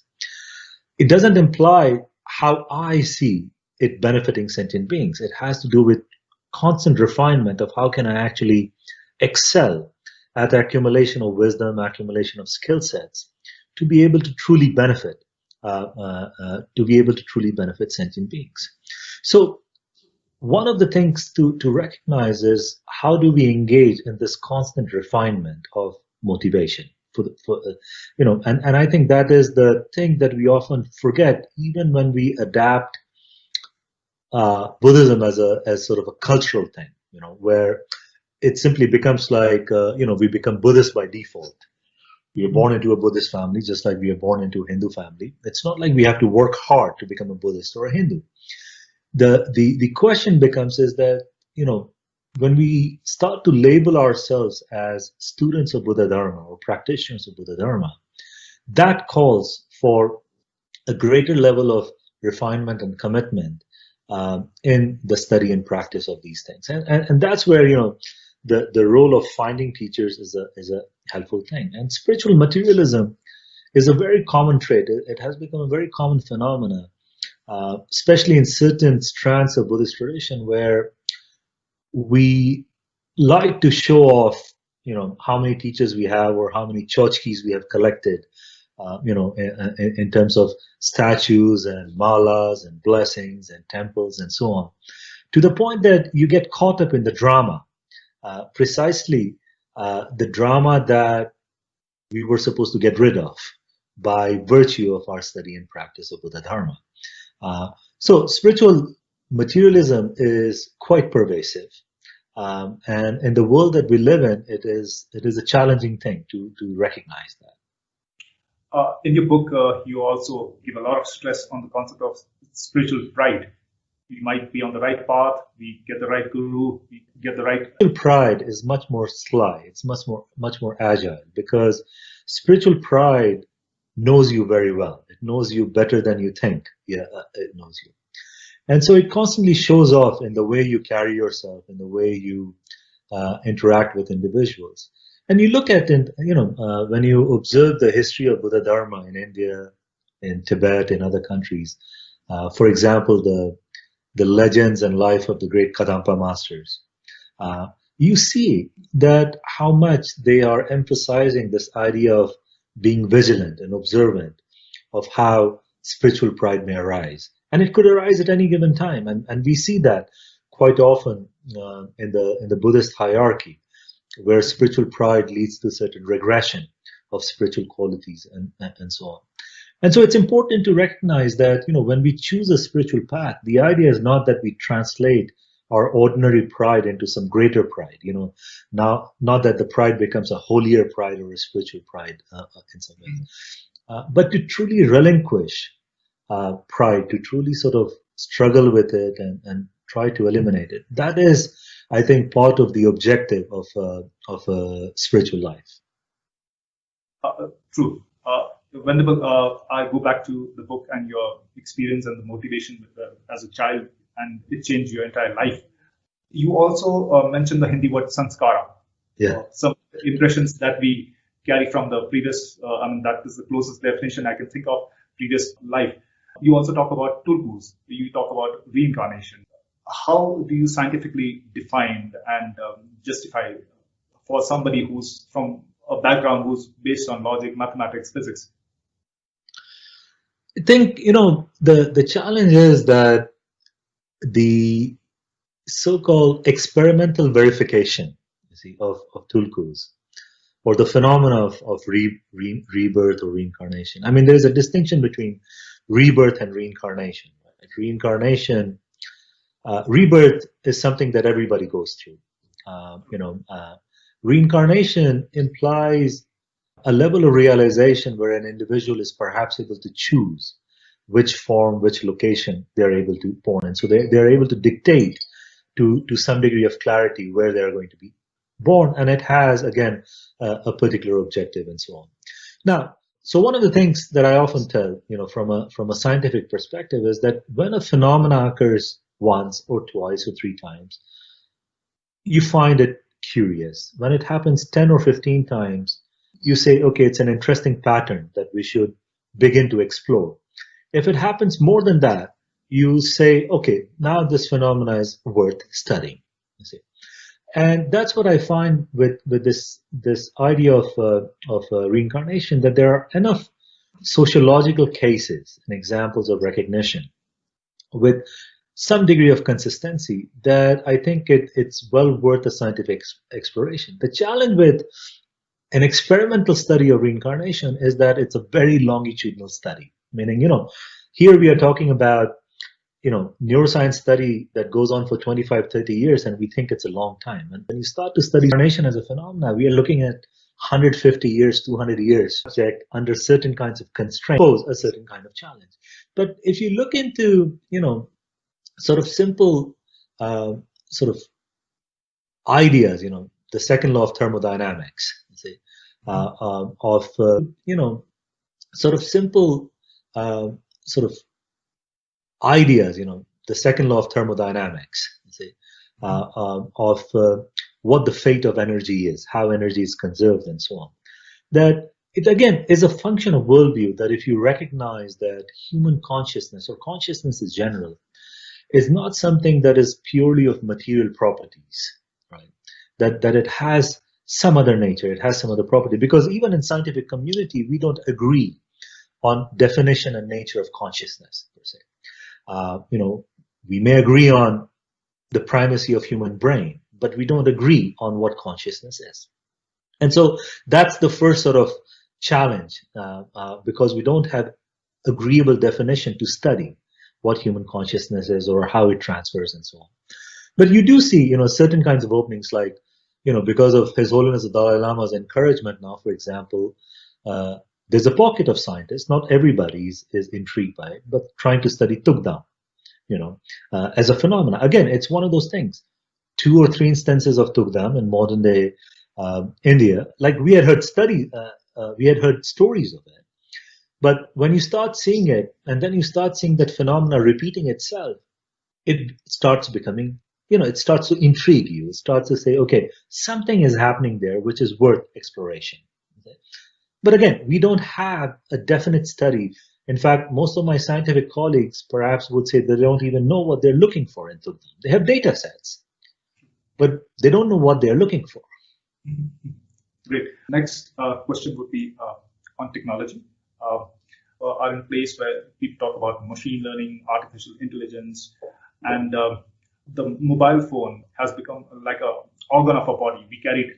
It's there with the body throughout, and to some extent, it even knows what we in the Google, or for that matter, any other search option that we have. So, is humanity doomed by technology? Are we programmed for self-destruction, that machines are going to finally take over? I would like to maintain an optimistic view of the future of humanity. I think the way we are going about it might pose more scenarios for a doomsday future. But I think, we have to recognize that technology is as good as its utility for humans. I think what we did not account for in the longest time was how the usage of technology would change our behavioral patterns, how it would change our behavioral dispositions. And if you look at the arc of emergent technology, it's happening at such a rate that it has become difficult for human behavior to adapt that fast. It's not like there's a 10-year, 20-year, 30-year lag in evolutionary cycle. So I think it's a function of, it's more about becoming more mindful of what sort of technologies we design, how much time we spend with them, and how do we utilize them. And full of that, I think they can be great assistive. Otherwise, it will continue to pose certain kinds of challenges that we have seen in recent years. Morning, I was reading some news where Google apparently seems they have a team called the Ethical Artificial Intelligence Team. Yeah. Is this pattern there? How?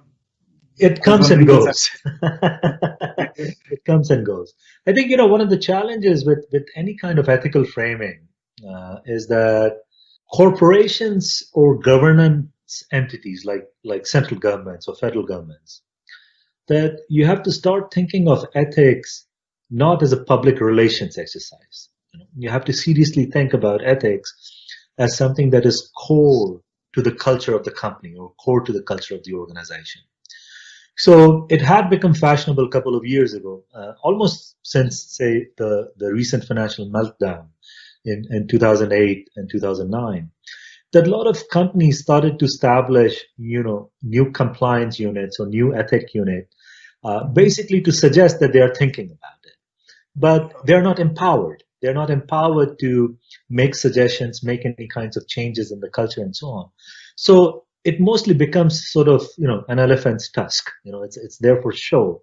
And I think that's sort of the biggest shame with some of these companies, and especially in the tech environment. And so I have a couple of friends and colleagues who have been pushing quite a bit for companies like Amazon and Microsoft and Google to try to give much more sort of prominent role to an ethics and governance team. Wonderful, a very important topic which has influenced the entire humanity. It is about Corona, the COVID-19 pandemic. And so I was just looking at the points that I jotted, and somehow the topic I've given is karma and Corona. So is there an element of karma for the COVID-19 pandemic that entire humanity is facing? And what's your message? How do we cope with this? How do we go? I think the issue is basically, from a scientific perspective, we could not have designed a better social experiment at this large scale, where you get to study, not only individual behaviors, but behaviors of governments, behaviors of leadership, and so on, in the face of a pandemic which is at such a scale. The thing to recognize is that nature has its own way of resetting, and it has its own way of forcing humans to remain humble about their ability to control things and control outcomes. One of the very fashionable kind in 2015 were completely off track. So it forces you to accept a level of intellectual humility, and humility in a manner where you recognize that yes, you can make effort, you can make plans, but you don't have all elements, all variables in control. You see, so it pushes this sense of human resilience and ability for adaptation and so on.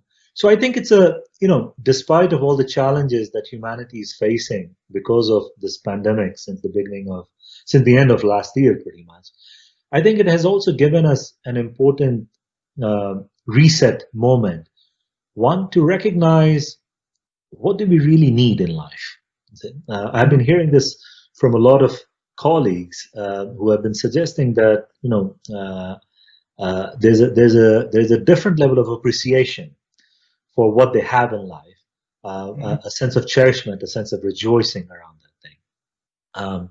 And the second thing is to truly understand the notion of impermanence. You see, impermanence is not a nice, fluffy Buddhist concept. Even if you're not a Buddhist, you'll face it. So you have to come to recognize that these are unknown variables in life that we should sort of be accepting of. And if you do believe in karma, then to think of it as, yes, it is something that came out of the karmic evolutionary cycle, and here we are, and try to make the best of this time. Great. Wonderful. There are implications of Corona, and an important implication has been the issue of rise in mental health. Families are being, the concept of family has been redefined, profession, people are losing their jobs, lives are being lost. So how does one cope about immense pain and tragedy which humanity is being forced upon? I think, first thing is to recognize and acknowledge that the pain is real. And it is posing a lot of challenges, especially for, individuals with daily wages, individuals who are essential workers, single mothers who are trying to raise kids at home. It is posing a lot of challenge, and I think this is the time for one. I think for us to rethink work, to recognize that the culture and the environments that we had created in the past is not sustainable, meaning that it could get disrupted in the face of another pandemic or another sort of natural calamity of this nature. So it forces us to rethink the culture of work itself. The second part of it is, I think, the role of good leadership. One of the things that the pandemic has presented to us is that, good leadership is not just about good GDP. Meaning good governance is not just about whether you're economically booming. Here I am in a first world country with, I think about 2,800 deaths yesterday. You see. So the thing is that it's not about economic viability. It has to do with that, does the government really care? And if the government really cares, then it has to manifest that sense of caring in the economic well-being of the lowest common denominator of its citizens. Daily wage workers, essential workers, single mothers, and so on. And so the government needs to step up to this task of good governance. And so I think, one of the things that as democratic societies we need to recognize is that good governance means really to have the aptitude and the capability to deal with such crisis. Yeah. Wonderful. Now I'll go to a topic from within your book. In your book, you mentioned two stalwarts of the Buddhist world of the 20th century. And I start with somebody who's been a great figure, but not very popular, Kunu Lama. So would you like to share your association and the teachings of Kunu Lama, how it has influenced your life? There are a lot of Buddhists who will be watching this session, and some of them know about Kunu Lama, and for various reasons, Kunu Lama has always played this modest and not being very out there in the public. So what's your message and what's your experience with your association with Kunu Lama? I recognize Kunu Rinpoche as an aspirational figure. He lived a very noteworthy life in a manner where he did not seek recognitions, he did not seek followers, and so on.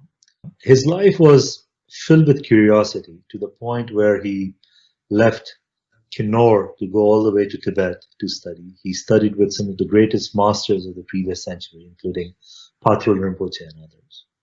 And even when he returned to India, his thirst for learning was such that he furthered his study of Sanskrit. He hung out with sadhus of various Shaivite traditions in Banaras and so on. And he continuously taught himself things that would be of help also for others. Kunu Rinpoche was not just a Buddhist teacher. He was somebody who could have been an economist, who could have been a linguist, who could have been somebody who traversed so many different knowledge fields and disciplines. But more importantly, the accounts that I have heard of Kunu Rinpoche, both from Tibetans, Ladakhis, and some Indians who came to know him, even some Westerners who came to know him, is this idea of what it means to embody the teachings of Buddha Dharma. These days, unfortunately, we are used to only sort of recognizing, again, people with titles and so on. And historically, we have made jokes about it when you read the life of Kadam masters and so on. But what does it truly mean to be a living Buddha? What does it truly mean to be a precious jewel? In utmost simplicity, I think Kunu Rinpoche manifested all of it till the end of his life. And I think that's one of the things that I would encourage individuals. We should not read about lives of masters, just praise them. We should read about lives of masters to be inspired by them, to be inspired how they lived their life, what were their struggles, what was driving them. And if we can learn some things from that and be able to sort of work on it, I think that would be the best sort of tribute to those aspirational figures. Great. My own experience a little bit with Kunu Lama Venerable is you mentioned in the book that you actually went to the place in Banaras where you used to stay as a sadhu. Yes. Yeah. So that place is called Lakshmi Kund. Yeah. So I've been to Lakshmi. Yeah. But I just couldn't locate. My karma wasn't there. I spent a whole day trying to locate the mutt. I was alone. I couldn't. So maybe next time I'll take some guidance from you to locate the mutt. I whole day there. Yeah. No, it's a beautiful location. It is sort of, you have to go through some some gullies and so on. I visited there several times, but one time I remember meeting one of the swamis there, Swami Brahmanand, who actually had spent time with Kunu Rinpoche.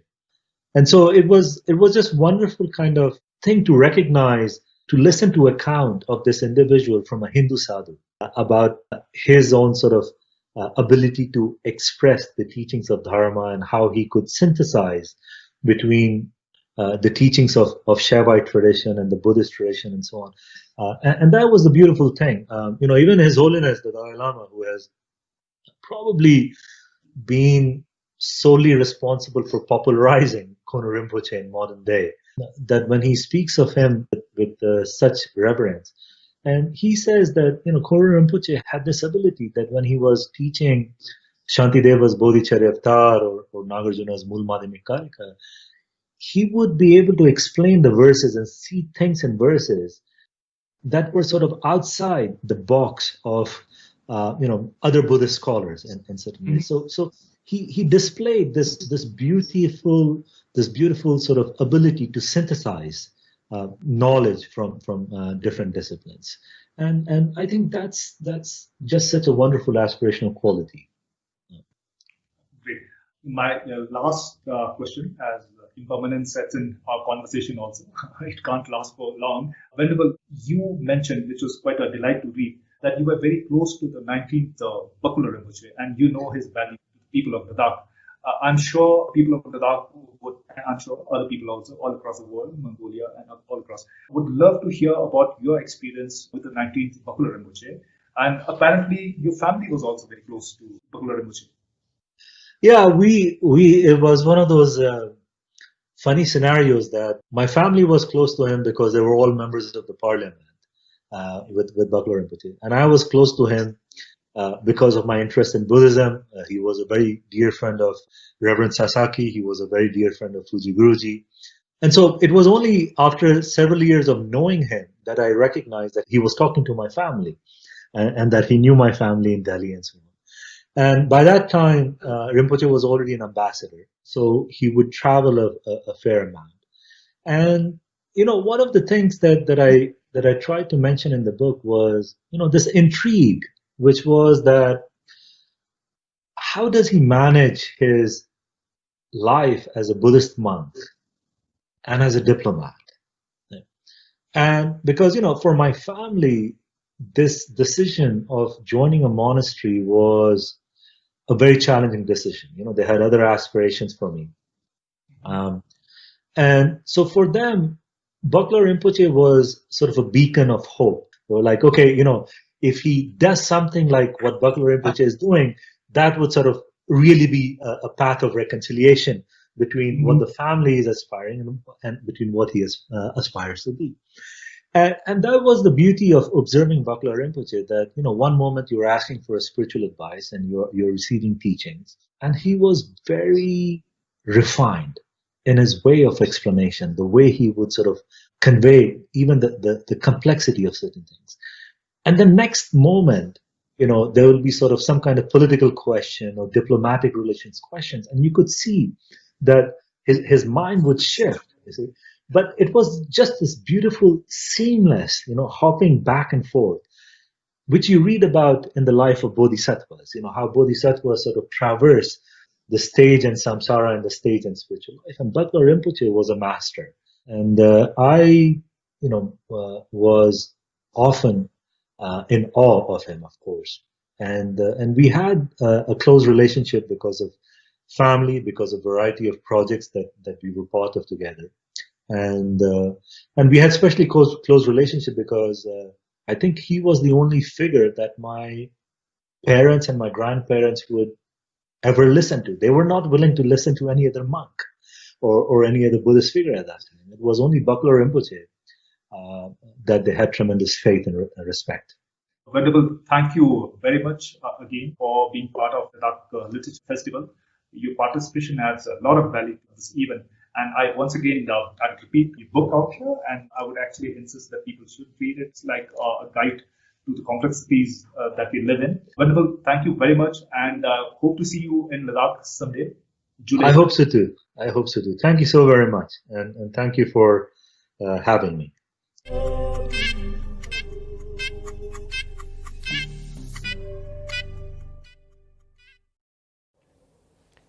Julie, ladies and gentlemen, in this musical break, we are presenting a folk song.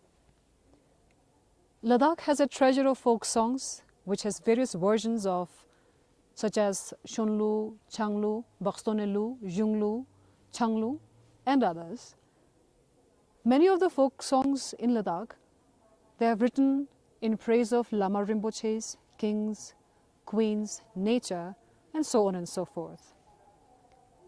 We are presenting a folk song singing in praise of King Nyima Namgyal of 18th century and his beautiful queen, Sonam Thomo. Please enjoy this folk song, Junglu.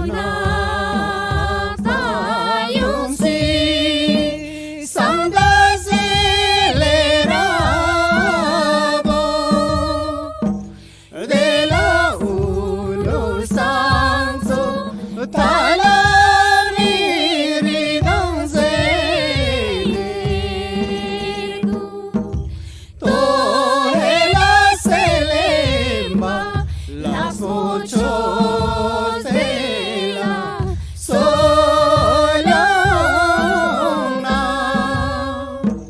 de la sachazo nieve morigando tohelada lancen las muchos de la solana de la ursanzo ni le morirando.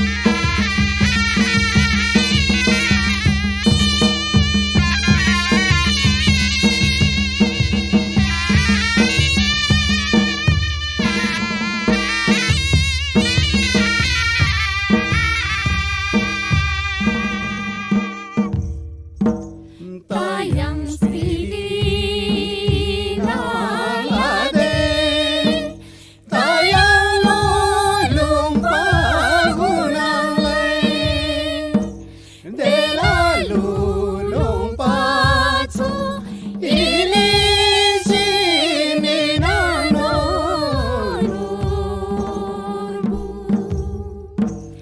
tayang spidi nalade tayang lulung pagunang lay de la lulung patso inisini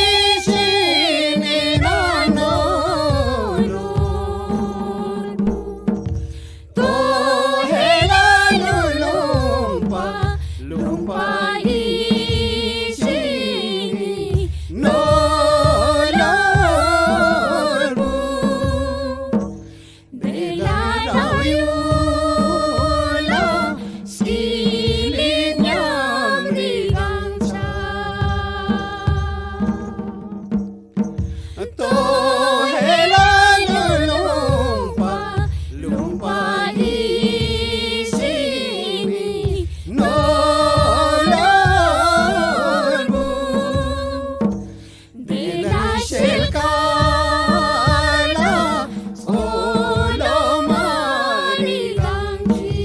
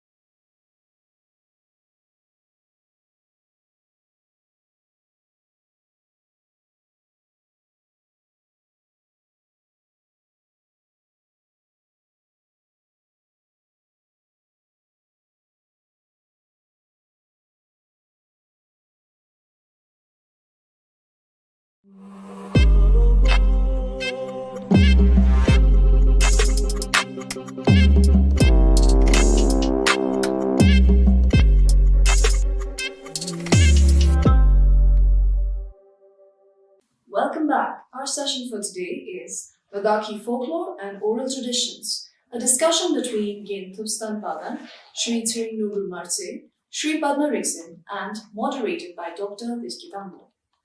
Gin Thubstan Pagan is an author of 34 books, including both fiction and non-fiction, and a renowned Buddhist scholar. He has written on Ladakhi art, culture, language, and history. Tsering Nubul is an editor, music composer, and translator of more than 100 editions of the book series Shiraza, published by the Cultural Academy of Ladakh. He has undertaken many research works related to Ladakhi history, culture, and language. Padma Rixin is currently pursuing a PhD from IIT Delhi. His research interests are traditional knowledge, village studies, everydayness of being Ladakhi, and interaction of Ladakh with more extensive social forces like state, nationalism, development, and capitalism. Dr. Dishkitambo completed a thesis for her PhD on Gesar, epic tradition in Inner Asia, a case study of Ladakhi version of Ling Gelam Kesar. Oral tradition plays an important role in Ladakhi society. It can be seen celebrated throughout Ladakh in the form of music, dance, fables, songs, proverbs, stories, narrations of poetic epics. Our panelists will present their views on a range of topics, including the forms of oral narratives in Ladakh, importance of storytelling, interplay of oral narratives in the present socio-political sphere with themes ranging from nationalism, climate change, and the impact of unsustainable development. Hello and Julie to everyone. My name is Dishkit Ammo and I have the pleasure of facilitating this panel presentation. I'm really honored to be moderating the panel which has such distinguished panelists. In this panel discussion, we are going to be looking at the oral tradition and folklore of Ladakh. And in a few minutes, we will have the opportunity to hear from our spectacular panelists. And in the meanwhile, I'll formally introduce our guest speakers. We are joined by Gin Thubstan Pagan. He is a renowned Buddhist scholar and he has studied Buddhism in Tibet and in Sri Lanka. He is a prolific writer and he has authored more than 30 books, which consist of both fiction and non-fiction. He has also written extensively on Ladakhi art, culture, language, and history. He is the recipient of many prestigious awards such as Sahitya Academy National Award in 2017, State Award in 2006, and 4 times winner of the Best Book Award of Jammu and Kashmir Academy of Art, Culture, and Languages. In 2003, he was conferred with the Lifetime Achievement Award by the Jammu and Kashmir Cultural Academy. He is currently retired as Assistant Editor at the Jammu and Kashmir Cultural Academy, Ladakh. And we're really honored to have him here and really looking forward to hear what he has to say on Ladakhi oral tradition. Our next speaker, Sri Tsering Nubul Marse, and he has worked as the editor of more than 100 editions of annual and bi-monthly book series called Shiraza, which is brought out by the Cultural Academy of Ladakh. He has documented about 1,000 folk songs from Ladakh, and it is published in a form of a book called Ladakhi Folk Songs. He has also composed some 100 songs on various social themes such as social evils, communal harmony, and traditional values. He has translated short stories from English to Podi, and he has also conducted an extensive research on Ladakhi history, culture, and languages. And we're really delighted to have him here. Our next guest speaker is Padma Rixin, and he is currently pursuing his PhD from IIT Delhi. He is from Gamzurpa family and he grew up in the village of Himis Shupachan. And his research interest includes traditional knowledge, village studies, everydayness of being Ladakhi, and interaction of Ladakh with more extensive social forces like state, nationalism, development, and capitalism. We would like to,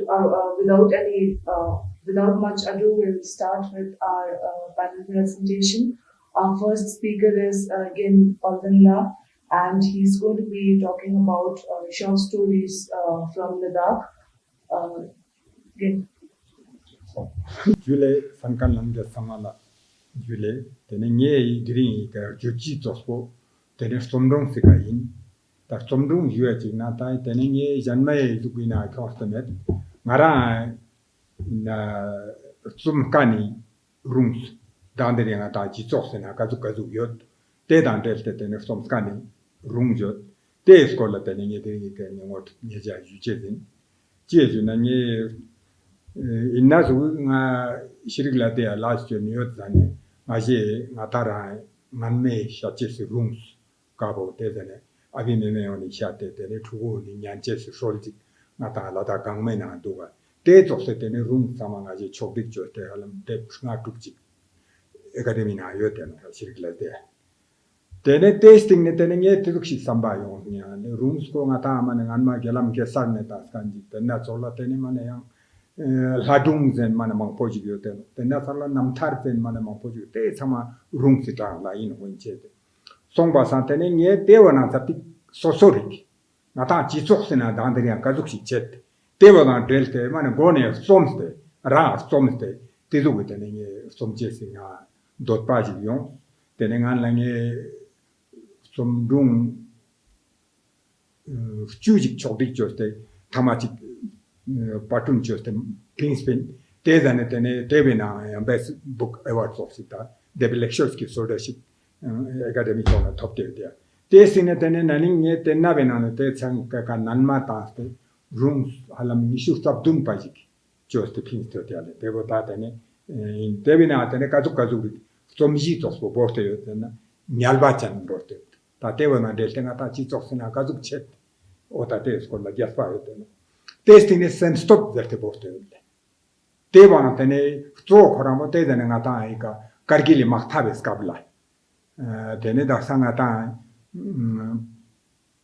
Te to Latanata, Magmis Paoni, Partal Kazukhstans, Tevidam Spunte, Teneteoni Uliton la Kazuit and Era, Shop Task, take us pay ported, but send stop that Tevika ported. Tasting the Tenengata, Gonpaon in Parpala no truths of churches go left the way. Cheers and Natan met and a ritual chipeka who court a juxtana. Nampe your nameneta chip Junka, the natural Latin, Jonas soon Tizu and Yamlen churches, Siska Malus Passam, Tevanyet and Gelong Namtak and Pose, you say, Taba, Otto Yamlen Chokanji, Tevika ported. The natural line yet and a champa chotarki yak that. Yakti Kate, Tatena, me, Turo, Samekana, room Shokanji, Kazugan, Jono. Somba, Jampa Chotar can be Yareka, Yaramitse, Que Logistica, Que Chichichos, Que Jama Santano Lakazugi, Pantota, Kazu Skiops, Desert can be kind. Tasting in a dandri Chitsosina, Natan, Pamani, Tun, Demba Nachigne, Yashazerina, Yaska Lanzerin. Songbasan, Natamani, Demba, Natara, and Melam Luxola Macho, Jan Melatmo Churches now. Tenane, Lapadu Dandria, Tene Laket cover, Nata, mobile phone, the Tesoscunia, in a song semi youngster, Ra to Sot, Rinjan, Cola Tances, Corna, Tescola, Teonina, Capateva, Scatlang, the Cango Bottom. Tenets how Loldan, the Kanjika Bottom. In rooms for them. Yes, and how Loldan that can be connected, Labjatan than country, you don't talk much and more than they were not dealt any to go in here. They're not how Loldan boy and schools constant. Then a comic toxic to go in La Rimona Delta, Jing and Choste. Me, Chotasampo Yarp, Kazuki, to win a parla, whatever, then it's how Loldan that somebody needs how that can go. They're not chupets unknownly. Tanganman Palangatana delte them at Pedandrian, Tenemani, Chupets non dignatana mani ruling your cafe. Whatever any chuponi, Kazugi, Norgom Taste, Tenialbachan, La Sochation, Tescola cafe. Tele Lama Lotos Zampo Jukanji of cafe. The musica Talia Justin me, Lustendi Topanewa, Misebo, Tondanji Pusela, Tenata taps bad goes body.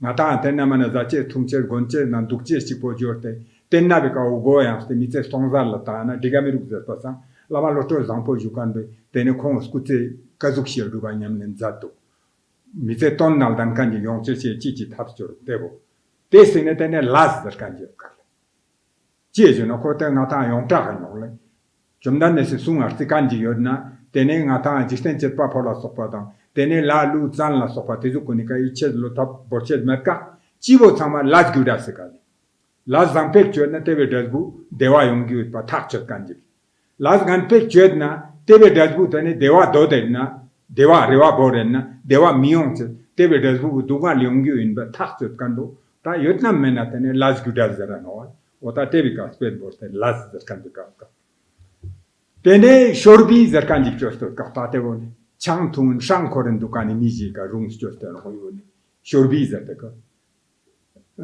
gomata company shore testing ne te duga do shi chosto ta jun last night to ti tobeda testing ne last kun ne shore ota te ga kazu shorte tene tabjuk te chosi miuni tabjuk itene mijes kaltang mo chika leptu tabtuk e khoa tene dasbu chis mindu tebe ka tene shorbu ka chosto ta tene tinlan ma khaktani no mijigi ngata zampoji chosto na tebo tene tebe tinlan jal go shespo ngata khaktani giret ka pamaun ngata chota mekane ka tinchen mo no tene pamaun goma mane ngata mane skes pane palla daldan sakwa rang chidongshi ka tidukshi ka leblep sakwa kazuku tab zate tene pamaun tingi skyang ota tebe ka spe borte tinlan jal go shespo tene khaktani giret ka tebo tene chukmis pawo tene chia zena yang sal trolling charguina yang zena iu eo jivo no chia zena ngati skatik pomane mane kora demba ngata juang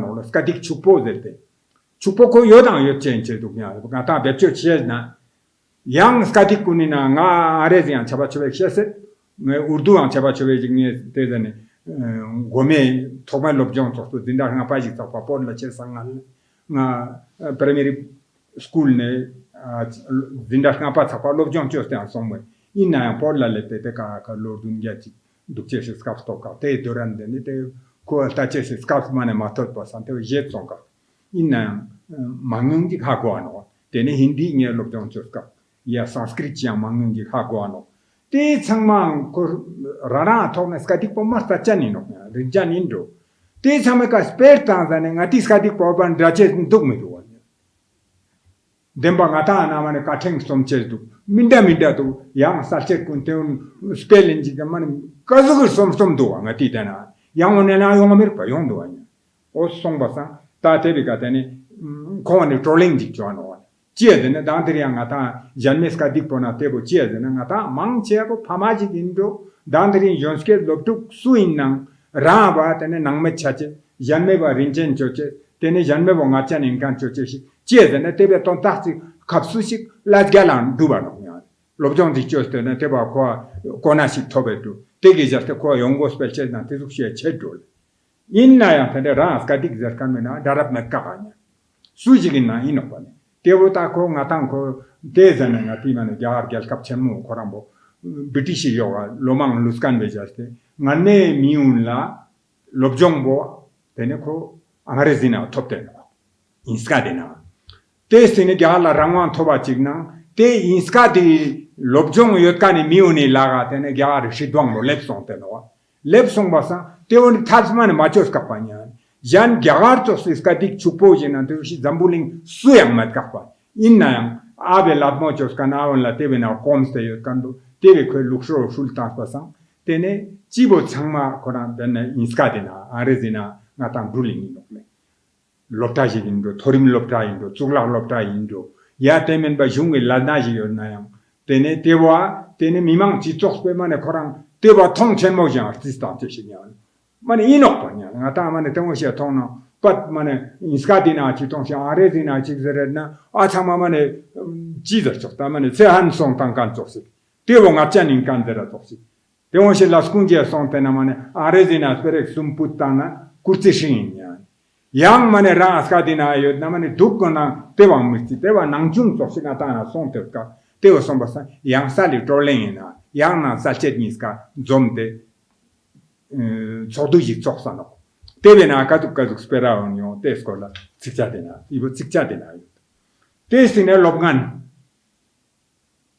롭간 derkamno gobane mane ngata langla shor lopngan pa sa kandu tene buchela kasko charuwane danderi ayino ngata minda razi chese te thaman stenkan jiginna kwa mane tabjuk mane tebo lopgan bo lop sarachar tebo spangche na tebo yang jukcho chela te lamika yang lokta lepche ma kasko charuwa ote choskuni kateni lopngan pa veja te kazuk skyon no te ka choska testing tene milam no ibuti jigle Milam Jedano, Nilamina, Samba Corte, Minda Nilame, Ringa Tonole.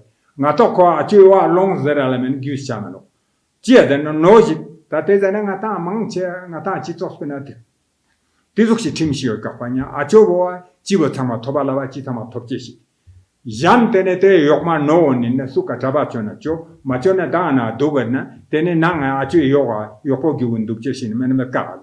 No jega nilam ton kata ko samba yo kapa ji chama do po las po sama nga photo adu po acho khoran ka de chansa chisa skitsa dang baston ne na ten acho on charu samte tidukshi samba kurte ko nilam na ton achina tidukshi ko pa so binde ta ko nilam ji yo kapa ne yo da china ten san chere ko nilam ton ka tene nga to ta nilam te yo dane ta taru ta longswa rama kherran du te ache bod dane Tadane teni ko nilambo me kanson tenoa ote te milane ka joste tener ganjon stottam ino pa dande nga ta chi so suja sama me no panya la gatoji thonna yamane marte kanji toksi thonna te wa nga ta nang chung ta ngarang diring men thore men nang lo za budin chen lo budin chen nga yu girchen no da kane sambaji mane me ka me pasa gatoji na jonbaji thuga no anya tene jonba ber gato ba charbot jono ta ta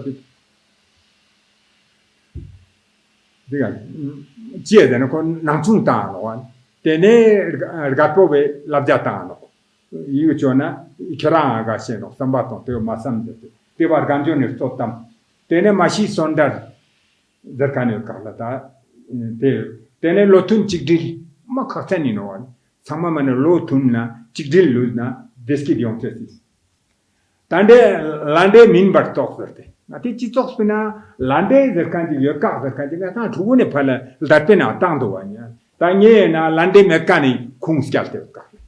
Te sama namso joste no mani ngoso lande zerkan man met zerte.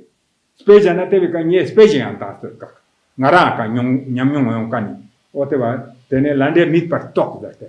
Te sine te o chatina lande mekan bo mi sama ha ko kan bo yoka. Tel sabla bongan dertani. Tami tu ripa chanji ka. Tebe ko ripa ta se pia. Koi ka tre zane tiu ji jor ka pane. Tebe tu shi kana so penang tiu ba me kan song ka. Yot pa santa kera ka ni tiu bor ta tebe sab skong ka pane. Tene tebe sab bongan di ker ka. Tene ko gal ka ko top ka ne. O ta te sto la logi ju ka ta te na dundan de te no. Tene gapel pui tam gi de ka. Tu nyalwa chanji lobjong utuk nang nyampo chos pasan tapju ko kosa thonpe ka lepkan sko randot ki shok skal randot mang chestak na tapju tane shok skal ches ka leba te sko la dung de tane ta tenna chola tane yak singe ta thupa dete ta ngata singe de na da sa kang sing de kanji chokse on na juksan te sam ka sko ka ne te wa tane ngata singe de te no kon zer pasan yak sige ka ne khoi samba ta pasan zer pasan chichi ka no ko ka singe gyare naxena yo ka te singe koramol zer pasan tene ko thuga chano o ta te sko la lugi ka ta ba ma na te samajan ol man kerang man isuk tharing ay no yuk chapa yo ka man singe khara man thukchet man in meno kalte thuk ka da thuk na kerang ne ko banda tare chichi no zer pasan in na ko da pena te juk pasan ko son ka Song te ko la mano nya po ja singe thong ka pa che da no ko kulu le ba china mandi e te circus le te ka circus na ko singe thong pa sa te singe thong te ko khora o ta singe der ka mi juk si yo tu ka te machat pe te ne circus pa ni a on la juste singe na thuk je se ka thok ka ko o te du lo gi che ka ta te jo ta no te ne nam stock namstok po tene ngata madala no te skola ka tene larso ne ka ngata aba nyam sarte na te nyam soche sang tap jo te no sambatang na larso de tene yochan changku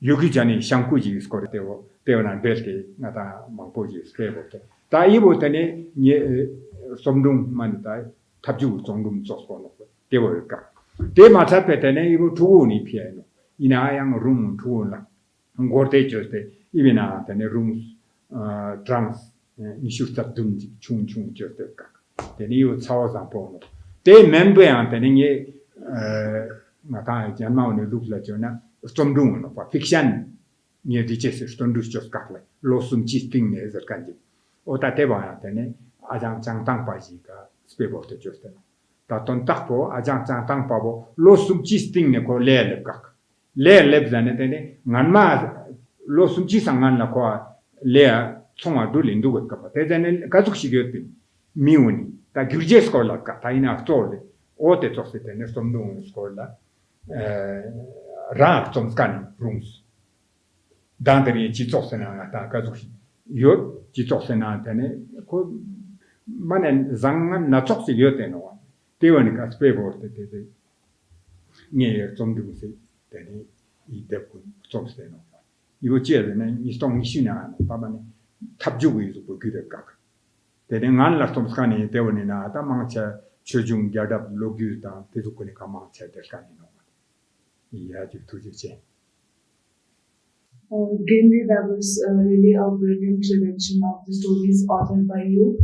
And being a prolific writer you are, it goes on to show that the kind of stories that you have authored, it has dealt with various social themes, and storytelling being an important part of Ladakhi culture, and you have taken that to another step by writing and authoring stories that makes sense and being relevant to the present situation.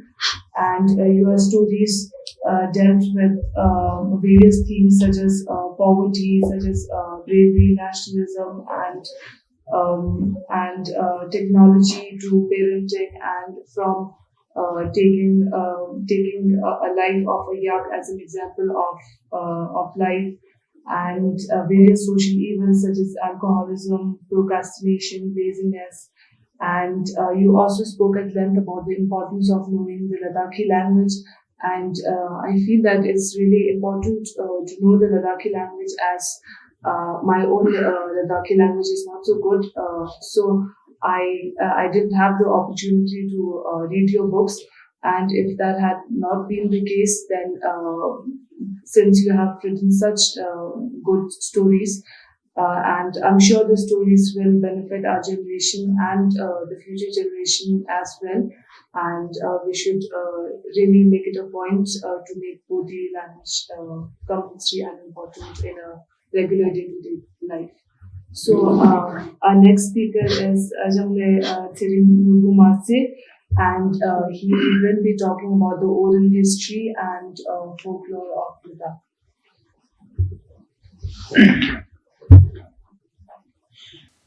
Julie, tenen dimba ning ma tuska zampoji no tuska zampoji top chia zenna ngata nganme ene jung zindo lu indo china chi gindo ngal ngata specie gi ya chi jön ko ta ngata ikcha jude mekan duale mang chao kertenan khargun la shachas chiktan chi ngata shen chachas pe no teo songpa sangna tene nganma tar getak ni shu sang ngan espera tang ye getak ni shu sakshi sang ngan espera tang le tene I zamshi ngata rungju zamshi ngata luyu ya tena chokla ngata khaspe tanspe te sangma tene khargun la yong do le mion la orang mi chik de jang tele teus kut pasang na tatewo makhak chan ndo wale innang rung shachaspo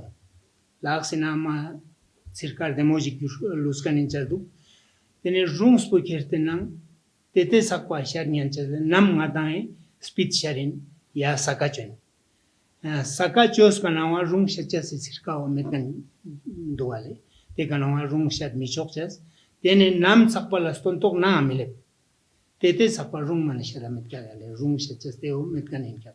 Chia zerna dangdriya nga ta laga TV yote nogle, radio yote nogle. Te chokla nga ta daksa gaski chuchas ya semyang chuchas ichal mama poji yote nokwa. Ngala te chok metkale. Medana nyampo yalla rung shatna. Spechon nga ta speed nawa stone sakpa nga ta rung shendugna lazla tushur chatka. Lazla la shak chatka. Rung shendugna rung nyanchakpa. Temi samate ka zompa.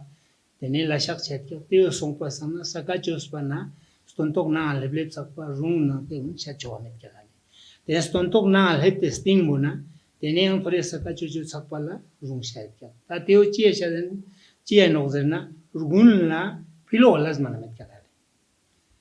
Yaranga ta jin kala jung chapa pilo las puskan kanokpa rugun la tene nga ta pilo lazmana metkanokle tene rugun la na las kan ka penna pomoni bal cultures namu taxes puzaonis ya tene yokto yokchas teoka zugin na nangjiga gir korte nangsangbo zomte tene ta puzaoni yokto yokchas nang ta phacha cheli taxes nang te las pusama nanglas pusama te tuzla chotspale tene pomoni bal cultures nang tene te tu jucha nang te sangma rugun la chotya ta te chozana kora rana dugna ko sunchana wale tene te nanga yang kha shat demo yot kanji rooms gala shes kanji tene te ka last change gang room shat pa yang uni nyan ji glass chospa chikta semskit ngata semla deskit ji hot pa nispa last pong nyam potula kya ale teos ket pasanna nganma te zu room shat chasi sirka yote no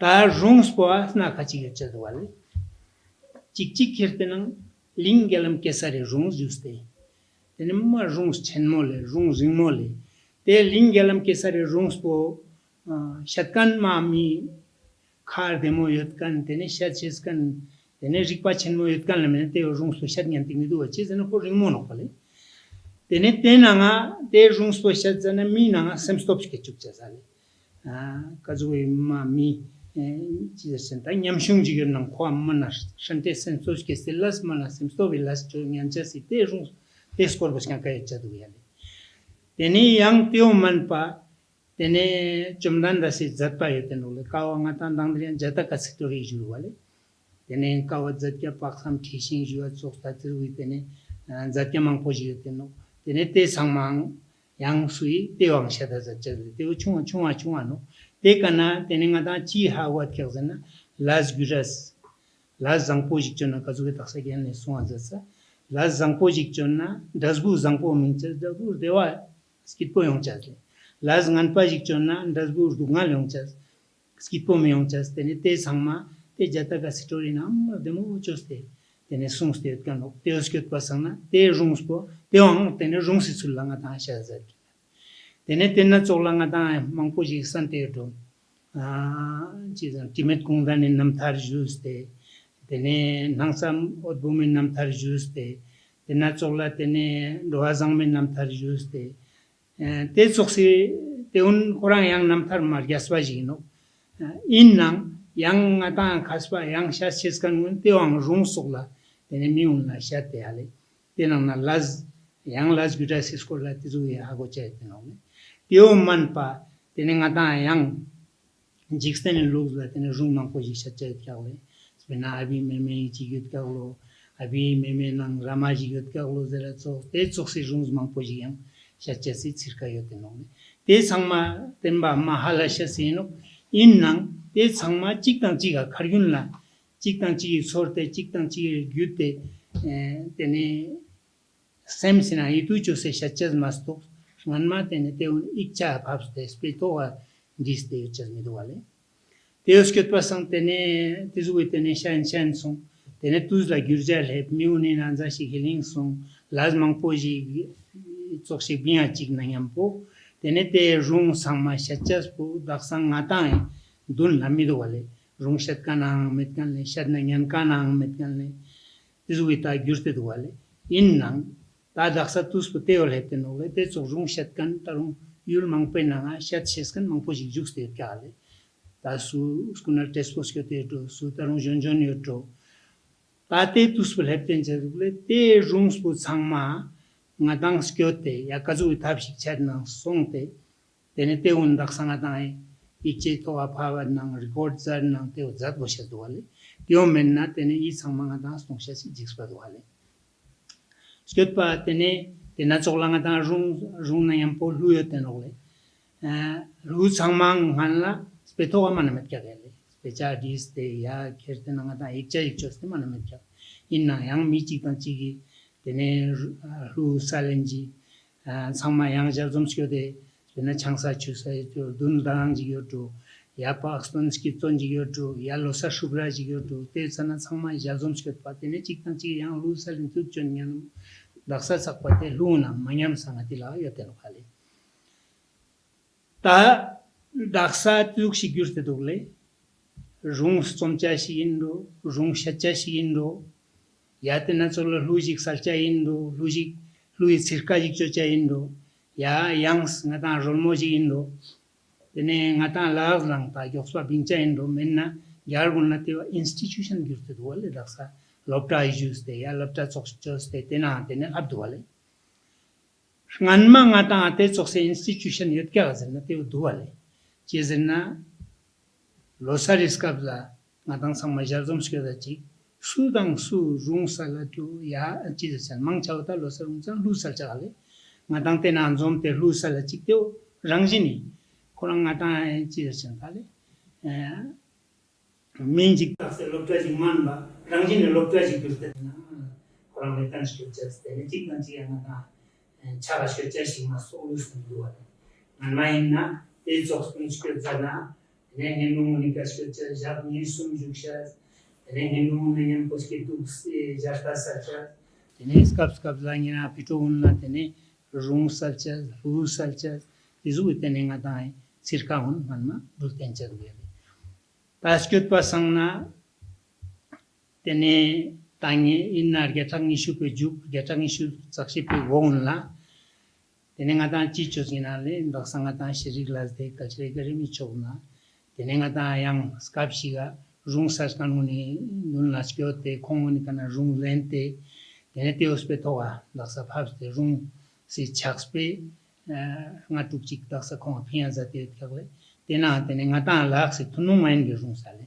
tene te rung skun tene ngata ndaksa spechina chokri zate nok teo ma thakchot pono thakchot ma no ma rung khachik me taro mayo no mo ku echa duale tene tena ngata rung spo diria sang lo sumchu ji ran la chikstung gopiar gya chu ni na tene chigel khagna yang research zat kanales jibjuk zat kan mang pojiskyot teskyot zana tene ka yang ngata lak se rung sika khone jibjuk zat testing na kon PhD degree nena zato innang tene te rung sposal za kong German margin pinale tene kong te PhD rung spos thesis po submit joining am po te ka tene mamong posperajion stole demba I rung spo Ladakh spe rung zino yang ati rung zino German pale chezenna tebe chiga chokspo choks duk zerte thimbo chokspo hale mai ji chok duk zerte mingun soso duk zerte shatang bong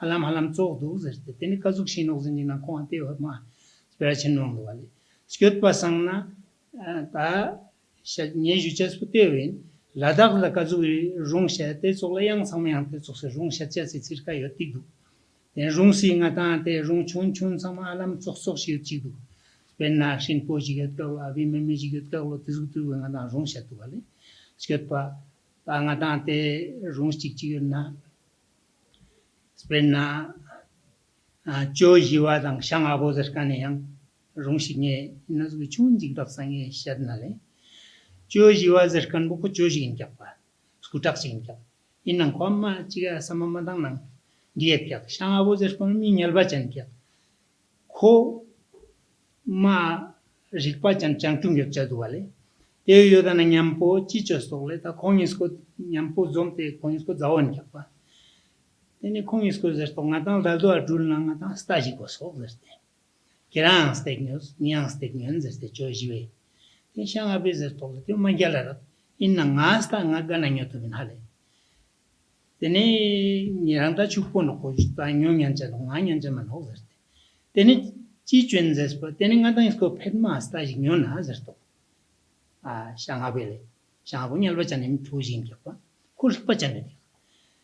Then the more, then it cannot put in Bonga Tangna, near Pejin Butangata, steak in the coins to Steiner's talking. Steiner's pa, then it teaches to play style. Pasta genius, Conisco Balastai jump. This Nirang John holds this day. Nirang Scutagan, Nirang Jones. Niranga or Spanox, they stood by Juxaspo. Nga Chiga Nyalbach and Nargabatu others day. That's take a spoop the church. The more the more of the others spoke, I joined Galazashing Zuxartupa. Then it was take us to do Jospa. Then it starts was all this day. Star Shalasta was. What you start was Joe Kenzer. Then it starts on Takazuchi against us. Stars stood Nazan all this day. The Union that was an also cheese in a stay stood Ponirin all this day. Smart Pomian. Then it was Star Jospa. Tacosta Tangos Valley. Then it was Chadancho. Chow Quack Pantoale. There's of Chun Chan and Yambo.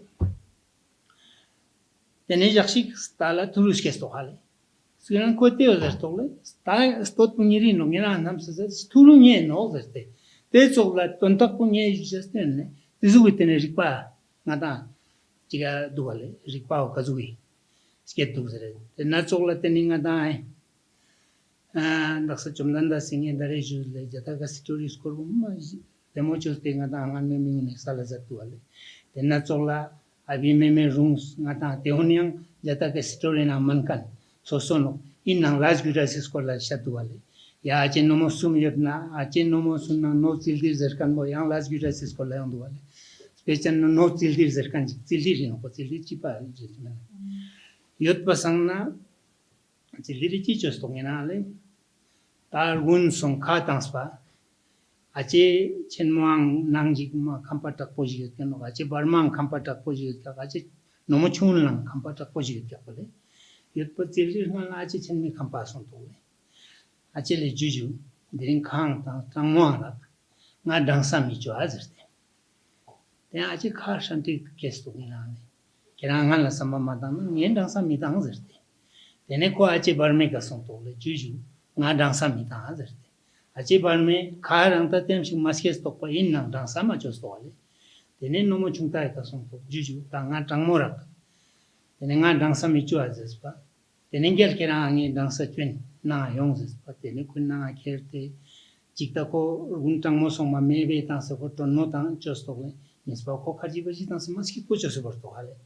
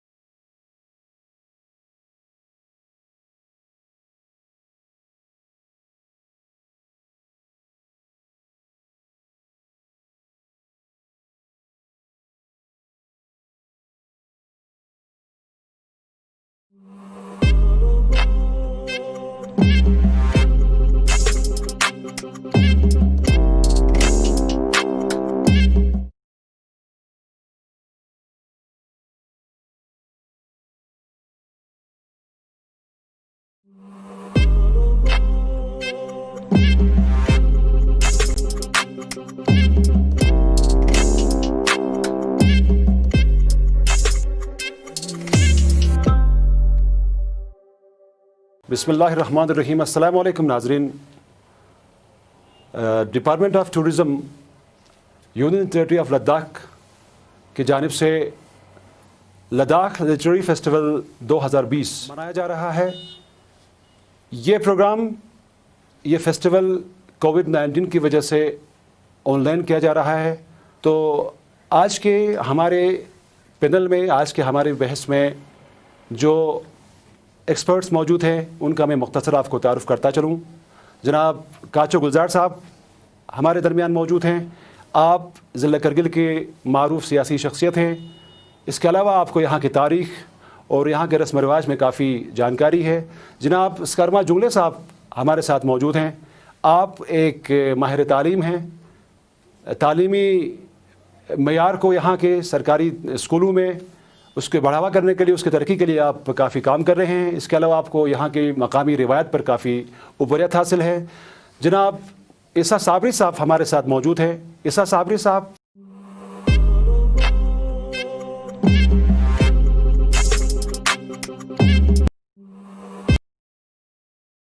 Gilgit Baltistan से, गिलगित से खासकर शिना नस्ल के लोग, बिल्कुल पहले जो 9 आबादियात थे यहाँ पे, तो पहले वही लोग यहाँ पे आए।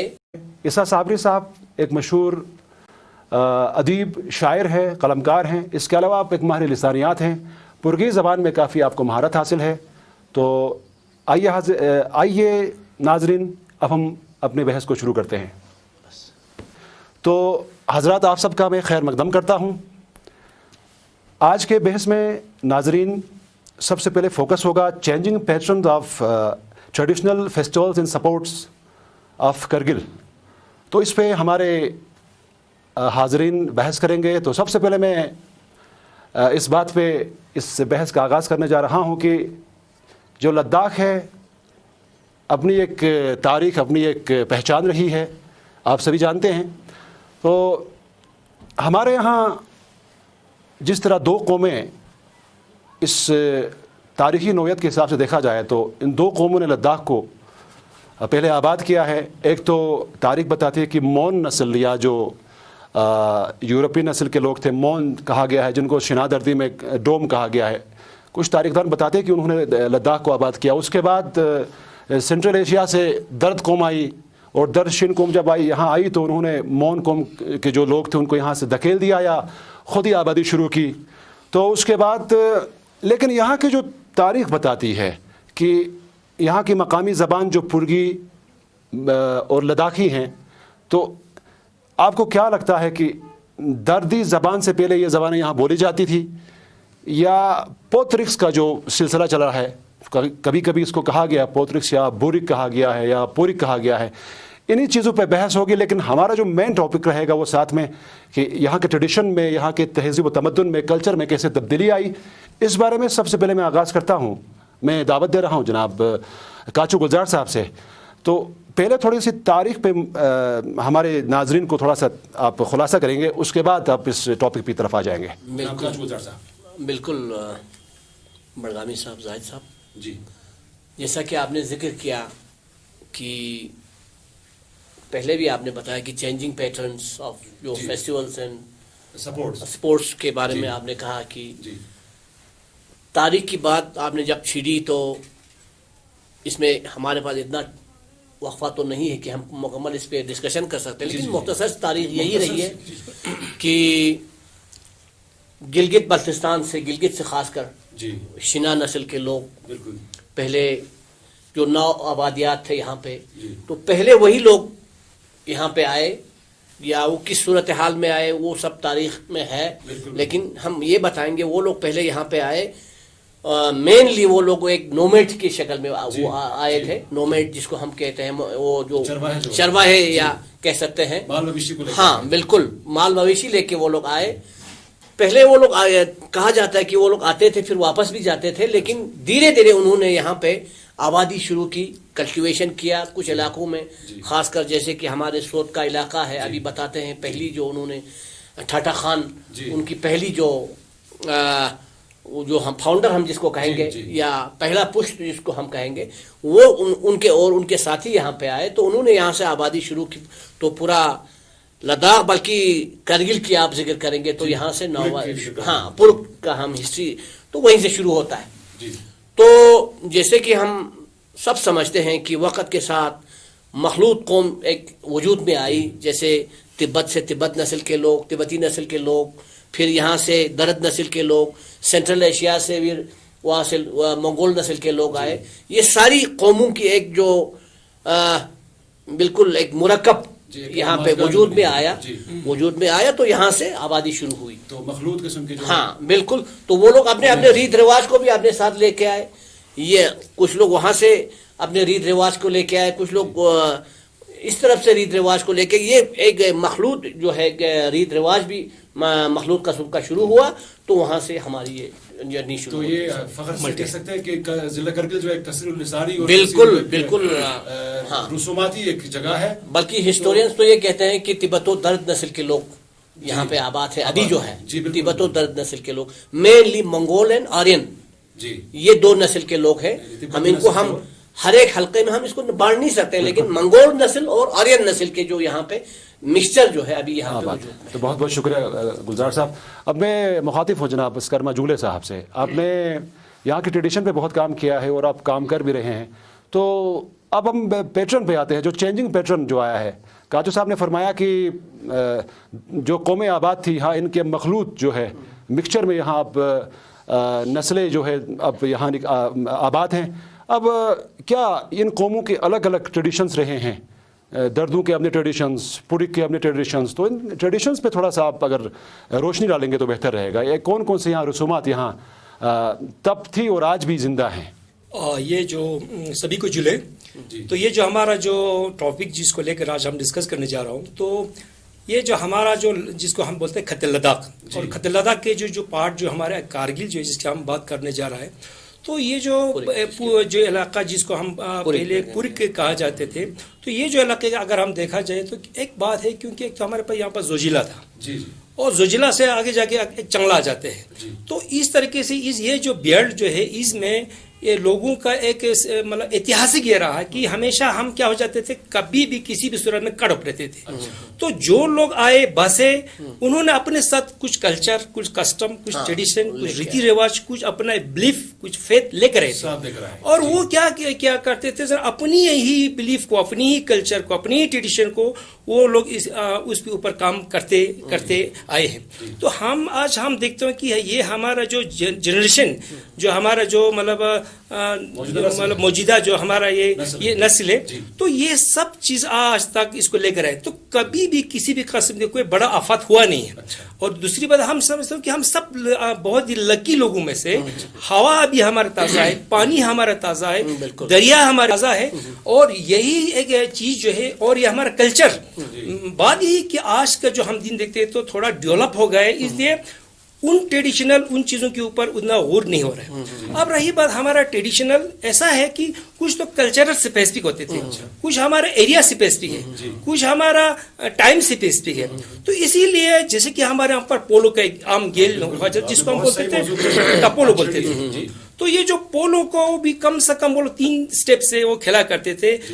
पित होते यानी जो स्प्रिंग सीजन में जो एक खास फंक्शन से, खास दिन से ही ये पोलो का ये, हाँ, उसमें एक चीज का एक हमारा एक रीति रिवाज का एक फंक्शन जो अब भी हो रहा है, जिस इलाके से मैं बिलोंग रखता हूँ, तो उसमें हमने देखा था एक नमडोस। अच्छा, अब बात ये कि नरोज और नमडोस ये दोनों अलग अलग चीज है। अच्छा, तो नमडोस बोलता है नमजा डोनमो होने का एक इंडिकेशन है, यानी अच्छी सीजन शुरू होने का, मौसमी गर्मा, हाँ, मौसमी गर्मा शुरू होने के एक सिलसिले के, उसमें एक रीति रिवाज तरीके से एक ढमन की आवाज से, इतनी आवाज जिसमें अपना एक आवाज होते हैं, भंग जिसको बोलते हैं, वो भंग जब बजाते हैं, घोड़े का ये जो टापोलो का गेम शुरू हो जाते हैं, उसी बांग की ही शुरुआत आवाज से ही जमीन से ये जो हरा भरा उगने का सिलसिला शुरू हो जाते हैं, और उसमें रीति रिवाज के पूजा हो जाते हैं। तो मैं ये देख रहा हूँ कि हमारा बहुत एक मतलब एक बहुत बड़ा एक रीति रिवाज सी रही है।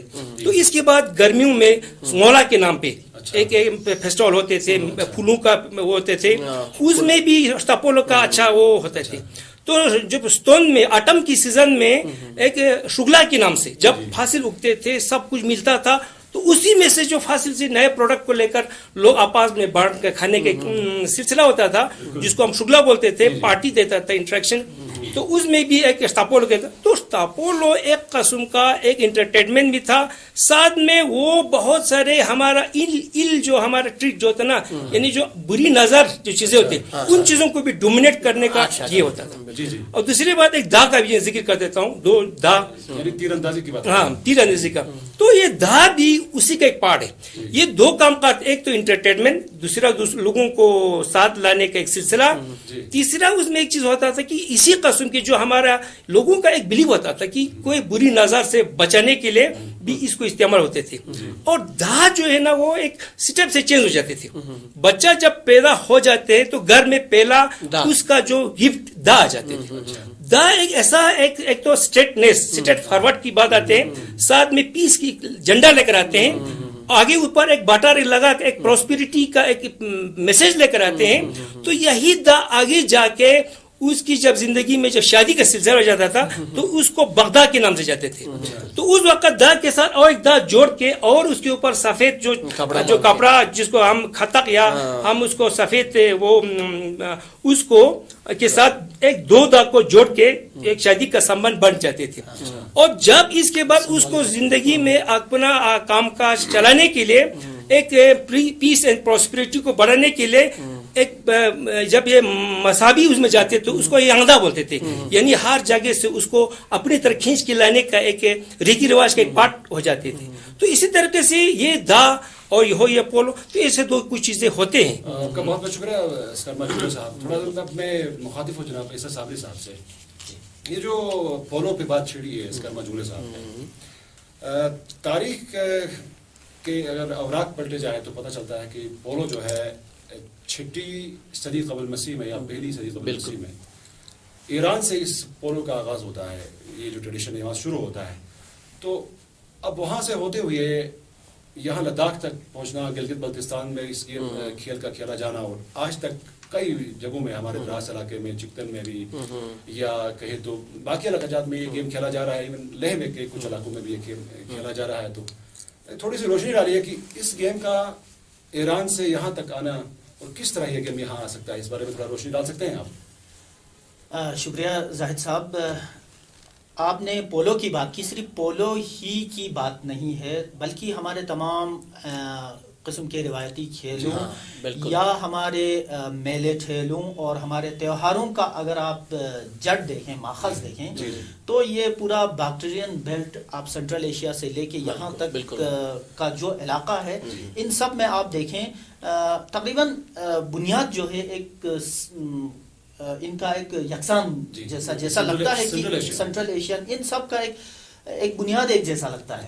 क्योंकि आप देखें अभी काचो साहब ने बात की कि जैसे यहाँ पर जब नई बस्तियां आबाद हुई तो यहाँ पे पहले तो मोन कौम आबाद थी, लेकिन अभी हमें शवाहिद नहीं मिलते कि मोन कौम है या नहीं है। लेकिन दर्द और मंगोल तो वक्तन फवक्तन इनके कबाइल आते रहे हैं और इनके इख्तिलात से जो समाजी सिस्टम हमारा वजूद में आया तो ये भी है। साथ में आप दर्द और शीन का अलग से अपना एक मुनफरिद कल्चर जो है, तमद्दुन तहजीब देख सकते हैं। तो इनमें आप देखें जो भी रसूम रिवाज हैं, जो फेस्टिवल्स हैं, त्यौहार हैं, एक किस्म की यकसानियत पाई जाती है कि कहीं ये जैसे अभी शर्मा जुले साहब ने सुरला की बात की, आप देखें किसी शक्ल में ये दर्द शीन इसमें कबाइल में भी होंगे, सेंट्रल एशिया में आप देखें, इवन आप देखें ईरान के इलाकों में भी जब फसल पक जाता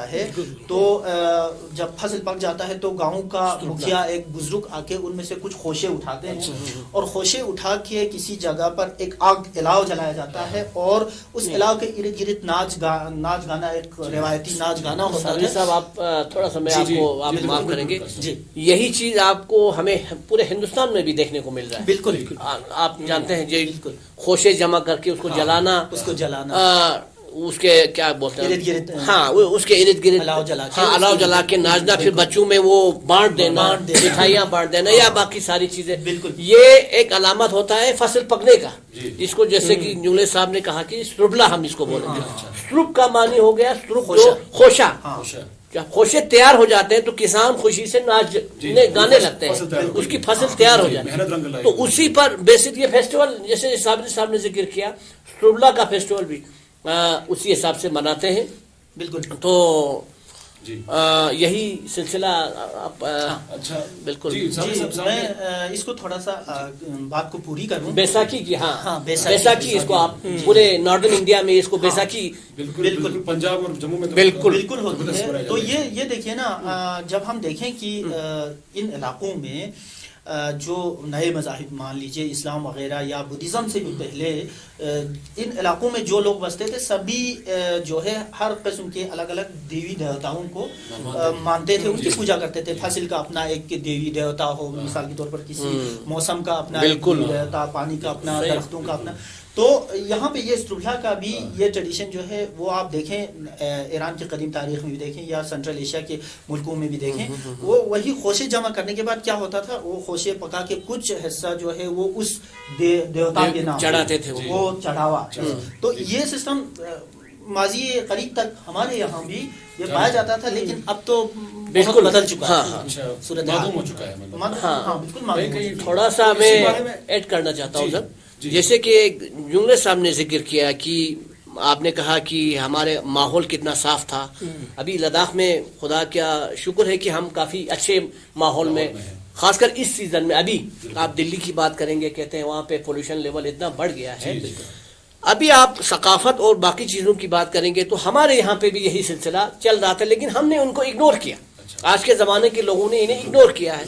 مجھے یاد ہے کہ ہم بچپن میں انہوں نے جب ذکر کیا کہ چشمے میں جا کے, چشمے کے سورس میں جا کے ہاتھ دھونا جو ہے وہ بالکل, اس وقت بولتے تھے کہ بھائی پھوڑا نکل جاتے ہیں, یہ ہوتا کچھ بلا ہو. مجھے لگتا ہے ان ساری چیزوں کے پیچھے بھی ایک بہت بڑا ایک لاجک تھا. لاجک یہ تھا کہ بھائی پولوشن سے اس کو بچایا جائے. ضروری نہیں تھا کہ وہاں پہ جا کے آپ ہاتھ دھونے سے آپ کو پھوڑا نکل جائے, لیکن یہ اس چیز کے آڑ میں آپ کو بتانا چاہتے تھے کہ بھائی سورس کو گندا کرنے سے پولوشن پورا پھیل جاتا ہے.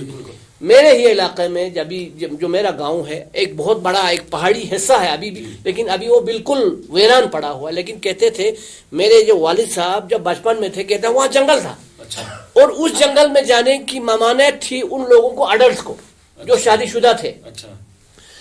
اس میں صرف اور ان لوگوں کو جانے کی اجازت تھی جو بچیاں, ان کو جانا اس جنگل میں. اگر بیل بکری لے کے جائے تو وہاں وہ لوگ جا سکتے تھے, غیر شادی شدہ بچے جا سکتے تھے, اور وہاں جا کے چھوٹا موٹا لکڑی کاٹ کے لا سکتے تھے.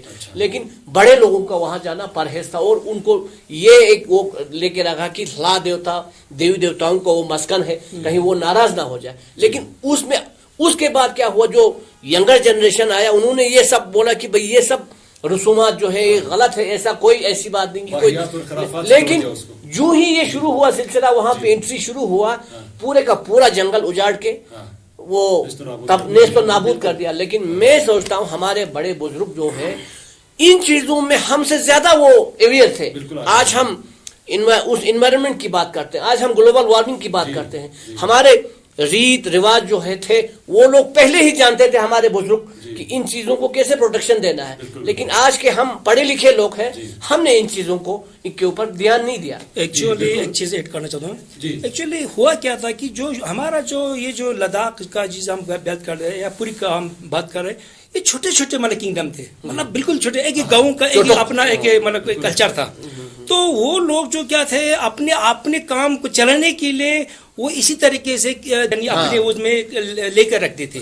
تو اسی طریقے سے ہر گاؤں میں اگر ہم جا کے دیکھا تو ان کا کوئی نہ کوئی پراپرٹی اب بھی دیکھنے کو ملتا ہے. اور جیسے کہ آپ نے بولا کہ جہاں پر ہے, جیسے کہ پھوکر میں ایک جگہ دیکھے چمو شپا, اس میں دیکھو کہیں شپا نہیں ہے, اس میں دیکھو اتنی شپا ہے. کیوں؟ کیونکہ وہ چمو کے ساتھ جڑا ہوا ہے, ہاں کے ساتھ جڑا ہوا ہے. تو یہ تھا بھی ایک اس زمانے کا جب لوگ اس وقت बुनियाज़म वो थे, तो बुनियाज़म वो थे, तो बुनियाज़म के बाद जो लोग बनते बनते कुछ बुद्धिस्ट बन गए, कुछ इस्लाम एडॉप्ट किया, अब हमारे पास 21st सेंचुरी आ गए, मीडिया आ गए, मोबाइल आ गए, तो ये चीज़ें में काफ़ी मतलब ये साइड हो गई। लेकिन देखना ये पड़ेगा, हमें हर चीज़ का एक सोर्स देखना पड़ेगा। तो सोर्स को अगर हम देखेंगे तो उनकी कंट्रीब्यूशन है, हमारे समाज के लिए कंट्रीब्यूशन है, हम नेगलेक्ट नहीं कर सकते। लेकिन जरूरी नहीं है उसको भी इतना चढ़ाना, जरूरी नहीं उसको भी इतना नीचे गिराना। जैसे भी थे उसको हमें एक चलाने यूनुस साहब, आपकी बात को मैं इस तरह से बता सकता हूँ, वो लोग उस चीज के ऊपर, अगर आप देवी देवताओं को वो मस्कत मानते थे या कुछ भी मानते थे, लेकिन उसके ऊपर लॉजिक था। मेरे कहने का मतलब ये था, लॉजिक यही था कि इसको प्रोटेक्ट करना था। जी, काजो साहब से के बात को थोड़ा सा और आगे बढ़ाता हूँ। तो जहाँ भी हम देखते हैं कि जो हमारे पुराने त्योहार हैं या इस तरह की रिवायतें हैं, कुछ रिवायतें तो मालूम हो गई, लेकिन कुछ में कुछ तब्दीलियों के साथ अब भी मिसालन है। अभी लशुक की बात की, मैं अपनी गांव की बात करूं, वहाँ पर एक लशुक एक था, शुक्पा एक बहुत बड़ा जूनिपर का एक बहुत बड़ा पेट है, जिसके बारे में कहा जाता है कि उधर से कोई भी कुछ अगर तोड़े तो फोड़ा ओड़ा निकलता है, तो इस तरह से। और हमारे यहाँ एक ट्रेडिशन है कि हर बहार में जब जमीन से नई मतलब पौधे निकल रहे होते हैं, कोंपले निकल रहे होते, उस टाइम पे उस लशुक के पास एक चंगरा था, एक खुला जगह, तो नरन मालूम नहीं उसका, उस जगह का नाम शुक्पिडोक से, पहले क्या बोला जाता था, एक चपटा सा एक चबूतरा है जगह, तो वहां पर लोग जमा होते हैं और वहां पर एक फातिहा खानी होती है। तो हो सकता है कि इस्लाम से पहले वहां पर कुछ चढ़ावा चढ़ाता देवी को चढ़ावा चढ़ाया जाता, और उसी से नीचे एक बड़ा सा पत्थर था, उधर वो पत्थर बिल्कुल ऐसा चमकदार हो चुका था, उसके ऊपर जब भी लोग जाते थे वहां पे एक लहसुन लेके कुछ मक्खन लेके जाते थे और वहां पे रखते। अब बहुत वो खत्म हो गई वो बात, लेकिन वहां पर फातिहा करवाने का सिलसिला जो है आज भी जारी है। तो यानी कहने का ये मतलब है कि हो सकता है उस जमाने में, जैसे अभी काचो साहब ने कहा, हम इन्वायरमेंट के, अपने माहौल के बारे में इतने अवेयर थे कि उन चीजों को बचाने की कोशिश हम कर रहे थे। लेकिन उसको थोड़ा सा अभी के माहौल के, अभी के तनाजुर में थोड़ी सी तब्दीली के साथ अगर हम उसको अडॉप्ट करके रख सकें तो बहुत अच्छी बात होगी, है ना। जैसे जिस तरह वो देवी देवताओं के बहाने कुछ ले जाते, कुछ खिलाते थे, आज उसके बहाने फातिहा पढ़ी जाती है, कुरान पढ़ी जाती है, जो हमारे बौद्ध मजहब के जो लोग हैं उसमें मरे पड़ते हैं, कुछ चीजें पढ़ लेते हैं। चेंजिंग हो गया है इसमें, ऐसा नहीं है कि जो पहले जो उनका जो तौर तरीका था, अब के तौर तरीका में बहुत चेंजिंग, जिस तरह ह्यूमन ने चेंज किया है तो उन्होंने भी चेंज किया, क्योंकि ह्यूमनली बीइंग है ना, तो हर चीज में चेंजिंग होता है। इवन उस वक्त बोलता है कि देवी देवताओं को जब तक आप लोग जिंदा बकरी का ये नहीं देगा, तब चढ़ावा नहीं देगा, तब तक वो नहीं दे। आज ऐसा कोई चीज है नहीं, आज तो एक आटे का गोल बना के उसको रंग थोड़ा चढ़ा के उसके नाम पर चढ़ा देते हो जाते, यानी हर चीज एक्सेप्ट करता है चेंजिंग। लेकिन अगर वो जस्टिफाइड हो तो किसी को एकदम नेग्लेक्ट करना, इग्नोर करना, तो ये चीज थोड़ा हमको शोभा नहीं है। इसका जस्टिफिकेशन बिल्कुल यही है ना, इसलिए हमें ये देखना पड़ेगा, क्योंकि हमारा जो मतलब पहले लोग जो उनके ऊपर टाइमिंग बहुत थे, तो लोग जो ना हर चीज को मतलब इसुन के नाम पे लोग मिलते थे, फोंगरा के नाम पर लोग मिलते थे, रिसर के नाम पर लोग मिलते थे, चंगरा के नाम लोग मिलते थे, तो बहुत सारे इंडोर गेम, बहुत सारा आउटडोर गेम, ये चीजें होता था। थोड़ा सा अगर रोशनी डालेंगे कुछ इंडोर गेम्स के बारे में या आउटडोर गेम्स जो कदीम गुजरी है, जैसे दार्दी कल्चर के अंदर जैसे होते थे कुछ अंदर के जो ठक्कुर जो कहते थे, पत्थर से बच्चे के आज भी खेले जाते हैं, आज भी गांव में खेला जाता है। इसी तरह हमारे यहाँ तो था, मैं तो यही जानता हूँ कि पूर्व में जो राइज था मीचू, जो हड्डी खेलना, बैठ बकरियों का हड्डी या उसका पहाड़ी बकरी का या उसका हड्डी खेलना, उस मीचू में 2-3 किस्म के गेम है अभी भी। एक बाहर खेला जाता है जिसको हम माखा कहते हैं, जिसको शिना में छले कहते हैं, हम माखा कहते हैं। एक अंदर खेला जाता है, अंदर ऐसे खेला जाता है छेदगुल पंठा, ये 2 किस्म के खेल खेलते थे जब हम बचपन में थे। तब तक राइज था ये चीजें, इंडोर गेम भी था उसी मीचू में, आउटडोर भी उसी में शामिल था। तो बहुत सारी ऐसी चीजें हैं, बच्चे बच्चियां जो बच्चियां खासकर थी, वो भी उनका अपना इंडोर गेम होता था अंदर खेलने का। तो ये चीजें तो मालूम हो रही हैं आजकल, लेकिन मुझे अफसोस इस बात का हो रहा है इन चीजों के ऊपर, हमारे जब हमारे नए नस्ल के लोग इन चीजों को इग्नोर तो कर रहे हैं, लेकिन उनको बताने वाला भी कोई नहीं कि भाई ऐसा हुआ करता था कि इन चीजों को अपनाया जा सकता है। उनको अवेयर करने की जरूरत है, नई नस्ल का कोई। हाँ, एक और गेम के बारे में बताऊं, मैंने अपने बचपन में देखा है, हम मिचू खेला करते थे और लड़कियों के लिए बखमो, यानी वो अलग अलग बखमो चोचो, एक वो अलग अलग बोलते थे आप, गुड्डे गुड़ियों का वो गुड़िया उसको ड्रेसिंग करते थे, मतलब छोटे छोटे कपड़े बांध के टुकड़े। लेकिन उसमें एक चीज था साबरी साहब, मैंने देखा था बचपन में, स्त्रपा, आप जो पहाड़ी जो वो होता है चकोर का जो टांग का एक छोटा हिस्सा होता है, हड्डी एक होता है उसमें, उसी हड्डी को वो कपड़ा बांधते थे। बिल्कुल साफी जो बिल्कुल। लेकिन ना उसमें एक चीज हमने देखा, अगर हम तालीमी इससे जाविया निगाह से देखें तो उसमें रंगों और पैटर्न का बिल्कुल, और दूसरा वो बखमो उन चोचो का वो शादियां, मतलब वो भी बाज़ाब्ता शादियां रचाते थे। तो एक उसमें अजम की सूरत में, आने की सूरत में, नेने की सूरत में, वो लोग ये सारी चीजें वो लोग करते थे। तो हम बच्चे जो है ना बचपन में ही अपनी रिवायात से, अपने बिल्कुल सारी सकाफती जो वर्षे हैं इनसे आगाह भी होते थे और उनकी तालीम भी हो जाती थी। अभी ये चीज थी, अब तो ये बिल्कुल नहीं, अभी नर्सरी रैम्स की सूरत में इंग्लिश में हम पढ़ते हैं कि ट्विंकल ट्विंकल लिटिल स्टार, उस वक्त हमारे लैंग्वेज को प्रोटेक्ट करने के लिए उन्होंने जो बना के रखा था, मुझे बहुत पसंद था ऐसी चीजें। अभी आप बहुत सारे रैम्स जो हमारे उस वक्त के थे वो भी अभी मादूम हो चुके हैं। जैसे मतलब इस तरह से बोलते थे चिगर मीरा चिकटन खार में, ये सारी चीजें बहुत सारी, ये जो है ना ये बच्चों की जो आईक्यू को डेवलप करने के लिए, रीजनिंग को डेवलप करने के लिए, एक तो आईक्यू डेवलप होता था, दूसरा हर एक चीज से उसको तारुफ कराते थे उस बच्चे को, उस बच्चे को तारीख से, रिवायात से, हर एक चीज से। मतलब एक ऐसा भी रैम था कि उसमें आप बच्चे को हर एक चीज का नाम उसको सिखाते थे। बहुत बहुत शुक्रिया कालिक साहब।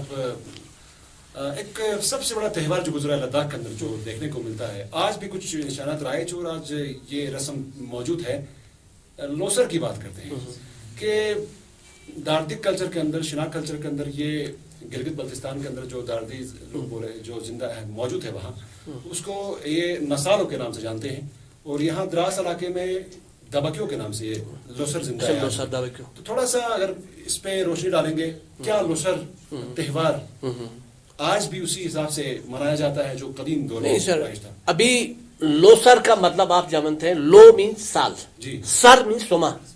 जैसे नए को सर बोलते हैं, आप अगर बकरी छोटा सा बच्चा देता है ना उसको रसर बोलते हैं, रसर बोलते हैं। सर हो गया नया, सर हो गया नया, नया साल लोसर। तो लोसर भी यही है कि नए साल की आमद का, तिब्बतन कैलेंडर का शुरुआत आगाज होता है उसी से। उस वक्त तो फेस्टिवल हुआ करते थे, उस जमाने में नाच गानों रंगू महफिलें जमती थी, लेकिन आज महदूद हो चुका है और एक बकरी को काटने का और हमारे रिश्तेदारों को बुलाकर उसका गोश्त खाने का। लेकिन मैं कहता हूँ लोसर असल में था कि नए साल के आमद का, जैसे क्रिश्चियन लोग मनाते हैं आपने तो न्यू ईयर मनाते हैं, यहाँ पे भी हमारा लोसर मनाते थे। आज हम लोसर को तो हम छोड़ रहे हैं, लेकिन हम नवरोज की तरफ दौड़ रहे हैं। लेकिन नवरोज असल में ईरान का है नया साल, ईरानी नया साल, पर्शियन न्यू ईयर का कैलेंडर का नया साल वहां से शुरू होता है, जो मार्च में शुरू होता है। तो हमें प्रोटेक्ट करना चाहिए। बेशक Navroz Islamic point of view से तो वो अलग बात है, लेकिन अगर आप इस्लामिक पॉइंट ऑफ व्यू से भी देखेंगे तो मेरे ख्याल से मुझे ज्यादा नहीं लगता है कि वो ज्यादा उसमें उसका वो मुदाखलत है।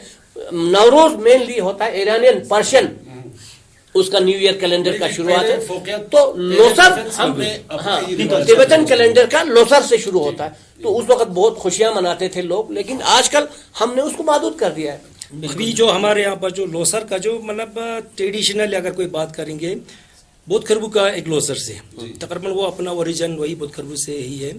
तो इसके बाद मूलबेग का एक लोसर है, वो मूलबेग जो ना बोध खरबू से कॉपी किया हुआ, मतलब वहां से ही मतलब शेयर करके लिया हुआ है, मतलब सिस्टमेटिक तरीके से कर रहा है। और लेकिन फोकर का जो लोसर जो है ना वो यूनिक है।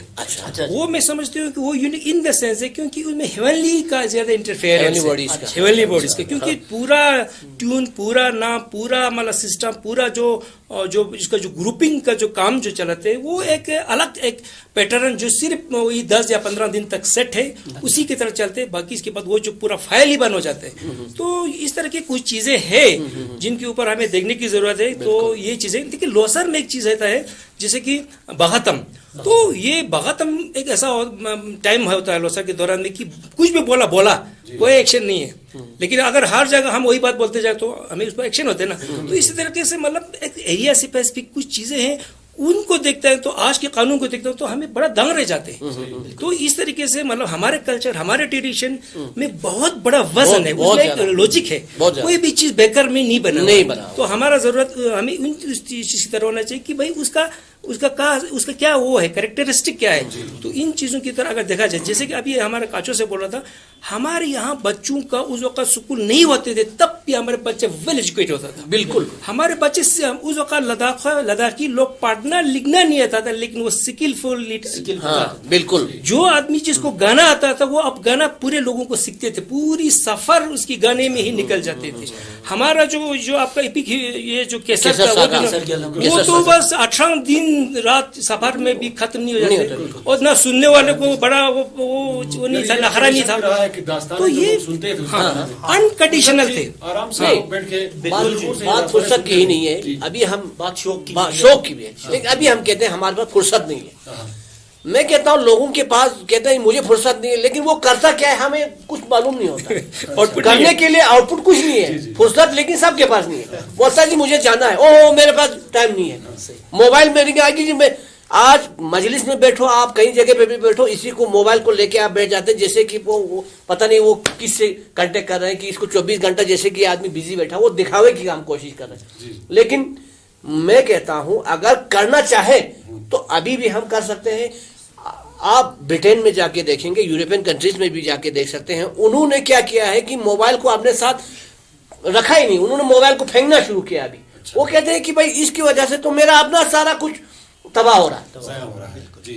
تو میں کہتا ہوں بات اس کی نہیں ہے کہ ہم زیادہ فارورڈ ہو گئے ہیں, زیادہ ہم ماڈرن ہو گئے ہیں, لیکن اس میں ہے کہ بھائی ہمارے انکلکیٹ کرنے کی ضرورت ہے بچوں میں ان چیزوں کے.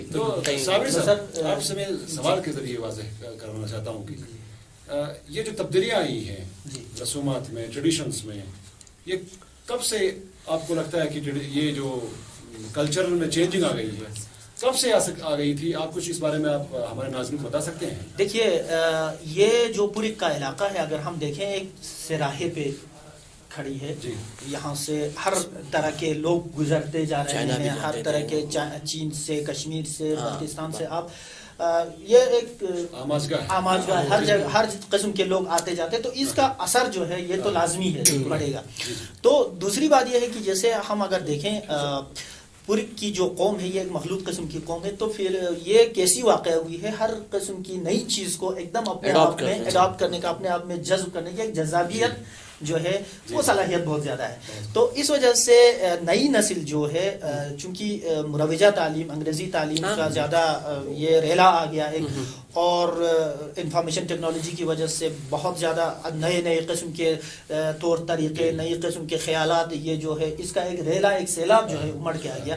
تو اس ثقافتی الغار کی وجہ سے جو ہے نا ہماری نئی نسل نے بہت حد تک ان چیزوں کو اڈاپٹ کیا ہے, متاثر ہو گئی, اس سے متاثر ہوئی ہے. مجھے یاد ہے جب ہم چھوٹے تھے, میں نے اپنی بچپن میں اپنے دادا سے, نانا سے, نانی سے یہ کہانیاں بہت زیادہ ہیں, اور ہم راتوں رات اسی کی انتظار کرتے تھے, اور استوار یہ داستان. مجھے یاد ہے کہ میں جب ہمارے بھی زیادہ وہ نہیں ہے, کہ مجھے یاد جب ہم چھوٹے تھے تو اس وقت ہمارے گاؤں میں, جب اس وقت بجلی تو تھا نہیں, یا اس وقت تھا, ہم میرے گھر میں جلتا تھا وہ پیٹرومیکس گیس, وہ تو بعد کی بات ہے, لیکن اس وقت بھی میرے چاچا جی جو ہے وہ پیٹرومیکس گیس جلا کے پھر چولہے کے سامنے سب کو کھانا کھانے کے ساتھ بٹھاتے تھے, پھر شروع ہوتا تھا وہ کیسر ساگا کی, اور سب مل کے گاتے تھے.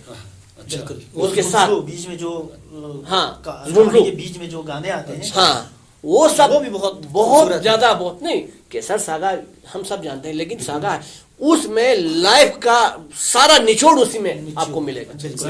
انسانی زندگی کے سٹرگل کرنے کا, انسانی زندگی کو اب ہر ایک چیز کا پہلو اس میں آپ کو نظر آتا ہے. جی زاہد صاحب معاف کیجیے گا, میں کاٹ رہا ہوں یہاں پر. میں سلموں کے حاجی محمد حسین صاحب کافی بزرگ شخصیت ہے, ان چیزوں کے بارے میں بہت جانتے ہیں, ان کے حوالے سے کچھ باتیں کرنا چاہتے ہیں. جیسے ابھی لوسر کے حوالے سے اسکرما جملے صاحب نے کہا, جیسے بغاتم کی بات کی, وہاں پہ ایک ہسو ہاسو پکارنے کا ایک وہ طریقہ وہ یہاں بھی تھا جو ہمارے یہاں پر بھی موجود تھا. لوسر کے کچھ دن مخصوص ہوتے تھے, ان کی شروعات میں بچے جو ہے گھر گلیوں میں نکلتے تھے اور پکارتے تھے. اچھا ہاسو لوسر جغزامولا ہاسو کرمازامولا ہاسو ہاسو بالکل بالکل بالکل اس طرح کی کچھ نہیں. آپ کی بات کو میں تھوڑا سا آپ معاف کریں, یہی ہاسو میں نے دیکھا, میں پنجاب میں بھی کچھ جگہوں میں گھوما ہوں, وہاں پہ بھی اسٹوڈنٹشپ میں میرے فرینڈس جو اس وقت ان کا ابھی جو میں نے ذکر کیا کیا بیساکھی کے دنوں میں چھوٹے بچے ہر گھر سے باہر نکلتے ہیں گلیوں میں, اور وہ پکارتے ہیں کہ وہ پھر وہ ہر کوئی ان کو تھوڑا تھوڑا گھروں سے وہ دیتے. تو مجھے اس وقت یاد آیا کہ یہ تو ہم اسی ٹائم میں مامانی کے ٹائم پہ شاید نہیں مامانی کے ٹائم میں تو سب لوسر کے ٹائم میں میں کہتا ہوں بہت سارے ریزمبلنس ہیں جو اگر آپ غور سے دیکھیں گے ان چیزوں میں تو لوسر کے بعد ایک وہ گاؤں سے جو ایول سپرٹس کو بھگانے کا اس میں میں آپ کو بتانا چاہتا ہوں ہوتا تھا. لوسر کے بعد یعنی نسالوں کے بعد دبکیوں کے بعد شین درد علاقوں میں, جسے میرا اپنا علاقہ ہے جو کرکٹ پڑگام کا علاقہ ہے, ایک تہوار ہوتا تھا چھوٹا سا, تھمجو کہتے ہیں اس کو, کہ دبکیوں کے اگلے 2 دن کے بعد یا ہفتے کے بعد جوان نسل ساری باہر آتی گھروں سے, آگ کا ایک شعلہ ہاتھ میں ہوتا تھا, اور وہ شعلہ لے کے جو گاؤں کی جو دور جو سرحد ہوتی ہے وہاں وہ پھینک کے آتے ہیں, اور وہ جب واپس آتے ہیں دروازہ ان کو نہیں کھولا جاتا ہے جب تک کہ وہاں سے آواز نہیں آتی اندر سے کہ آپ اندر آ سکتے ہیں, جب ہمارے لیے کچھ لے کے آئے ہو تو بتاؤ. بچہ بولے گا ہم کچھ نہیں, کیا لایا ہوں میں, اتنی فصل لایا ہوں, میں آپ کے لیے اتنے گھوڑے لایا ہوں, اتنے گائے لایا ہوں. اس کے بعد اس بچے کو اندر لایا جاتا تھا. مینوان یہی چیز بلتستان میں میفانس کے نام سے اور ہمارے یہاں نہیں لے میں بھی میں نے دیکھا میتو کے نام سے. ہمارے لوگ وہ شام کو وہ گھماتے ہیں وہ آگ کا وہ لے کے, تو اس کو لے میں تو میتو کہتے ہیں, یہاں میفانس کہتے ہیں شاید. میفانس کہتے ہیں. یہ سمبولک ہے بدروہوں کو بھگانے کا. نئے سال یعنی یہ ایک سمبولک ہے کہ پرانے سال کے سارے دکھ سارے غم ساری پریشانیاں ہم بھول جاتے ہیں, پھینک کر نئے سال میں نئی شروعات کریں گے, امنگ کے ساتھ ہم قدم رکھتے ہیں. ایک سمبولک یہی چیز ہوتا تھا. میں آپ کو بتا دوں جب ہم بچپن میں تھے تو تیر اندازی کا مقابلہ 3 دن کا جائزہ چلتا تھا ہمارے وہاں پہ, اور 3 ٹیمیں اس وقت ٹریڈیشنل ٹیمیں آج کی طرح نہیں تھی, کہ 3 تیروں کو جمع کیا جاتا تھا, اور پورے علاقے وہ گاؤں کے تیروں کو جمع کر کے پھر اس میں سے ایک چھوٹا بچہ چنتے تھے 3 کا جوڑی بنا کے. جن لوگوں کا وہ تیر ہوتا تھا ان تینوں کو 3 دن کی ضیافت ہوتی تھی, مطلب وہ پہلے آپ کے گھر میں جا کے کھانا کھانا ہے, پھر ان کے گھر میں, آخر میں بھی یہی سسٹم ہوتا تھا کہ پھر وہ دستخط, گاؤں کا ایک بوڑھا آدمی ایک تیر لے کے وہ کھڑا ہو جاتا تھا آخر میں, پھر وہ دستخط کے لیے وہ پڑھتے تھے. ہاں دستخط, اس میں یہی بولتے تھے کہ اگر کوئی بھی بدرو ہے گاؤں میں, کوئی بھی اگر اس گاؤں کو بری نظر سے دیکھ رہا ہو, نئے فصل کے لیے ہر چیز کے لیے کر کے اس تیر کو وہ پھینکتے تھے بہت دور گاؤں سے دور پھینکنے کے بعد ہر کوئی آدمی اس تیر کو ہاتھ نہیں لگاتا تھا, مطلب پھر اس کے بعد دفعہ ختم. یہاں پر ایک اور میں اپنی بچپن کی ایک یاد کو تازہ کرنا چاہتا ہوں. ہمارے گاؤں میں بھی ایسا ہی ہوتا تھا. تو یہاں رواج تھی, غالباً ہمارے یہاں ہر جگہ ہوتا ہوگا, مان لیجئے کسی کے گھر میں کوئی فوت ہوا, مان لیجیے کوئی ماں باپ فوت ہوا, تو وہ اس دوران کچھ غم میں رہے گا, تو کیا کرتا تھا یہ دفعہ والے کچھ دنوں کے بعد اس کو لینے کے لیے جاتے تھے. بالکل دفعہ میں ہی تو سوشل لائف وہاں سے شروع کرانے اس آدمی کو لے کے آتے, اسی ایج گروپ کا 2-3 لڑکے جا کے اس کو وہاں سے لے کے آتے تھے دفعہ کے لیے, پھر اس سے ایک تیر پھینکواتے تھے کہ آپ شروع کرو. اس سے یعنی سماج میں وہ اب اس غم کو بھول کے سماج میں شامل ہونے. اچھا ایک اور چیز یہ ہے کہ مان لیجئے کوئی بچہ جو ہے بچپن میں یتیم ہو گیا ہو, اس کا باپ گزر گیا ہو, تو وہ بچہ جب تھوڑا جوان ہو جاتا تھا تو کہتا تھا کہ یہ اب شربا کے لائق ہو گیا, تو اس کو بھی اس سیزن میں شامل کرا کے تیر لگا کے اس کو دو بولتے, پھر وہ باپ فخر سے بولتا تھا کہ میرا بچہ آج 2 میں شامل ہو گیا, یعنی کہ وہ جوان ہو گیا. اگر مطلب کوئی یتیم بھی ہوا ہو نا, وہ گاؤں کے کچھ لوگ جاتے تھے اور کہتے تھے ماشاءاللہ اب بچہ جو ہے دا اور جو اٹھانے کے قابل ہو گیا, اب اس کو شربا کے بیچ میں زمرے میں لاؤ, تو زمرے میں لاؤ اور اس کو دا اور جو دے کے تیر اور کمان اس کو دے کے تو 7 لوگوں کے ساتھ چلا تھا, تو یعنی وہ سماج کا ایک حصہ بن گیا, ذمہ دار شخص وہ بالکل بن جاتا تھا. یہ ایک روایت کہ آج بہت ساری چیزیں ایسی انٹرنیشنل تیر اور کمان کے چکر میں وہ ساری رسوم رواج ختم ہوتی جا رہی ہے. بالکل. اسکرما جولے صاحب, آپ اس بارے میں تھوڑا سا آپ روشنی ڈال سکتے ہیں کہ نئی نسل کو کس طرح ہم ان رسومات کے بارے میں, ان ٹریڈیشنز کے بارے میں اور جانکاری دیں, کیسے کیسے اقدامات اٹھانے چاہیے سرکاری سطح پر یا اسکولوں کے سطح پر. آپ تو ایک جانے مانے ماہر تعلیم ہیں, تو کیا آپ اسکولی لیول پر بھی ایسی چیزوں کے بارے میں اپنے بچوں کو کیا آگاہ کرتے ہیں؟ تو یہ جو چیزیں ہیں ایکچولی پرابلم کہاں کہ ہمارے ایجوکیشن سسٹم کے مطلب اس میں ہو گیا, کیونکہ انگلش ہم نے پڑھنا سیکھا, انگلش بولنا سیکھا, انگلش سے ہی ہم نے کسی چیز کا پہچان بنانا سیکھا. تو آج ہم بولتا ہے کہ مان لو کہیں کلچر انفارمیشن کہیں میں میوزک چل رہا ہے تو وہاں پر بجانے کے لیے جانے کے لیے بہت ہوتے ہیں, تو اپنے گھر اور گاؤں کے ریتی رواج میں جب بجانے کا کام آ جاتے ہیں تو اس میں ہم بیٹھ جاتے ہیں. تو آپ دیکھیے اگر انیمل ہسبینڈری میں آپ کوئی پوسٹ نکالے گا سب دوڑے گا, گھر کی انیمل ہسبینڈری کا حالت خراب ہے. ایکچوئل میں ہو کیا گیا ہے, جیسے کہ بہت سارے کنٹری ابھی چائنا جیسے جتنی بھی ڈیولپڈ کنٹری ہے ان کی کیا ہے, جو گھر میں سیکھا وہی اسکول میں وہی کالج میں وہی سی نام کا ڈگری ملتا ہے. پریکٹیکل آج ہمارا ڈگری ایگریکلچر کے نام پہ ملتا ہے, کھیتی باڑی کا ستیاناش ہے ہمارا. تو ہمارا جب تک ہمارے لینگویج کے اوپر, جب تک ہمارے کلچر ٹریڈیشن کے اوپر, جب تک ہمیں کھیت کے ساتھ بچے انٹریکٹ سیدھا نہیں کرے گا تو یہ ہونے والی چیز نہیں ہے. تو آج جو نیا ایجوکیشن پالیسی میں جو کچھ باتیں جو ہم نے دیکھا اس سے ہمیں یہ اظہار ہوتا ہے کہ گھما پھرا کر ہمیں اپنا محنت خود کرنا ہے. ہمارا ایک اپنا کہاوت ہے نا, بوبز نہ سارتے. اگر آپ کا پورا محنت پورا کام فیل ہو گیا, آ کے دھرتی کے ساتھ آپ بیٹھ جاؤ, یعنی دھرتی کے ساتھ جھک جاؤ, زمین کے ساتھ تھوڑا سا کھلواڑ کرو, زمین تو اگے گا, زمین سے تو پھل آئے گا.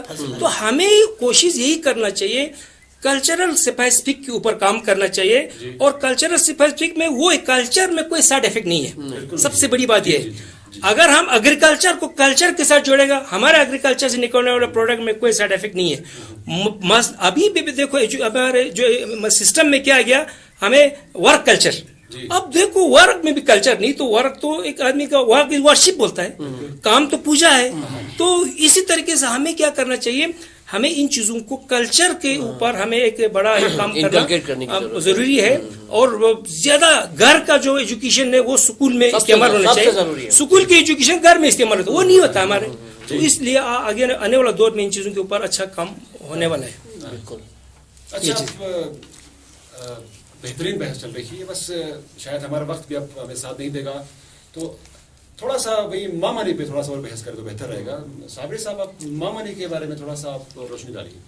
جی, یہ ماں منی کا جو فیسٹیول ہے, یہ تہوار ہے, اگر ہم دیکھیں تو یہ بودھزم سے اس کی شروعات ہوتی ہے. یہ بھی یوں ہے کہ ہمارے گزرے ہوئے ارواح کے لیے, گزرے ہوئے لوگوں کی روح کی شانتی کے لیے کچھ دان, کچھ نکالا جائے, کچھ چڑھاوا نکالا جائے. تو بودھزم میں یہ اسی صورتحال سے تھی کہ کچھ چڑھاوا کہیں پہ جمع کر کے ان کے نام پر, روحوں کے نام پہ. پھر بودھزم کے دور میں بھی ویسا ہی رہا. اب یہ تھوڑا سا اسلامائز ہو گیا کہ چڑھاوا یہ تو یہی نیاز وہی جمع ہوتا ہے, اسی کو نیاز کے نام پہ باندھ دیتے ہیں. لیکن ایک چیز یہاں پہ ہم دیکھ رہے ہیں, اس میں ایک بہت بڑی تبدیلی یہ آئی ہے کہ جب ہم چھوٹے تھے تو ماں منی میں پرپو بنتا تھا, پوپوت بنتا تھا, ہمارا گرو کا پاپا بنتا تھا, جو ہمارے ٹریڈیشنل روایتی جو پکوان تھے وہ بنتے تھے. آج کیا ہے, آج لوگ مامانی کے نام کیا جاتے ہیں, بیکری سے ٹوکری بھر کے پھلواڑی اور مکرونی اور یہ ساری انگریزی کھانے اور بیکری سے ساری چیزیں لے کے, اور کیا کرتے ہیں وہ لے کے آتے ہیں, بانڈ سب نے ادھر جمع کیا, بانڈ کے پھر ٹوکری میں دے کے چلا گیا. اصلی جو ماں منی کا مقصد جو ہے وہ مخدوش ہو گیا, وہ یہ نہیں تھا. وہ یہ تھا کہ اسی بہانے جو گاؤں میں غریب ہیں, جس کے پاس کھانا نہیں, ان کو بھی کھانے کا انتظام ہو جائے, یہ چیز تھی. آج یہ ساتھ ہی ساتھ ہماری جو مرحومین ہیں ان کے نام پہ بھی فاتحہ خوانی وغیرہ ابھی ہو جاتا تھا, لیکن اس کو آج ہم نے ریچول بنا دیا. بالکل, کہ بھائی کرنا ہے, اسی دکھاوے کے لیے کرنا ہے کہ بھائی کیا کیا سجایا تم نے, کیا بسکٹ لایا, کون سا کیک لایا, کیا بسکٹ پہ جناب آج کل بالکل ٹوکری بھر کے بیکری سے. اصل میں ہونا چاہیے کہ ٹریڈیشنل ہمارے فوڈ جو ہے ان سب کو یہاں پہ لانے کی ضرورت ہوتی ہے, لیکن ان چیزوں میں بھی بہت ساری چینجز آنے کو آ رہے ہیں. بالکل بالکل, کیونکہ یہ مامنی کا مین ایکچولی یہ بنی اعظم کا ایک پارٹ ہے.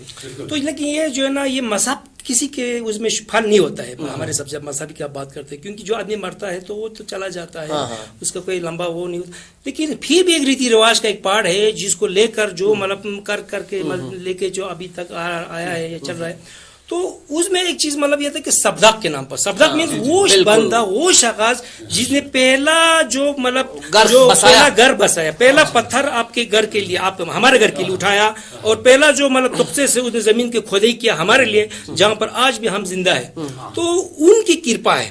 तो सबदाक को मतलब वो बहुत बड़ा वो मानते थे कि सबदाक के नाम पर, तो इसी तरीके से चलते हैं। लेकिन मजहब की बात करें तो ये चीज इसमें भी बुद्धिज्म में भी इसका कोई इंपॉर्टेंट नहीं है, लेकिन फिर भी मजहब को कहीं पर सेट करना पड़ता है, रीति रिवाज को लेकर, कल्चर को लेकर, कस्टम को लेकर, ट्रेडिशन को लेकर, इंटरटेनमेंट को लेकर, तो ये चीजें चला रहा है इसमें ऐसे। लेकिन ये ट्रेडिशन आजकल जो ट्रेडिशनल फूड फेस्टिवल के नाम से ये कर रहा है, तो मैं भी समझता हूँ कि एक तरह से ये ठीक है, चल रहा है, बहुत ही अच्छा, ये भी अच्छा है, लेकिन उसमें हर चीज प्रोटेक्ट एंड प्रमोट रहता है। आपका एरिया का वो रहता था, कम से कम उसके जो कब्रिस्तान जिसको बोलता है, ग्रेव यार्ड बोलता है, वहां तक ले जाते थे। तो ऐसी चीजें थे, लेकिन इसमें भी क्या आ गया, यही कुछ आ गया, जैसे कि मैं एक बुद्धिस्ट, उसमें भी काफी मतलब कमी आ गया। क्यों आ गया? क्योंकि ये मजहब के उसमें फल नहीं होते, लेकिन फिर भी फल हो या ना हो, एकदम उसमें ऐसा नहीं, लेकिन फिर भी मतलब अपने सब चल रहा है। तो इसका भी एक पॉजिटिव एक साइड तो है अभी भी, कि बच्चों को कम से कम उसी बहाने से हमारे ट्रेडिशनल फूड्स को देखने का, टेस्ट करने का तो मौका मिलता है, लेकिन हमें प्रमोट करने की जरूरत है, जो मॉडर्न चीजों को वहां से हटाने की जरूरत है। बस आपका ये नई नई चीजें, केक, मकरूनी, इन सारी चीजों को हटाने की जरूरत है। मकामी रिवायत जी। अच्छा, एक और जो रिवायती त्यौहार जो हमारा है वो मेंदोगियस्पा, ये भी बहुत हद तक अभी खत्म होती जा रही है। नहीं तो कम से कम एक रिवायत होती थी गांव में, हमने देखा है कि फूल लेके जाते थे कब्रिस्तान में, अपने मुर्दों को याद करके उनके कब्रों पर फूल चढ़ाते थे, उनके लिए शायद आप लोग उसमें भी होगा, मेंदोक तन्मो के नाम से, यहाँ मेंदोक तन्मो के नाम से, मेंदोक तन्मो जश्न बहारा, बिल्कुल। इसमें ये चीज थी जो बहार के आने पर, बाहर के आने के जश्न तो मनाए, साथ में हम जश्न जब मनाए तो अभी जैसे कर्म जुले साहब ने बात की कि हम जब फासिल उठाते हैं, जब खाना खाते हैं, तो हम ये कहते हैं कि इस जमीन को जिसने भी जरखीजी दी, जिसने भी इसको उगाया, इसके नाम पे, यानी उसको याद करें, तो इसी तरह से हमारे बुजुर्गों को भी हम अपनी खुशी में याद करते हैं। तो जश्न बहारा में भी हम अपने बुजुर्गों को याद करें, ये एक चीज थी। ये भी आजकल बहुत माधूम होती जा रही है, बहुत कम दिखाई देती है, बहुत ज्यादा। बेशक ट्रेडिशन अपनी जगह है, मजहब अपनी जगह है, जैसे जुमले साहब ने कहा, हमें अपने ट्रेडिशंस को प्रोटेक्ट करने की जरूरत है, मजहब अपनी जगह पे है, उससे हमें कोई इख्तिलाफ नहीं होना चाहिए। लेकिन बहुत सारी चीजें इसी नाम पे हमने कुर्बान कर दिया है कि भाई ये हमारे। कचो साहब, अगर हम इसमें ये बात कहें कि बहुत सारे हमारे, अगर हम इन त्योहारों या इन रस्मों रिवाजों की अगर हम बात करें, जो बोनिज्म से चला आ रहा है, बुद्धिज्म के दौर में भी चला आ रहा है, और उसके बाद इस्लाम आने के बाद भी, अगर हम देखें इनकी रूह को समझे ना, तो ये न किसी बुद्धिज्म मजहब से इस्लाम से कोई टक्कर है, बिल्कुल कोई टक्कर नहीं है। यानी ये ऐसी नहीं है कि इसको मना किया गया, बिल्कुल। आपने खुशी के मौके पर, मान लीजिए फासिल के मौके पर एक जश्न मनाया, अब खुशी के इजहार करने के तरीके मुख्तलिफ हो सकते हैं। बिल्कुल सही बात है। कोई एक नात पढ़ के खुशी का इजहार कर सकता है, या कोई नाच गाने से इजहार कर सकता है, लेकिन उस रूह को तो जिंदा रखा जाए ना। बहुत जरूरत वक्त की खुशी की बात चलिए तो शादी ब्याह जो है, ये बहुत खुशी के दिन होते हैं, और मकामी जो शादी होती है, रिवायत के हिसाब से जो शादी मनाई जाती थी, आज उनमें भी काफी तब्दीलियां आई हैं, बहुत ज्यादा वेस्टर्न कल्चर, वेस्टर्न गाने, बहुत ज्यादा गाने, और बहुत सारी चीजें अब शामिल हो गई। तो क्या स्कर्मा जूने साहब से शुरू करते हैं, बस मुख्तसरन इस बात पर थोड़ा सा रोशनी डालिए कि ये जो मकामी रिवायत पर शादियां मनाई जाती हैं आज भी। एक्चुअल में हमारा जो शादी जो है ना, वो किस पैटर्न से लिया है अगर बोलेगा तो वो केसर की पैटर्न पे लिया। लड़के को केसर मनाया जाता है, ट्रीट करते हैं, लड़के को वो इम्पोर्टेंट मिलता है जो केसर को मिला था, और लड़की को जो है ना केसर की जो चोचो के उसे।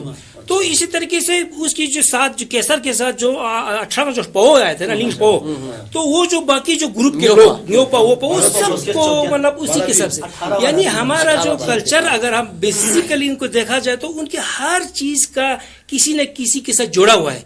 कोई भी चीज ऐसे वैसे किसी ने दिन में आके मनमानी से, तो अगर हम उस तरह देखें तो आज जो गाना जो हम गाते हैं उस जमाने के राजा, उस जमाने के जो वजीर, उस जमाने के जो उसके नाम पर है. तो क्या आज हम उनको चेंज करके कौंसलर लगा देंगे, उसको चेंज करके हम ये जो नेता लगा, ऐसे नहीं है. जैसे भी है वो उसमें वही नाम है. अगर उसमें कहीं जिस किसी का, तो इसी तरीके से एक्चुअल में हमारा जो शादी में जो हमारा जो लड़का होते, चाहे वो मुस्लिम की कल्चर में भी हो, वो भी केसर power means the big boss है. वही है सब कुछ, उसी पर ही हमारा आगे का फ्यूचर चलने वाला है. उसके पीछे वही जो है ना आज हमारा सर का जो थोड़े ना ताज है, तो वो उसको इम्पोर्टेंट केसर ट्रीट है. जो हमारा जो बुद्धिस्ट, उसमें जो बुद्धिस्ट क्या वो जो पुर्गी जो कल्चर के बात करेंगे तो उसमें केसर क्या वो है.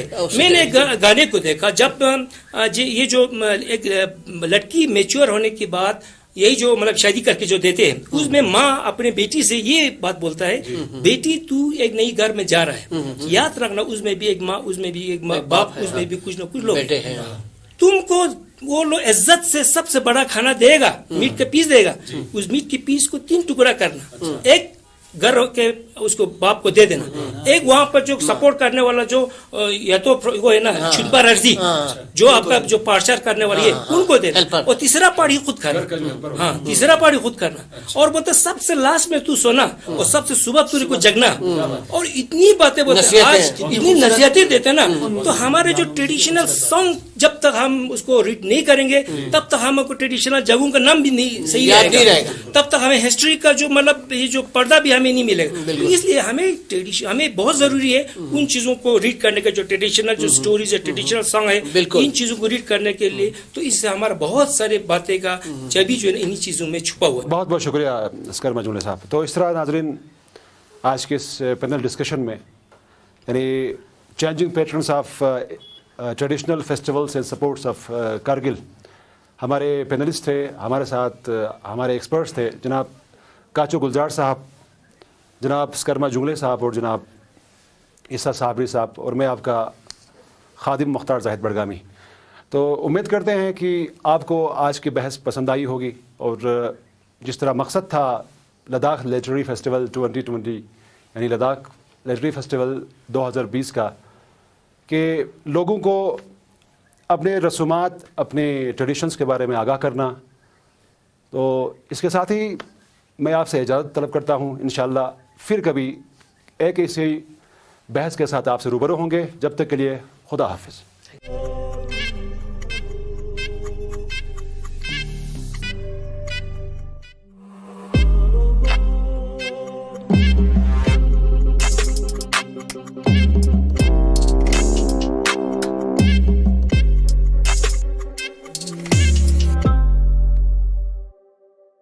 Welcome back. Today's literary session is Ladakhi folk songs, a discussion between Shri Murup Namgyal, Shri Tsirik Sonam and Shri Ali Mohammed, moderated by Ms. Namgyal Anwar.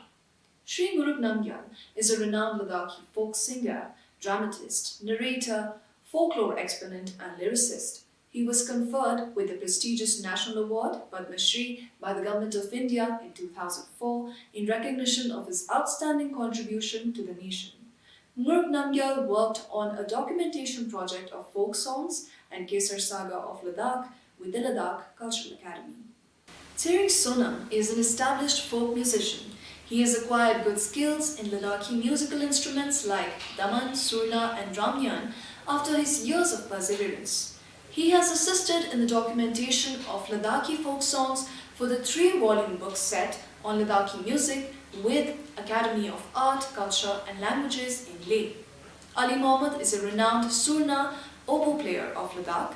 He is retired instrumentalist of All India Radio Leh, and being an offshoot of a royal musician, Ali Mohammed has worked dedicatedly in reviving the surna music in Ladakh, which was once on the verge of extinction, by imparting training to a number of youths. Namgyal Ammo is an entrepreneur with a passion for collecting stories from Ladakh on unsung heroes and women empowerment. She works on translating folk songs from Ladakh. This session is dedicated to shed light on the intangible heritage of traditional folk songs presented by music icons of Ladakh. The speakers are surna icon Ali Mohammed, folk song collector Tsering Sonam, Padma Shri Guruk Namgyal, and is moderated by Ms. Namgyal Angmo, who will also present a short talk on descent in Balti ghazals. Hello, Assalamu alaikum and Jule. Today we are again back here with Ladakhi folk songs and ghazal section. I am your host, Namgyal Angmo. I am currently working on translating Ladakhi folk songs, hence I thought I could be a good moderator here. With me are two music icons or musical icons from Ladakh in terms of folk songs. He is Ajang Ali Mohammad Le, and he is a surna or oboe player from Ladakh. He is a retired instrumentalist from All India Radio and boasts of recording more than 600 songs in Ladakh, as well as giving his precious knowledge and experience in composing songs for around 300 songs. Apart from being an instrumentalist, he is also training youth to revive Ladakhi folk songs to more than 100 youths across Ladakh. So I won't speak much about him. He's an icon himself. Next to him is another music icon we have, Ajang Sonam Le. He is from Basgo. He is the main contributor of the 3-volume books of Cultural Academy folk song books, and he is like a multi-player, multitasker in terms of being able to play Damyan, Surna, Daman, and especially specializes in Daman playing. Thank you. So I won't take much time and ask Ajang Ali Mohammad Le, if you can play Surna for the audience here and let us know the history and the musical patterns of Surna Le. Jule, Nimi Ali Mohammad Le, Ngas Pitugnain Le, Teninge Suneskola, Nijaran Sama, Sune Junkung Buta Pigne, Nijaran Junle, Suna Tai Goma Junkung Boyong Stenogle, Skardonele, Baltistane, Gyal Khatune Tuzla, Naje Mirgut Po, Sunana Po Gyal Khatunla, you Rakta Tankanina, Zedo Payale. Yatanye, Nieskol Bojunle, Suna. Pipi choches pole. I pipi ngala idu tula nogle. Tulte tene ikeskada nogju. Tene skatena iu dikte raga merak dete iu izuxia nyuga nogale. Iule. Ta pipi jingarik po skat po romarik bua nogale. I pipi tharik tangna suna thamorik bua nogale. Ta suna Ike sastudianogle suna sor pedansumekele. Tene ike staksianogle stakdene sastuderanogju. Tene suna staspanogle bien riadle. Riade kene tene nata lui yans pogangma ina statik giat pekene buanogle. Tene yu skatena tene staspa tene suna nyuganogle. Ten goma ngaje suna zumdane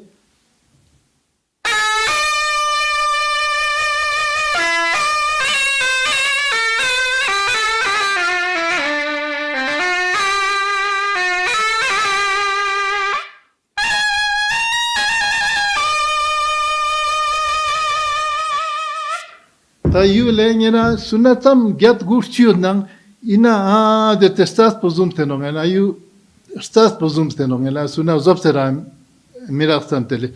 Ta yuale chiktangata lena ale yua sunang de dugju. Shamale haribang de dugale. Ta yi suna chokan bokonangata skirbu chanang le dena jorugale.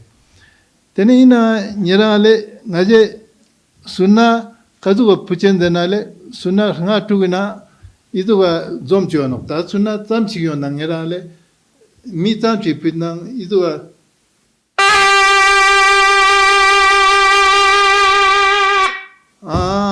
Denangle, Tene testuna Saka inner suspect Punogle.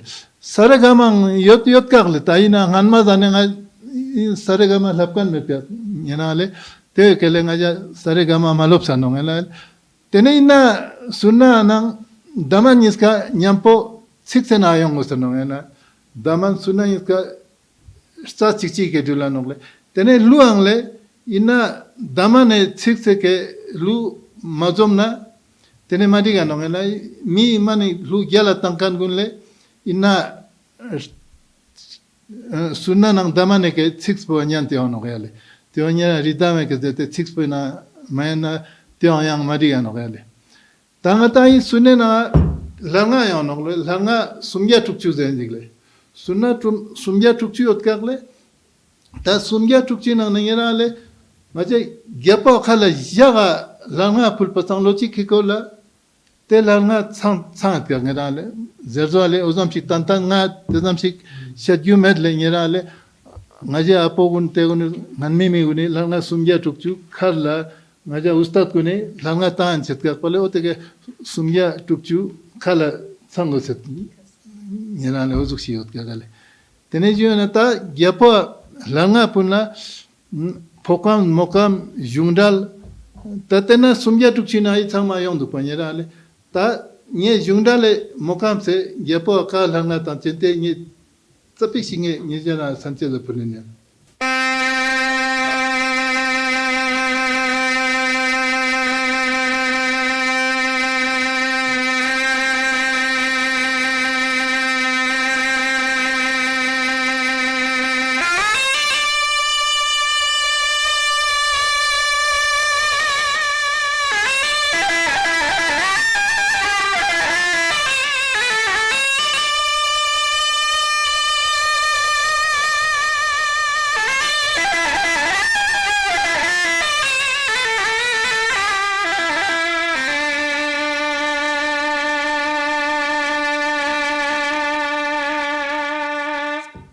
yu jungdale pokans pojiyo nongerale ta zumzo chichigia mokam zenji gyamo ranga yo pale gyame laranga le yang stagne zuma nongerale poska moska de kele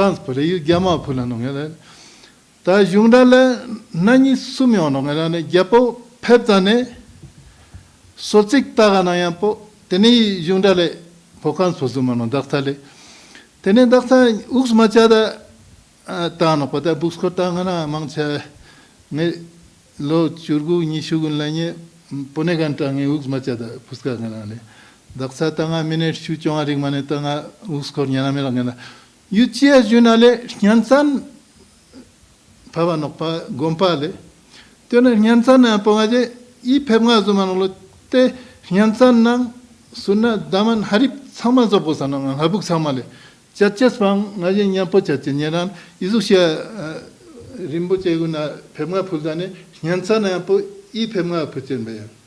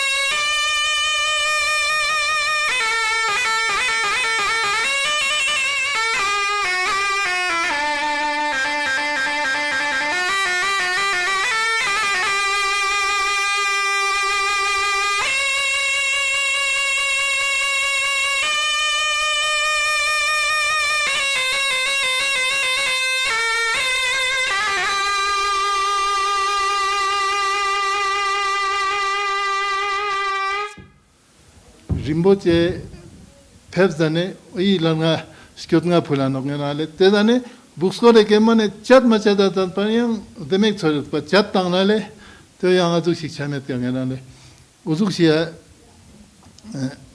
불두야 랑아레 다 림보체 스콜라 닥타 펩자네 림보체 풀테노 따따 갸페 펩가 녀나레 갸페 펩가 양 징직 두라리 경오노게나 또양 녀산치다 풀리네레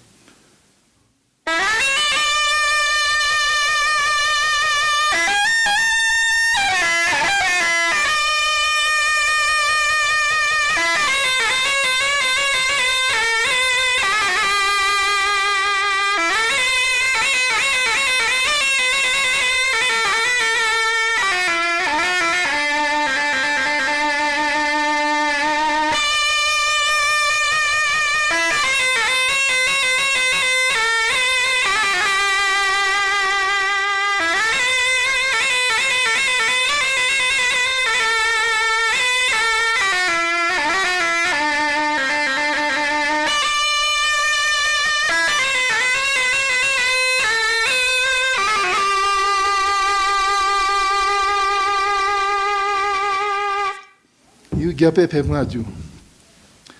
Ta gyape pepnga stingne nyerale batam sumgya tukchu zenjik shngak chatele ngaje gompa gonale shngak chate man espera matale batam pawano ngedale bagatame sunamane daktamane soso khana nyerale tyo izu shele bagatam sumgya tukchu yang jawano ngena langale bagatam sumgya tukchu skoroni chi nijana tu.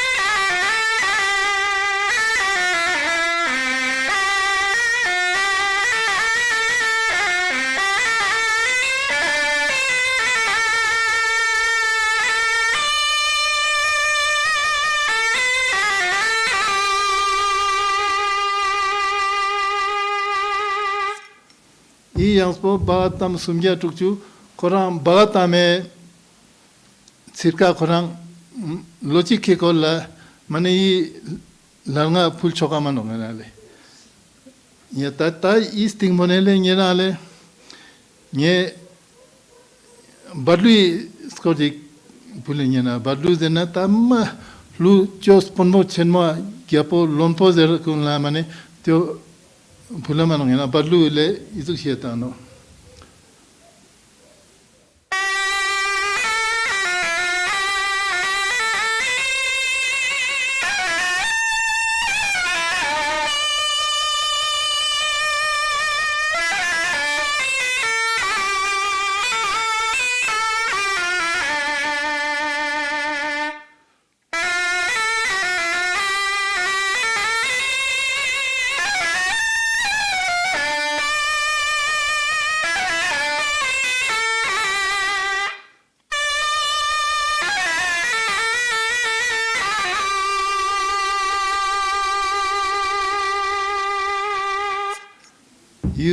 le padlu ginglu juano ngana diringi tingi lam zambo tong jagzang tsanengi lam zambo tong denjigle tene yu mane pat rimbotia mane pat gepolon pong la ngena yaram chagayas pe chaktrang da zenjik uzuga lui cirkaji yono ngana le tyo haribina kyono gele ta ngena le chibja le gepo chibja jangdane tene yang izukshi yang siang tang du pale ta ndini tugune nyara chogo shitpoma khakchane nongerale 이 집장 lugunle izukshi ta nongerale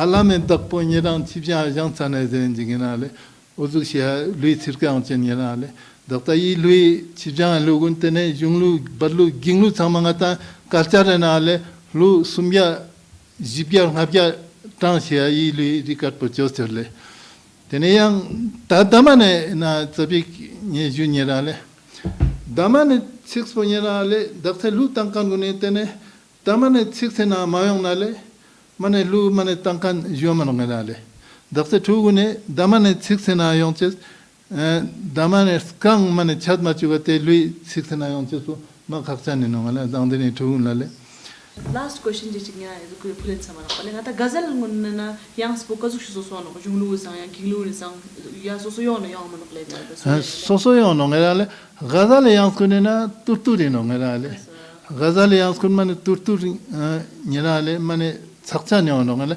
jungni talgunle mane narchanle mane dal chote tinde dakta ballu ginglu gunyerale mane nenche khaspono daman ne siksenale daksange jomera deringi tingi lam zambu un thong ton dering daksangera gazal gonle gazal turtune na daksangata pomaming la fatema der kano izu sieta no pane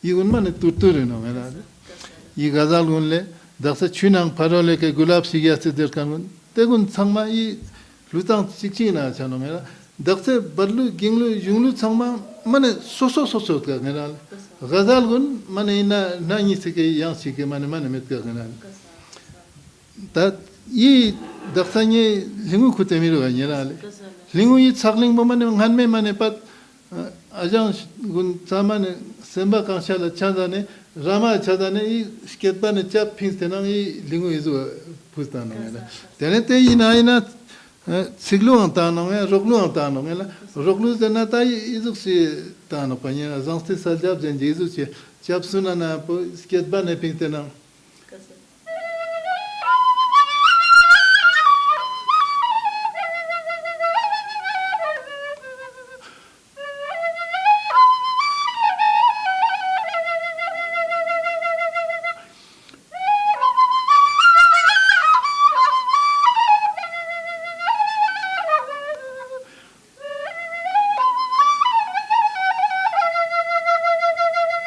Ye tsagling jiano ngena esta lingu tsagling jiano.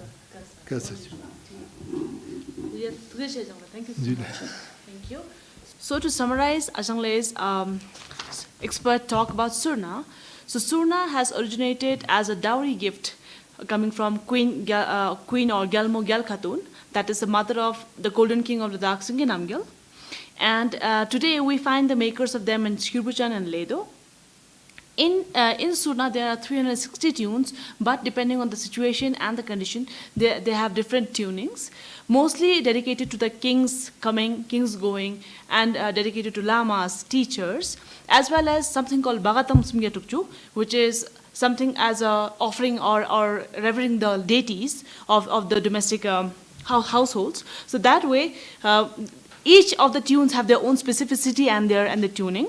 And coming specially to the Ladakhi ghazals, the tuning is a bit more stressed compared to the other ones. In Junglu or the folk songs or the congregational songs, the tuning is a bit more relaxed, whereas in ghazal, it's a bit more fast and rhythmic. So that's pretty much it about the iconic Ajang Ali Muhammad Le, and we are thankful for him. Despite giving international and national events, we're really thankful to have him here. Thank you so much, Ajang Le. Thank you, Le. 정말 줄에 당포 룰라 중지got 미스바 룰라 줄지got 스페나야라레 당포라 룰라 중지요 미스바 룰라 줄지요 Juntang julung chen chok gyaryo Zurtang na zur chunga chuknizyo Oyo matang lu changme mespo tosli lu inokle Tangpo lula jungjigot mispa lula zurjigot Juntang na jung chen chok gyaryo Zurtang na zur chung chuknizyo juanokcho Tai jungchen chobgat bokani oska chuna tene lingalam chun kesari tena yarale galkak chobgat nan ronkak chukniz kanji ondo gajo marang sambao o te kana trust kyon se mena e samjungjo atena tsoglan yarale tene ngacha luina chiot ka juan yampo goma halchorelu tene linglu stodlu chodlu nyopelu tene nyopelu Chubdun jot kajo. Trashis pelu, stendel, ginglu, kaulangatale, chopolu anjurukju, chozlu, lamlu, stezlu, Baksoni lu tena man mangpot ka yang solchot nang gyaga dorje zirkan nang kapchung patma tang progar la ting tang mandilir dobdan zira tsos ngerale tena tsogla jabre lu stotpe lu skyo lu tenes mat lu zetengerale o te sangma tene jungi na yon kayale ta jungi na ginglu kao ino zena tene ginglu lingalam chenno kesari rungsina tenang na binkani lu sangmala kao ngata turgyun daksang sala zada no juski pongo zanale o teunla tene ginglu jiruga juspe na yara ale nambo tayang malalang spa o chiramju luksele ni segunda malatang zambu lingbo disangkya zerkan pun o yung gingli na yung chenokju tai na yerale tene siglu kyonlu gullu junas nganba mingbo na shingme par la lur demo yon doga ju kome sewa tang yashes ko la ju ena tola pralu diwan yalinginar kyanglu tene ghazal tene tola yera ngata skin lule te tsongbasana tene zutung chuknisbo o to shina yonju tene diwan zerkan munyara kazuk yon laoni zera yampo yang is tateo duk sara ju yang la yeshet mitan yang chitanjo ngasang kalule yang la kalule darya gang binang le yam sona kalule karama ti pasho yarang me na lecho zerkan yarang yang lu tsochi katet karju tateo sombasane lu sargujik manamet karle otta junglu yang kawas kala yotkara zana karu metka sirip Ladakh la yotkarju otta mur namgel kara junglu kazu lasmin lao zeranyampo nganyara ale ngara chesgoni lazan ko jaste wanle yulina askestorju tenang nang hamnyot pe campaign askestorju kawenanga ni meme ishe samba mana lukan kaspa yujuk sidju tene tekana mane meme chashul lanyampo chanshul lanyampo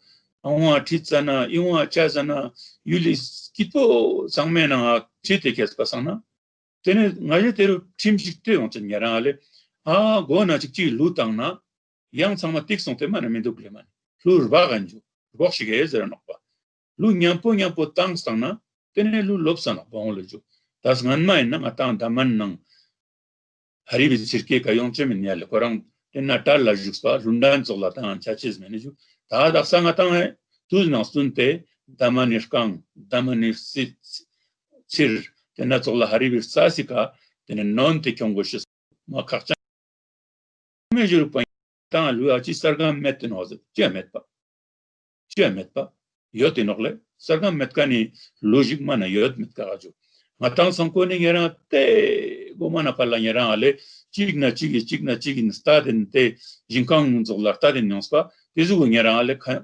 kanjang staden nonkani lu inogele teo menba ngera ale ngata harib jurpa haripo ngata e potpa onesus na juru ngata surna juru surna urdis verain karju haripo arabis verain karju tatena chiondu zenatena yang structure yonole structure o molang tene tengenal cho lamnga galam chenmo smartphone tan la ju cho prasol lamel harnga galpe lamnga tukchener gachu ordunu sakin shadiyan sinduri baram metok talaichu hasol hargal bodil harnga yatin warsaki chapol hadar tena tsoglan yara ale marde moano te iun kariot ka zeriampo iun yod no pangata laglen do machano tezana mata meme buli tenen pomo achet setan zerkan dolai sangma shadgu duwaju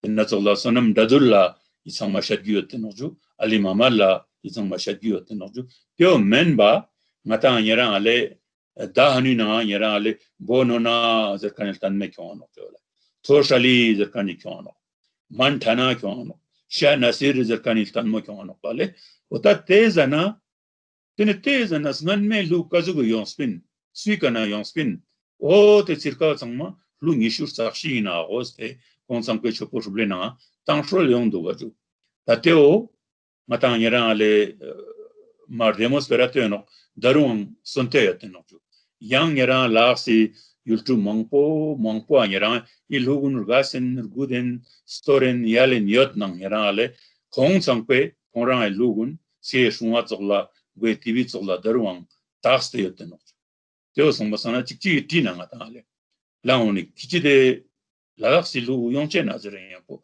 yongchen chi amayo te kazukshi yongchen zara yapo tene izukshi yongchen he zete 당규지 호스발레 오다 당 되는 게나 지차루 우제나 냐오 baglen choru kocho hospal jikten michozle pechozana temrelbo chiateru zena temrelbo peneateru minnas ganma yara temrelbo luateanole ore katankanni jalial bolateanoju skias kakani guldar bolateanoju we katakani gores bolateanoju yatena solan yara ngata chas rgangos o te sangma ngata tene luxoli kakchigi nokpa shirigi kakchigi nokpa so de chane te espera nokpa ngata nyera ale ser yu juru mutik la rimboche yodio tsato ngata la so ne taza nokpa otateo taxte du gushisma kakchan du parlemani nurbu nokpa jinladzi nokpa ngutubi nokpa ingun tak ngata sken parchot mika yongame jirwaju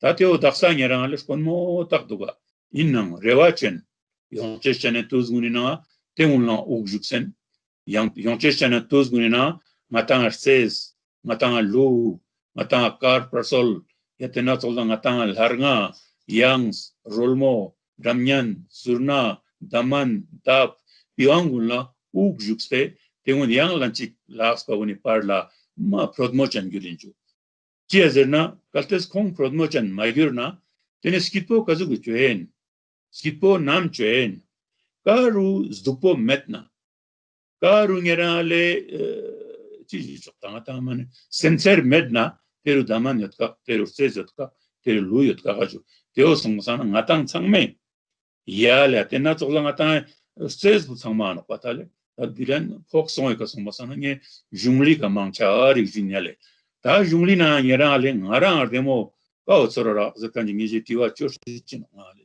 chochino man jo nakato mieteo ziringerale kalar manginale biamabu umasangda tongbari besore kalar manginale biamabu 오미고상 통발이 술마초래 야랑독발이 폴롱소 링카르낭 세르구낭 야드라초래 제카니루 아테카나양 요가 용나냐라레 무슨 메테노파 Scardo tinangle changrena asen modia charling chi diarolo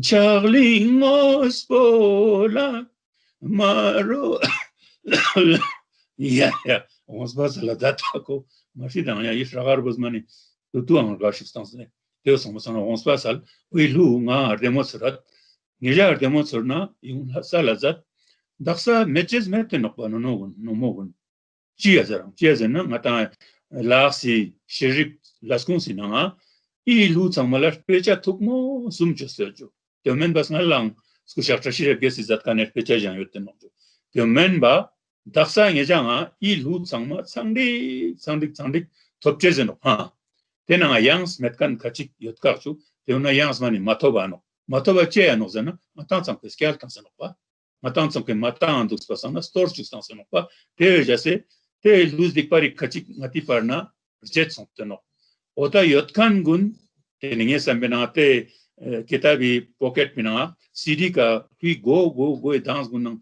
zerte yotkarle ota te unyara ale almarina riste na mabora te un silazat dangdring minda ngata cd sulches pen drive sulches no te un ka sulte nyara ale te un ngata zat na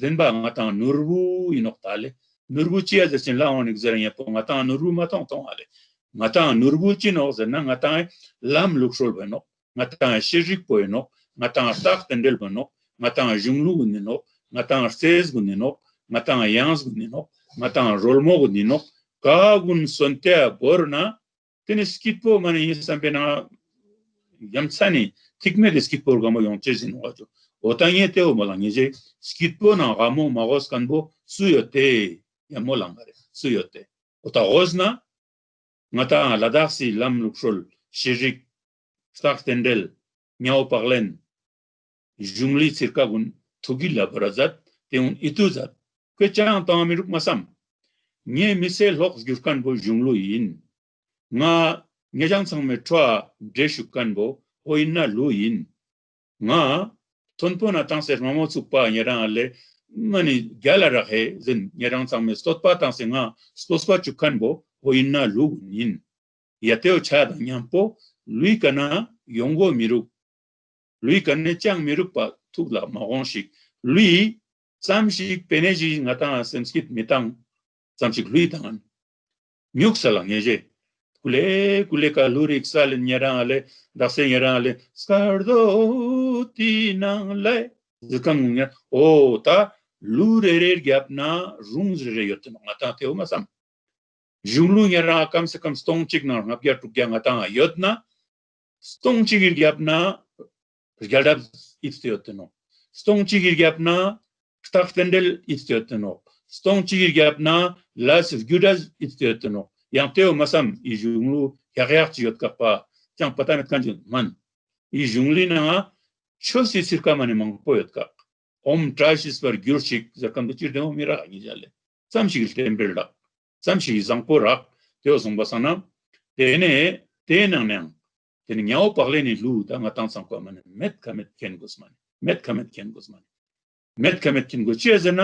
jiksteni michoshik chuano pa jiksteni ngendel jikjigano pa teo ngeran ale kore ka yal jiktanse ju benang logic salgu yotna o ta teola tenertemrel jin kwe tatugu sao tsamo yangsa yungsaon la skitwo chachese tenangas mola met kagaju Benejik tan ngena chalo peneang teginka tendeli kyalla ngera yang spesulla benejigang nen teosang rinchao tenetere he nyope lus tendeli lusangma yonggosin tanggosin kakchan jose tanggosin zerkanbo ngeja sangmala join ta daksanga tanga rangwang jigyoteno yuti jigyoteno tena ma rewa chenmozin tene I lam rukrul tan sheri kanbo khakpo gora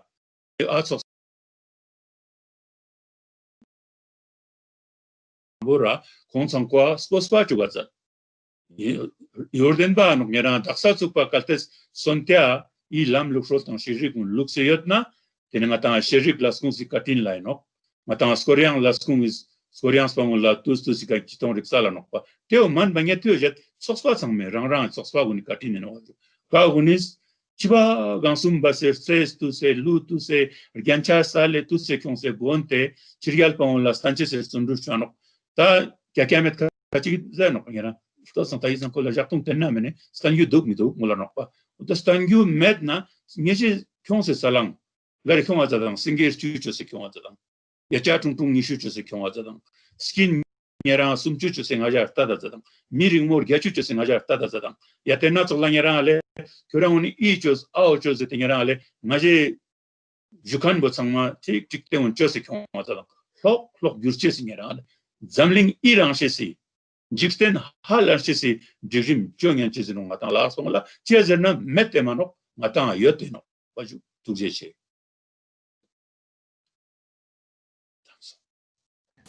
Tene Samala Jule, tene ngas dring yajang hangyal la tene junglu hale junglu kere na ngati mana tene master chenme gi no hale tene inazu yuchal la junglu zare ngata mi sama ha go chas po mene ngata yulu zar tu pa hale ta Ladakh se yulu folk song hale innang tayu la junglu zar na mi mang la mari ha go teno folk song bola daksa junglu zar chasi lop chik song teno te mane junglu yului khak chik chik no hale Skiot pa sanara tene daksa chukpa sherik lobde chuks pana phalla tene daksa chukpa chamsi tene hlu ngatai sherik lobde chokna chamsi nyara jade thale te changma tene ngata la samo thopcha sipia I kitab sumbina tene phapcha si tene gan bonga kalazas nistong chukshi lo ale skiot pa sanara tene nistong chukshi na nge laga kitab chuksum leb dep chuksum leb gao kerenang sherik lobde tena ina yotkan hale te chuksum bo kerenang sumina phapcha swale nge phiamana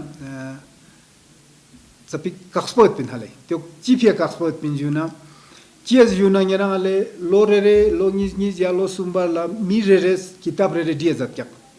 Skios pasan de kitab munina shu tangpo maispi nijim sonte dukhales pe na nye kitab chik dina tena kerena stendel sumpa yodna tene yang chik khongas disiodna khong tena stendel sumpa yod pasan I kitab po chwala lu chik po ten gos hale. Skiot pasanara lu ten gos tene kitab dikan minda shka yodna suina mana ngakena lu chik chik yong do khale sombar yio ten gos skiot pasang nye phia changma sang halna teo jun ki changma sang sode chan espera I kitab changka di chana le mana kakspo teo song lu halam gyap gyanang stu I kitab pina yot hale I changke wala lu gyap gyanang stu yot kawe nang na lu tuk gyanang tukchu rangala yang sang yot nyampo cd yot le yang syot hale ina Skiot pasang iyo ma nyun manokle tene ngata yuljong sigi pia lur gyap gyazer na mana spebore mana ster chen me gino khale Skiot pasang spera khachan chik teo tene yang spera changma sang khachan chik teo samak ni ngata junglu zerna daksa ngata folk song ha gwa chukla inna zugi teo la po mang pe gyo deno khale ta po mang pe gyo pasang ta tena na po chichiot kya zena stendeli lu Junglu, Ginglu, Garu, Gazal, tene chokla Zanskari lu, Stodlu, Skjolu, Siglu, Jabro, Bakstoni lu, Skiot pate chama lu mangpeyot kya khale. Te lu changma ngata ta gazuga ina chiga chospin dena changma sang mangshok jotkan bo ngaja base chosei I depo chospin hale. Spena dep tangpo inok nale shonpo no is shonpe na junglu changma samang pot kya janang trang sik nibgya chaki sik junglu kya tene testing na tene yang garu yot kya dina jinglu yot kya ya yang lu sama yot kya khales ballu yot kya tene kitab tangpo nispe na ata base po chi chose zerna nispe na changma samang shok po bakston ilu ale bakston ilu Rjana Transi Pedang Biaget Captain Teo Marik Tenete Tekas Nanma Yangata Karjel Hu Zanskari Lu Yang Stot Luz and Tena Tanset Cap. Tene Sumpena Chiot Kazana, Sumpena I Marpena, Tene Jabro Yot Kakale. Tene Sama Sang Manshok for Jabro Jabro Janam Transiot Cap, Tenete Kayang Lu Joani Shusum Chu Yang Lu Samat Cap, Stotlu Ginglu Roklu Chiot Nahale. Skiot Pasang Teo Song I Kitab Sankena Chil Huyotere. Ta luzle I kitab changka chocha sina kabla si chikteo song chi song zena mati mil datpa ma chungsen jara khale ha gwa mena gazuga ngata sta di chana gazuga borin hale lur gyap gya gazuga che zena I hlui chokdik puang chocha se gan bo phok pasang chokdik cho chana jinglui na ga yong garwi na ga yong teo ta khorang so so song teo men bayang spera khakchan chik chik le spera na ta jabro chona hale jabro et kek mamang po songbasang jabro khere nang gazugi ta a nang na phingse yang I kita po chola demo she shugina borin zerna teola file ba khorang chobgyat ni shu chogos tu hale ta nge gazugi chospin zena khar zarkani chiga changma yotna ta il hu chikchina khar skor nang gyapo astot par na teola khorang chikchik yar gun stone speed il hu yotna teola khorang chikchik shar lo nup chang yotna teola khorang chikchik tene buchang arang zarkanji yotna tewe file ji khorang tene nomonga zarkanji yotna teola file khorang jose tezui tene nge chiga jose tene de kana kyongse tene khaspangun na stune tene galhu ga ginglu noa ya stodlu noa ya bakstoni lu noa stendeli lu noa te changma tene ti se tene ina tun jose hale changme pocho jose tene phulte mana I dep sumbu kena ma zabmoyo thale skot pasang tene ta lu hale daksa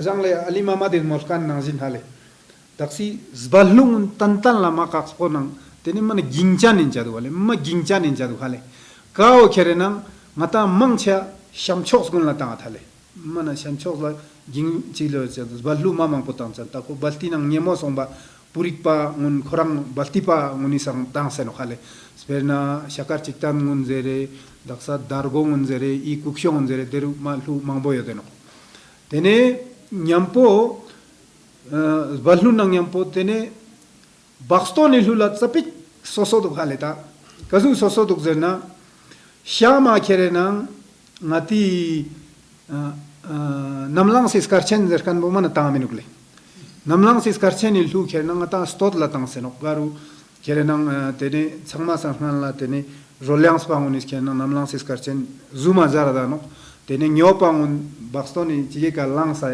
chizerchen chomika jangsa jangs tene kaltel su chachang katangna ganta sum ji tene gore no khale skot pasanara oteo kerenang shama taminu shama bakstoni cirka jir demo dugzena shama kerenang tallu mamang potang dukale tene tallu nanga tiwatilan mamang podeno tene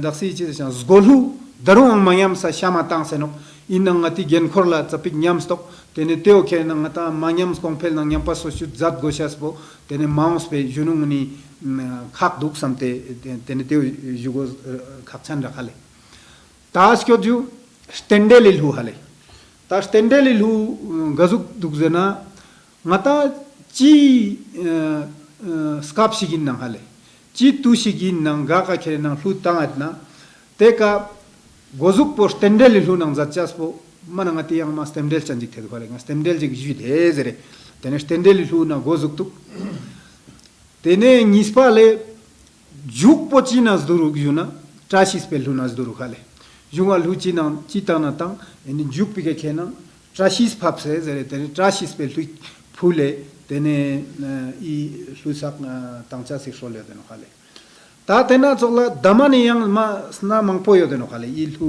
lungna rangrang damani yang zo de no pa tene ote damani yang spina daman chopol hu zarkan bo daksi zballu la juseno ga zballu yang spola chopol hu ang zadu khale chopol hu chinok zena tene damani yang chikchiga chopol hu zere dene chopol hu zere zera no khale tena chokla tene damani yang mamang poyo de no kawe na tene ngatang changma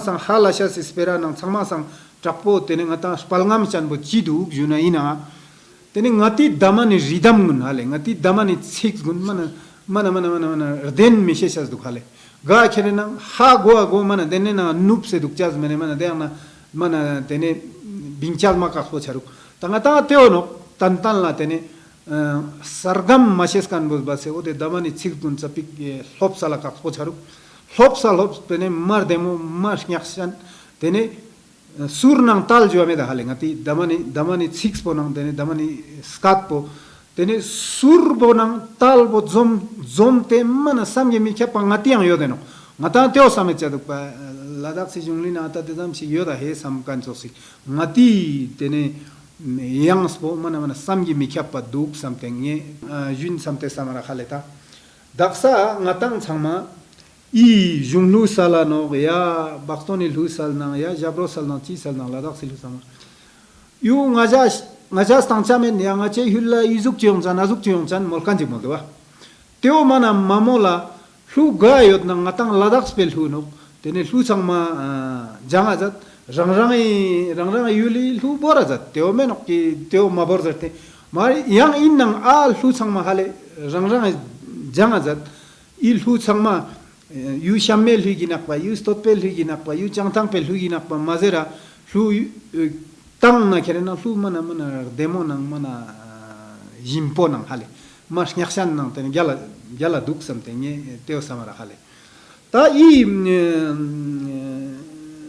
dep changka nang nyampo tene dep mun nang nyampo ika chiga city nyampo deno tene suka de dep po nyonang tene I city na kerena lu changme yang jo deno hale rere nang rere tene mana kolchas po mal hamo chose lu la serial number tang se kyak tena o kerena I nang kena serial number no kaka ngata click jo nang tena lu chap tene ngata tangchas teo mana changma sang demo yo hale tene ta il hu changma ngata thale il hui depo zat sana tene nistong chubji lo kerena il hu ngata drup te binga zade no tene nistong chukshi gi lo nga yu thot tene nistong chukni nang chuksumi phechik chukpa yula gor hale tene chokrik chochaz nang tene chidercha niang sak recording chochaz nang tene teo men ba korang typing chochaz nang tene lui mangpo yotkan mun theba yotkan mun pinchaz nang tene yang ina changmena da kitab chuksum bina metkan mun snancha si phe kere nang tene lo nis thaldik tene sherik lob de gorteno skot pasam ta Chinang men nang ngati laga mana sterjik ma gyale khale ngata tene shamstot parsum zanskar nubra ka changme mana lu tene mangche halam yodeno ta ina spera khakchan chichik tyo I dep changke jukpa yang mathop zerkani tene khakchi thale yang mathop po te phie jusen ngaja te janang ngaja tene khaspa uni tene mingmunjuna abale ngurup namgyal tene ajang le ali mamat teomen ba ajang siring stanjin tene yakmik angchuk mun tene sonam rolmangun tene tundu biangjin mun tene khong changma skyo de ilhun zatsana tene khong changme laga di yangspo tangang sesamet di bi yangspo hama go zer pasang ganguni yangspo kerenang mathopte changma je juk patang set tate tom tak pateo menok kerenang yang minuk zerele yang yopte no tene spena dika nubrel hui gyotna teola nubra pejegi laga ya yang zoet sichano ya dang ika skot mathup kani tene lusalkan ya tene nasos skot kani tene suka yuksetna tene ajangle anele su yuksetna te changme laga I yang jode no khale innang tene ngaje te chana yang juaji yang juspin tene suka di laga yang jodo ya suka di laga I depina machut kani lu yotna tene thukje jade khelna sherik lobde sala za juse ngaje juspin hale tene ngarewarak tene mangyung salang saledro teo menbang tene ngang tene yang lu machor kande ina metkande ngang thopseyot lu chuchongaji nyela yot ta ina tezana ngata chapik chiga teo sontole losari lu hale losari lu tan la rangrang yul la lu so re yong wale skot pasang rangrang yul la yot pasanara losari lu tene ngata khongses dum se ina salgo shaduk tarum masala no khale losari lu chi ginshik mena ina met teo chia met zer na tezana tene losari lu changma rangrang yul la tangcha sik somba sang chikta losar bokhrang nyam sontono wale losar si mastis pasang lu sang nyam sontono tene spena demene chushot la choklam sa tena chokla bazgoa ya tene himi shupa chalna skirbu chalna te yul khachiga daru mana gyala base losar sinji gyo deno khale skyot pasana te yul munina lu yodeno tene teo men ba mana changma sayang trakpo ngara chiga do chorara tene lu rgu chik du khale nyepe yulla nyale kal humun mana yang soso hale mana losar kuris kabla tangchal duk tene teo nang nye tene di se yang nang nyam po tene kyong se yot tene yongchas chani i chige na yongchas chani i debi edition somena tene nyejarang changma te losari lungu nang tene zikshala thopchano skiot pa sanara tene nye teo samarak tene ngata mouse pe hale mouse pe ryudzin ngunis mouse pe junu ngunis tene ilhungun jangse tene ngati ilhungun tene sontea borchas tene ngata tarungang lorja ngibyatsos tene genla kerchala ke no junu nguni ma khak chenmono samte tene teo samarak tene juli samala tuiche. Thank you, Ajahn Tsering Sonamle. So to just offer a brief and a precise English translation of his talk, he talked about the 3 volumes of the book published by Cultural Academy, and the problems when it was started, how did the project take place and all that. So there were around 5 people who took initiative to compile a book like this. And to be precise, there are around 810 songs in the 3 volumes, out of which 665 songs have complete melody and tuning in place, and the remaining ones are still yet to look for the tunings. And it has Junglu, what he talks about is the folk song, folk as in people, but he clarifies that that is just part of a genre of part of the village song, Junglu. It's just a genre among the various Yullu. Yullu means the village song or the country song. So you can, like any other Western genre of country song, Junglu is also a country song, out of which Junglu is itself a genre. And there are several genres like Stende Lu, Ginglu, Jablu, Jabdo, Tsiglu, Zanskarilu, and all that. So all of these songs are compiled in these 3 volumes. And talking about the first volume, it has around 100 songs, focused mainly on praising the kings, the queens, or any great personality. Whereas in the second volume, we have Bakhtun Lu, or the marriage songs, dedicated to especially songs sung during Ladakhi marriages.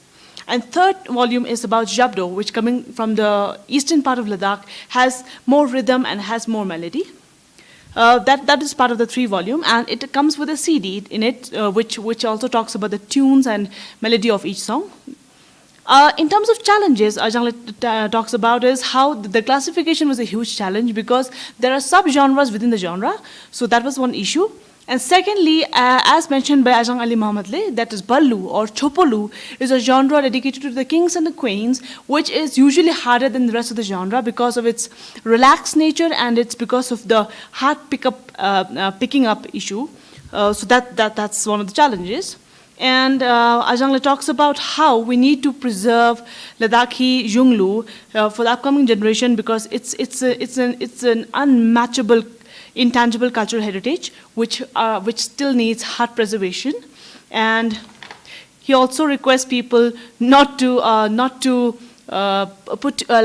say this is not our village song or this somebody else's. Rather, learn all and choose the best for yourself. And lastly, he talks about how there are still more songs to be added in the volume of the book. As always, we believe that books are like a palimpsest. It has to be edited again and again. And in the coming edition, we will have added Losar Lu, or the Losar songs here. And with that, he wishes that all Ladakhi upcoming generation people will have access to folk songs. Thank you. So my topic of talk is Descent in Ladakhi Ghazals or Balti Ghazals.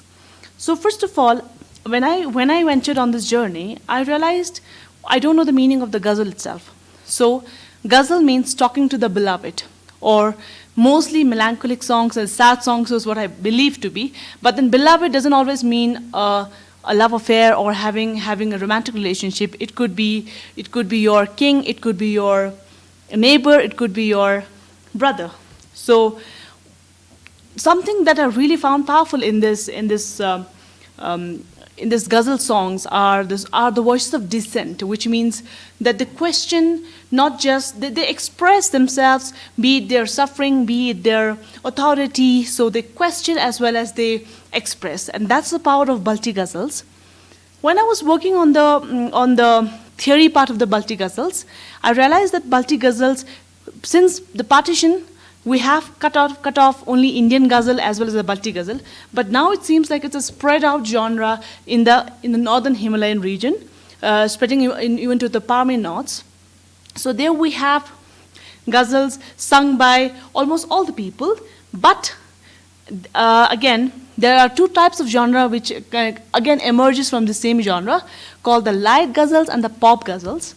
The light ghazals is like the literary part of the ghazal, spoken mostly by men, or taken in a mushaira in a poetic form, whereas pop ghazals even have women in it.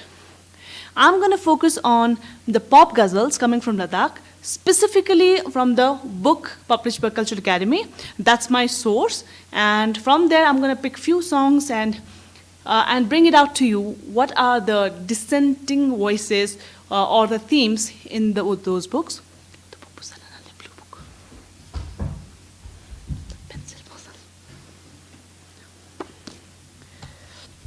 So before delving into the Balti ghazal genre in this, I would like to throw light about a bit of its history of ghazals itself and how the so-called the Baltistan movement has actually contributed to spread of production and socialization of the Balti ghazal.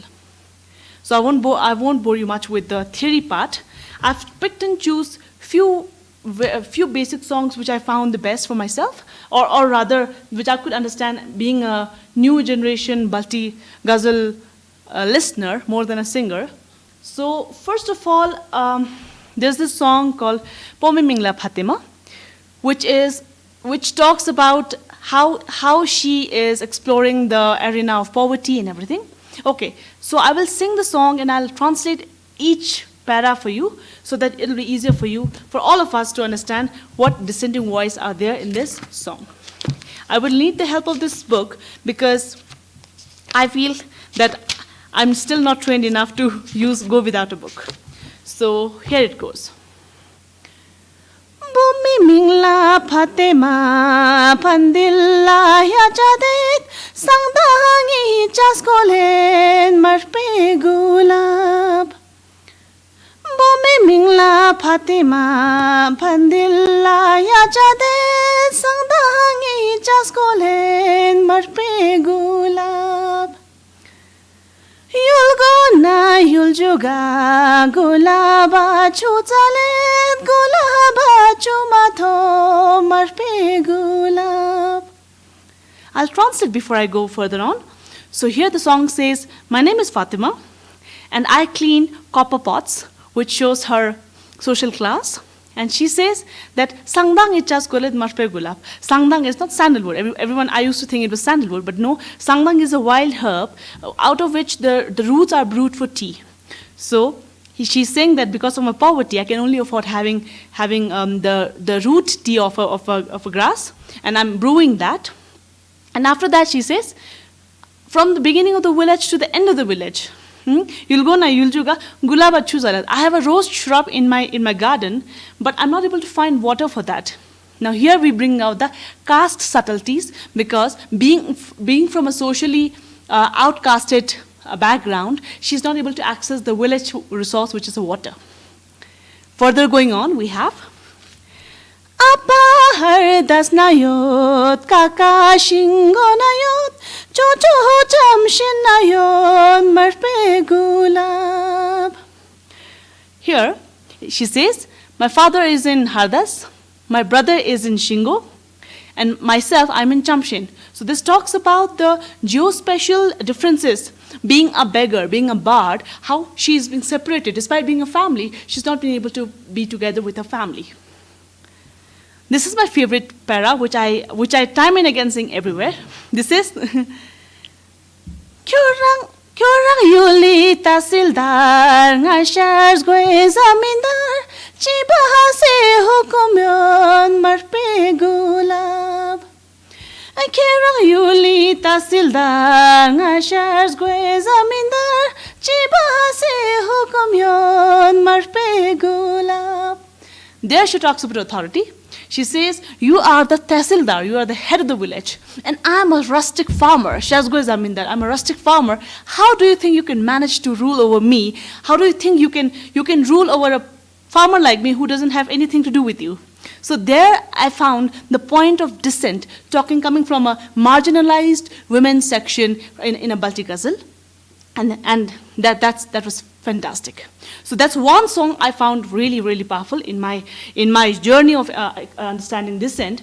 Apart from that, we have more songs which also talks about the dreams or ambitions which people want to fulfill, being in that social class, being in that section. So one is called in Ladakhi we call it Jamila, but in the book it has been kind of made into a different. It is compiled in a different manner. But apart from that, I would like to sing just two of them so that we understand what are the aspirations in terms of the material aspirations of those people. So we have, it's called Kakas Kom Sarak, or we call it Jamila. Late dagun bokyong kakinomo, late dagun bokyong le Jamila, ngatang sin moyula thukpachen kakinomo, ngatang erga moyula thukpachen le Jamila. So I'm going to translate with that. So Late Dagon is the silk scarf, and likewise she aspires for Koshin degrees, which means the brocade with the dragon print on it, and so on and so forth. She wants to have the a kapsha, which is the local shoes. So these shows the aspirations through songs, how materially they also aspired for the best quality and the finest things, and yet they could only achieve it through songs. Now, before I end before the conclusion, I would like to just draw on how Balti Ghazal also bring upon the women domestic ideas and how they were not being able to come out of it.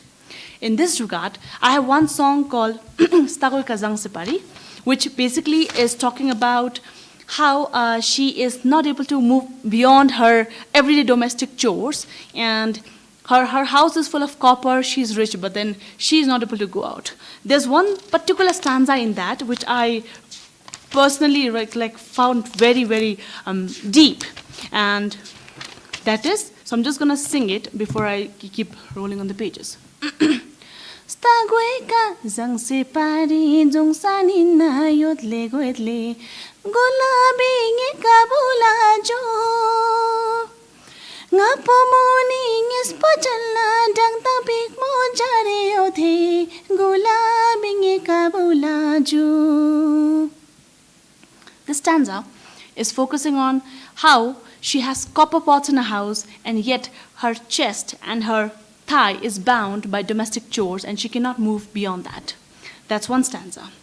And the second stanza, which expresses her problem and desire, is Puminang danda kungi hahanang sumsak tangidli Gulabi ngi kabunang jo Ngapo morning is pachalna thage chima phabin yodle Gulabi ngi kabula jo.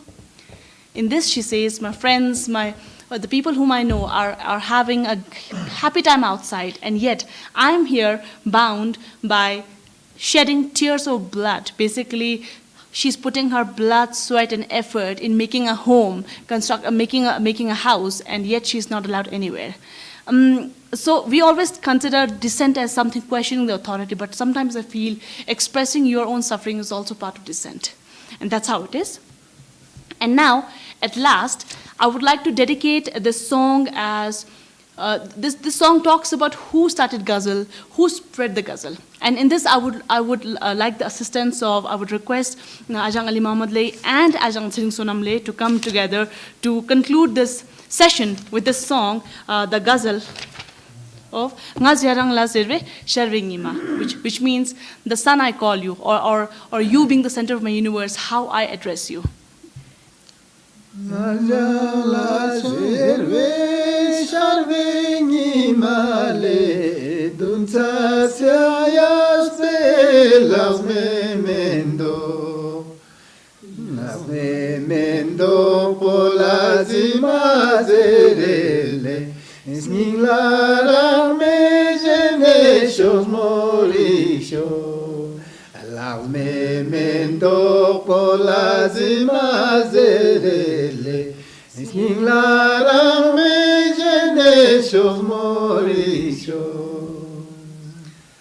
Ghazal pinkan bosi parazale, sawal bakan bo munshi ali, tzigalago kan bo Ladakh sinaju, zinglara me jenesho morisho.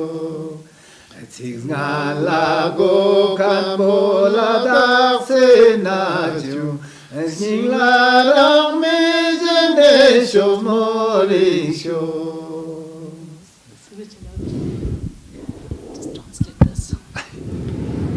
So the two stanzas we just sang talks about how, yes, you are the center of my universe. And here, let's not confuse with a lover or someone. Here we are talking about the people, the folk, how they are the part of society and how they are the center of everything.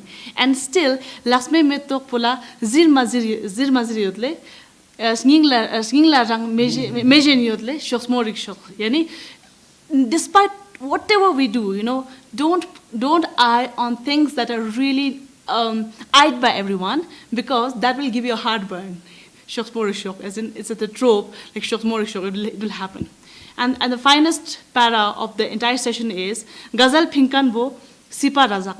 Yani, the person who started Ghazal is Sipa Razak. He must be a soldier, that's why he's called a Sipa Razak. And Sawal Chokhan Bo Munshi Ali, Sawal Bakanu. The person who questions things, the person who doesn't let the status quo get into him is Munshi Ali.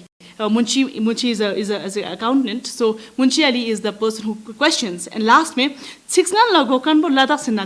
now I, being a woman, it feels hard to translate this, but it says that women are always on the verge of misunderstanding things rather than understanding. So, there's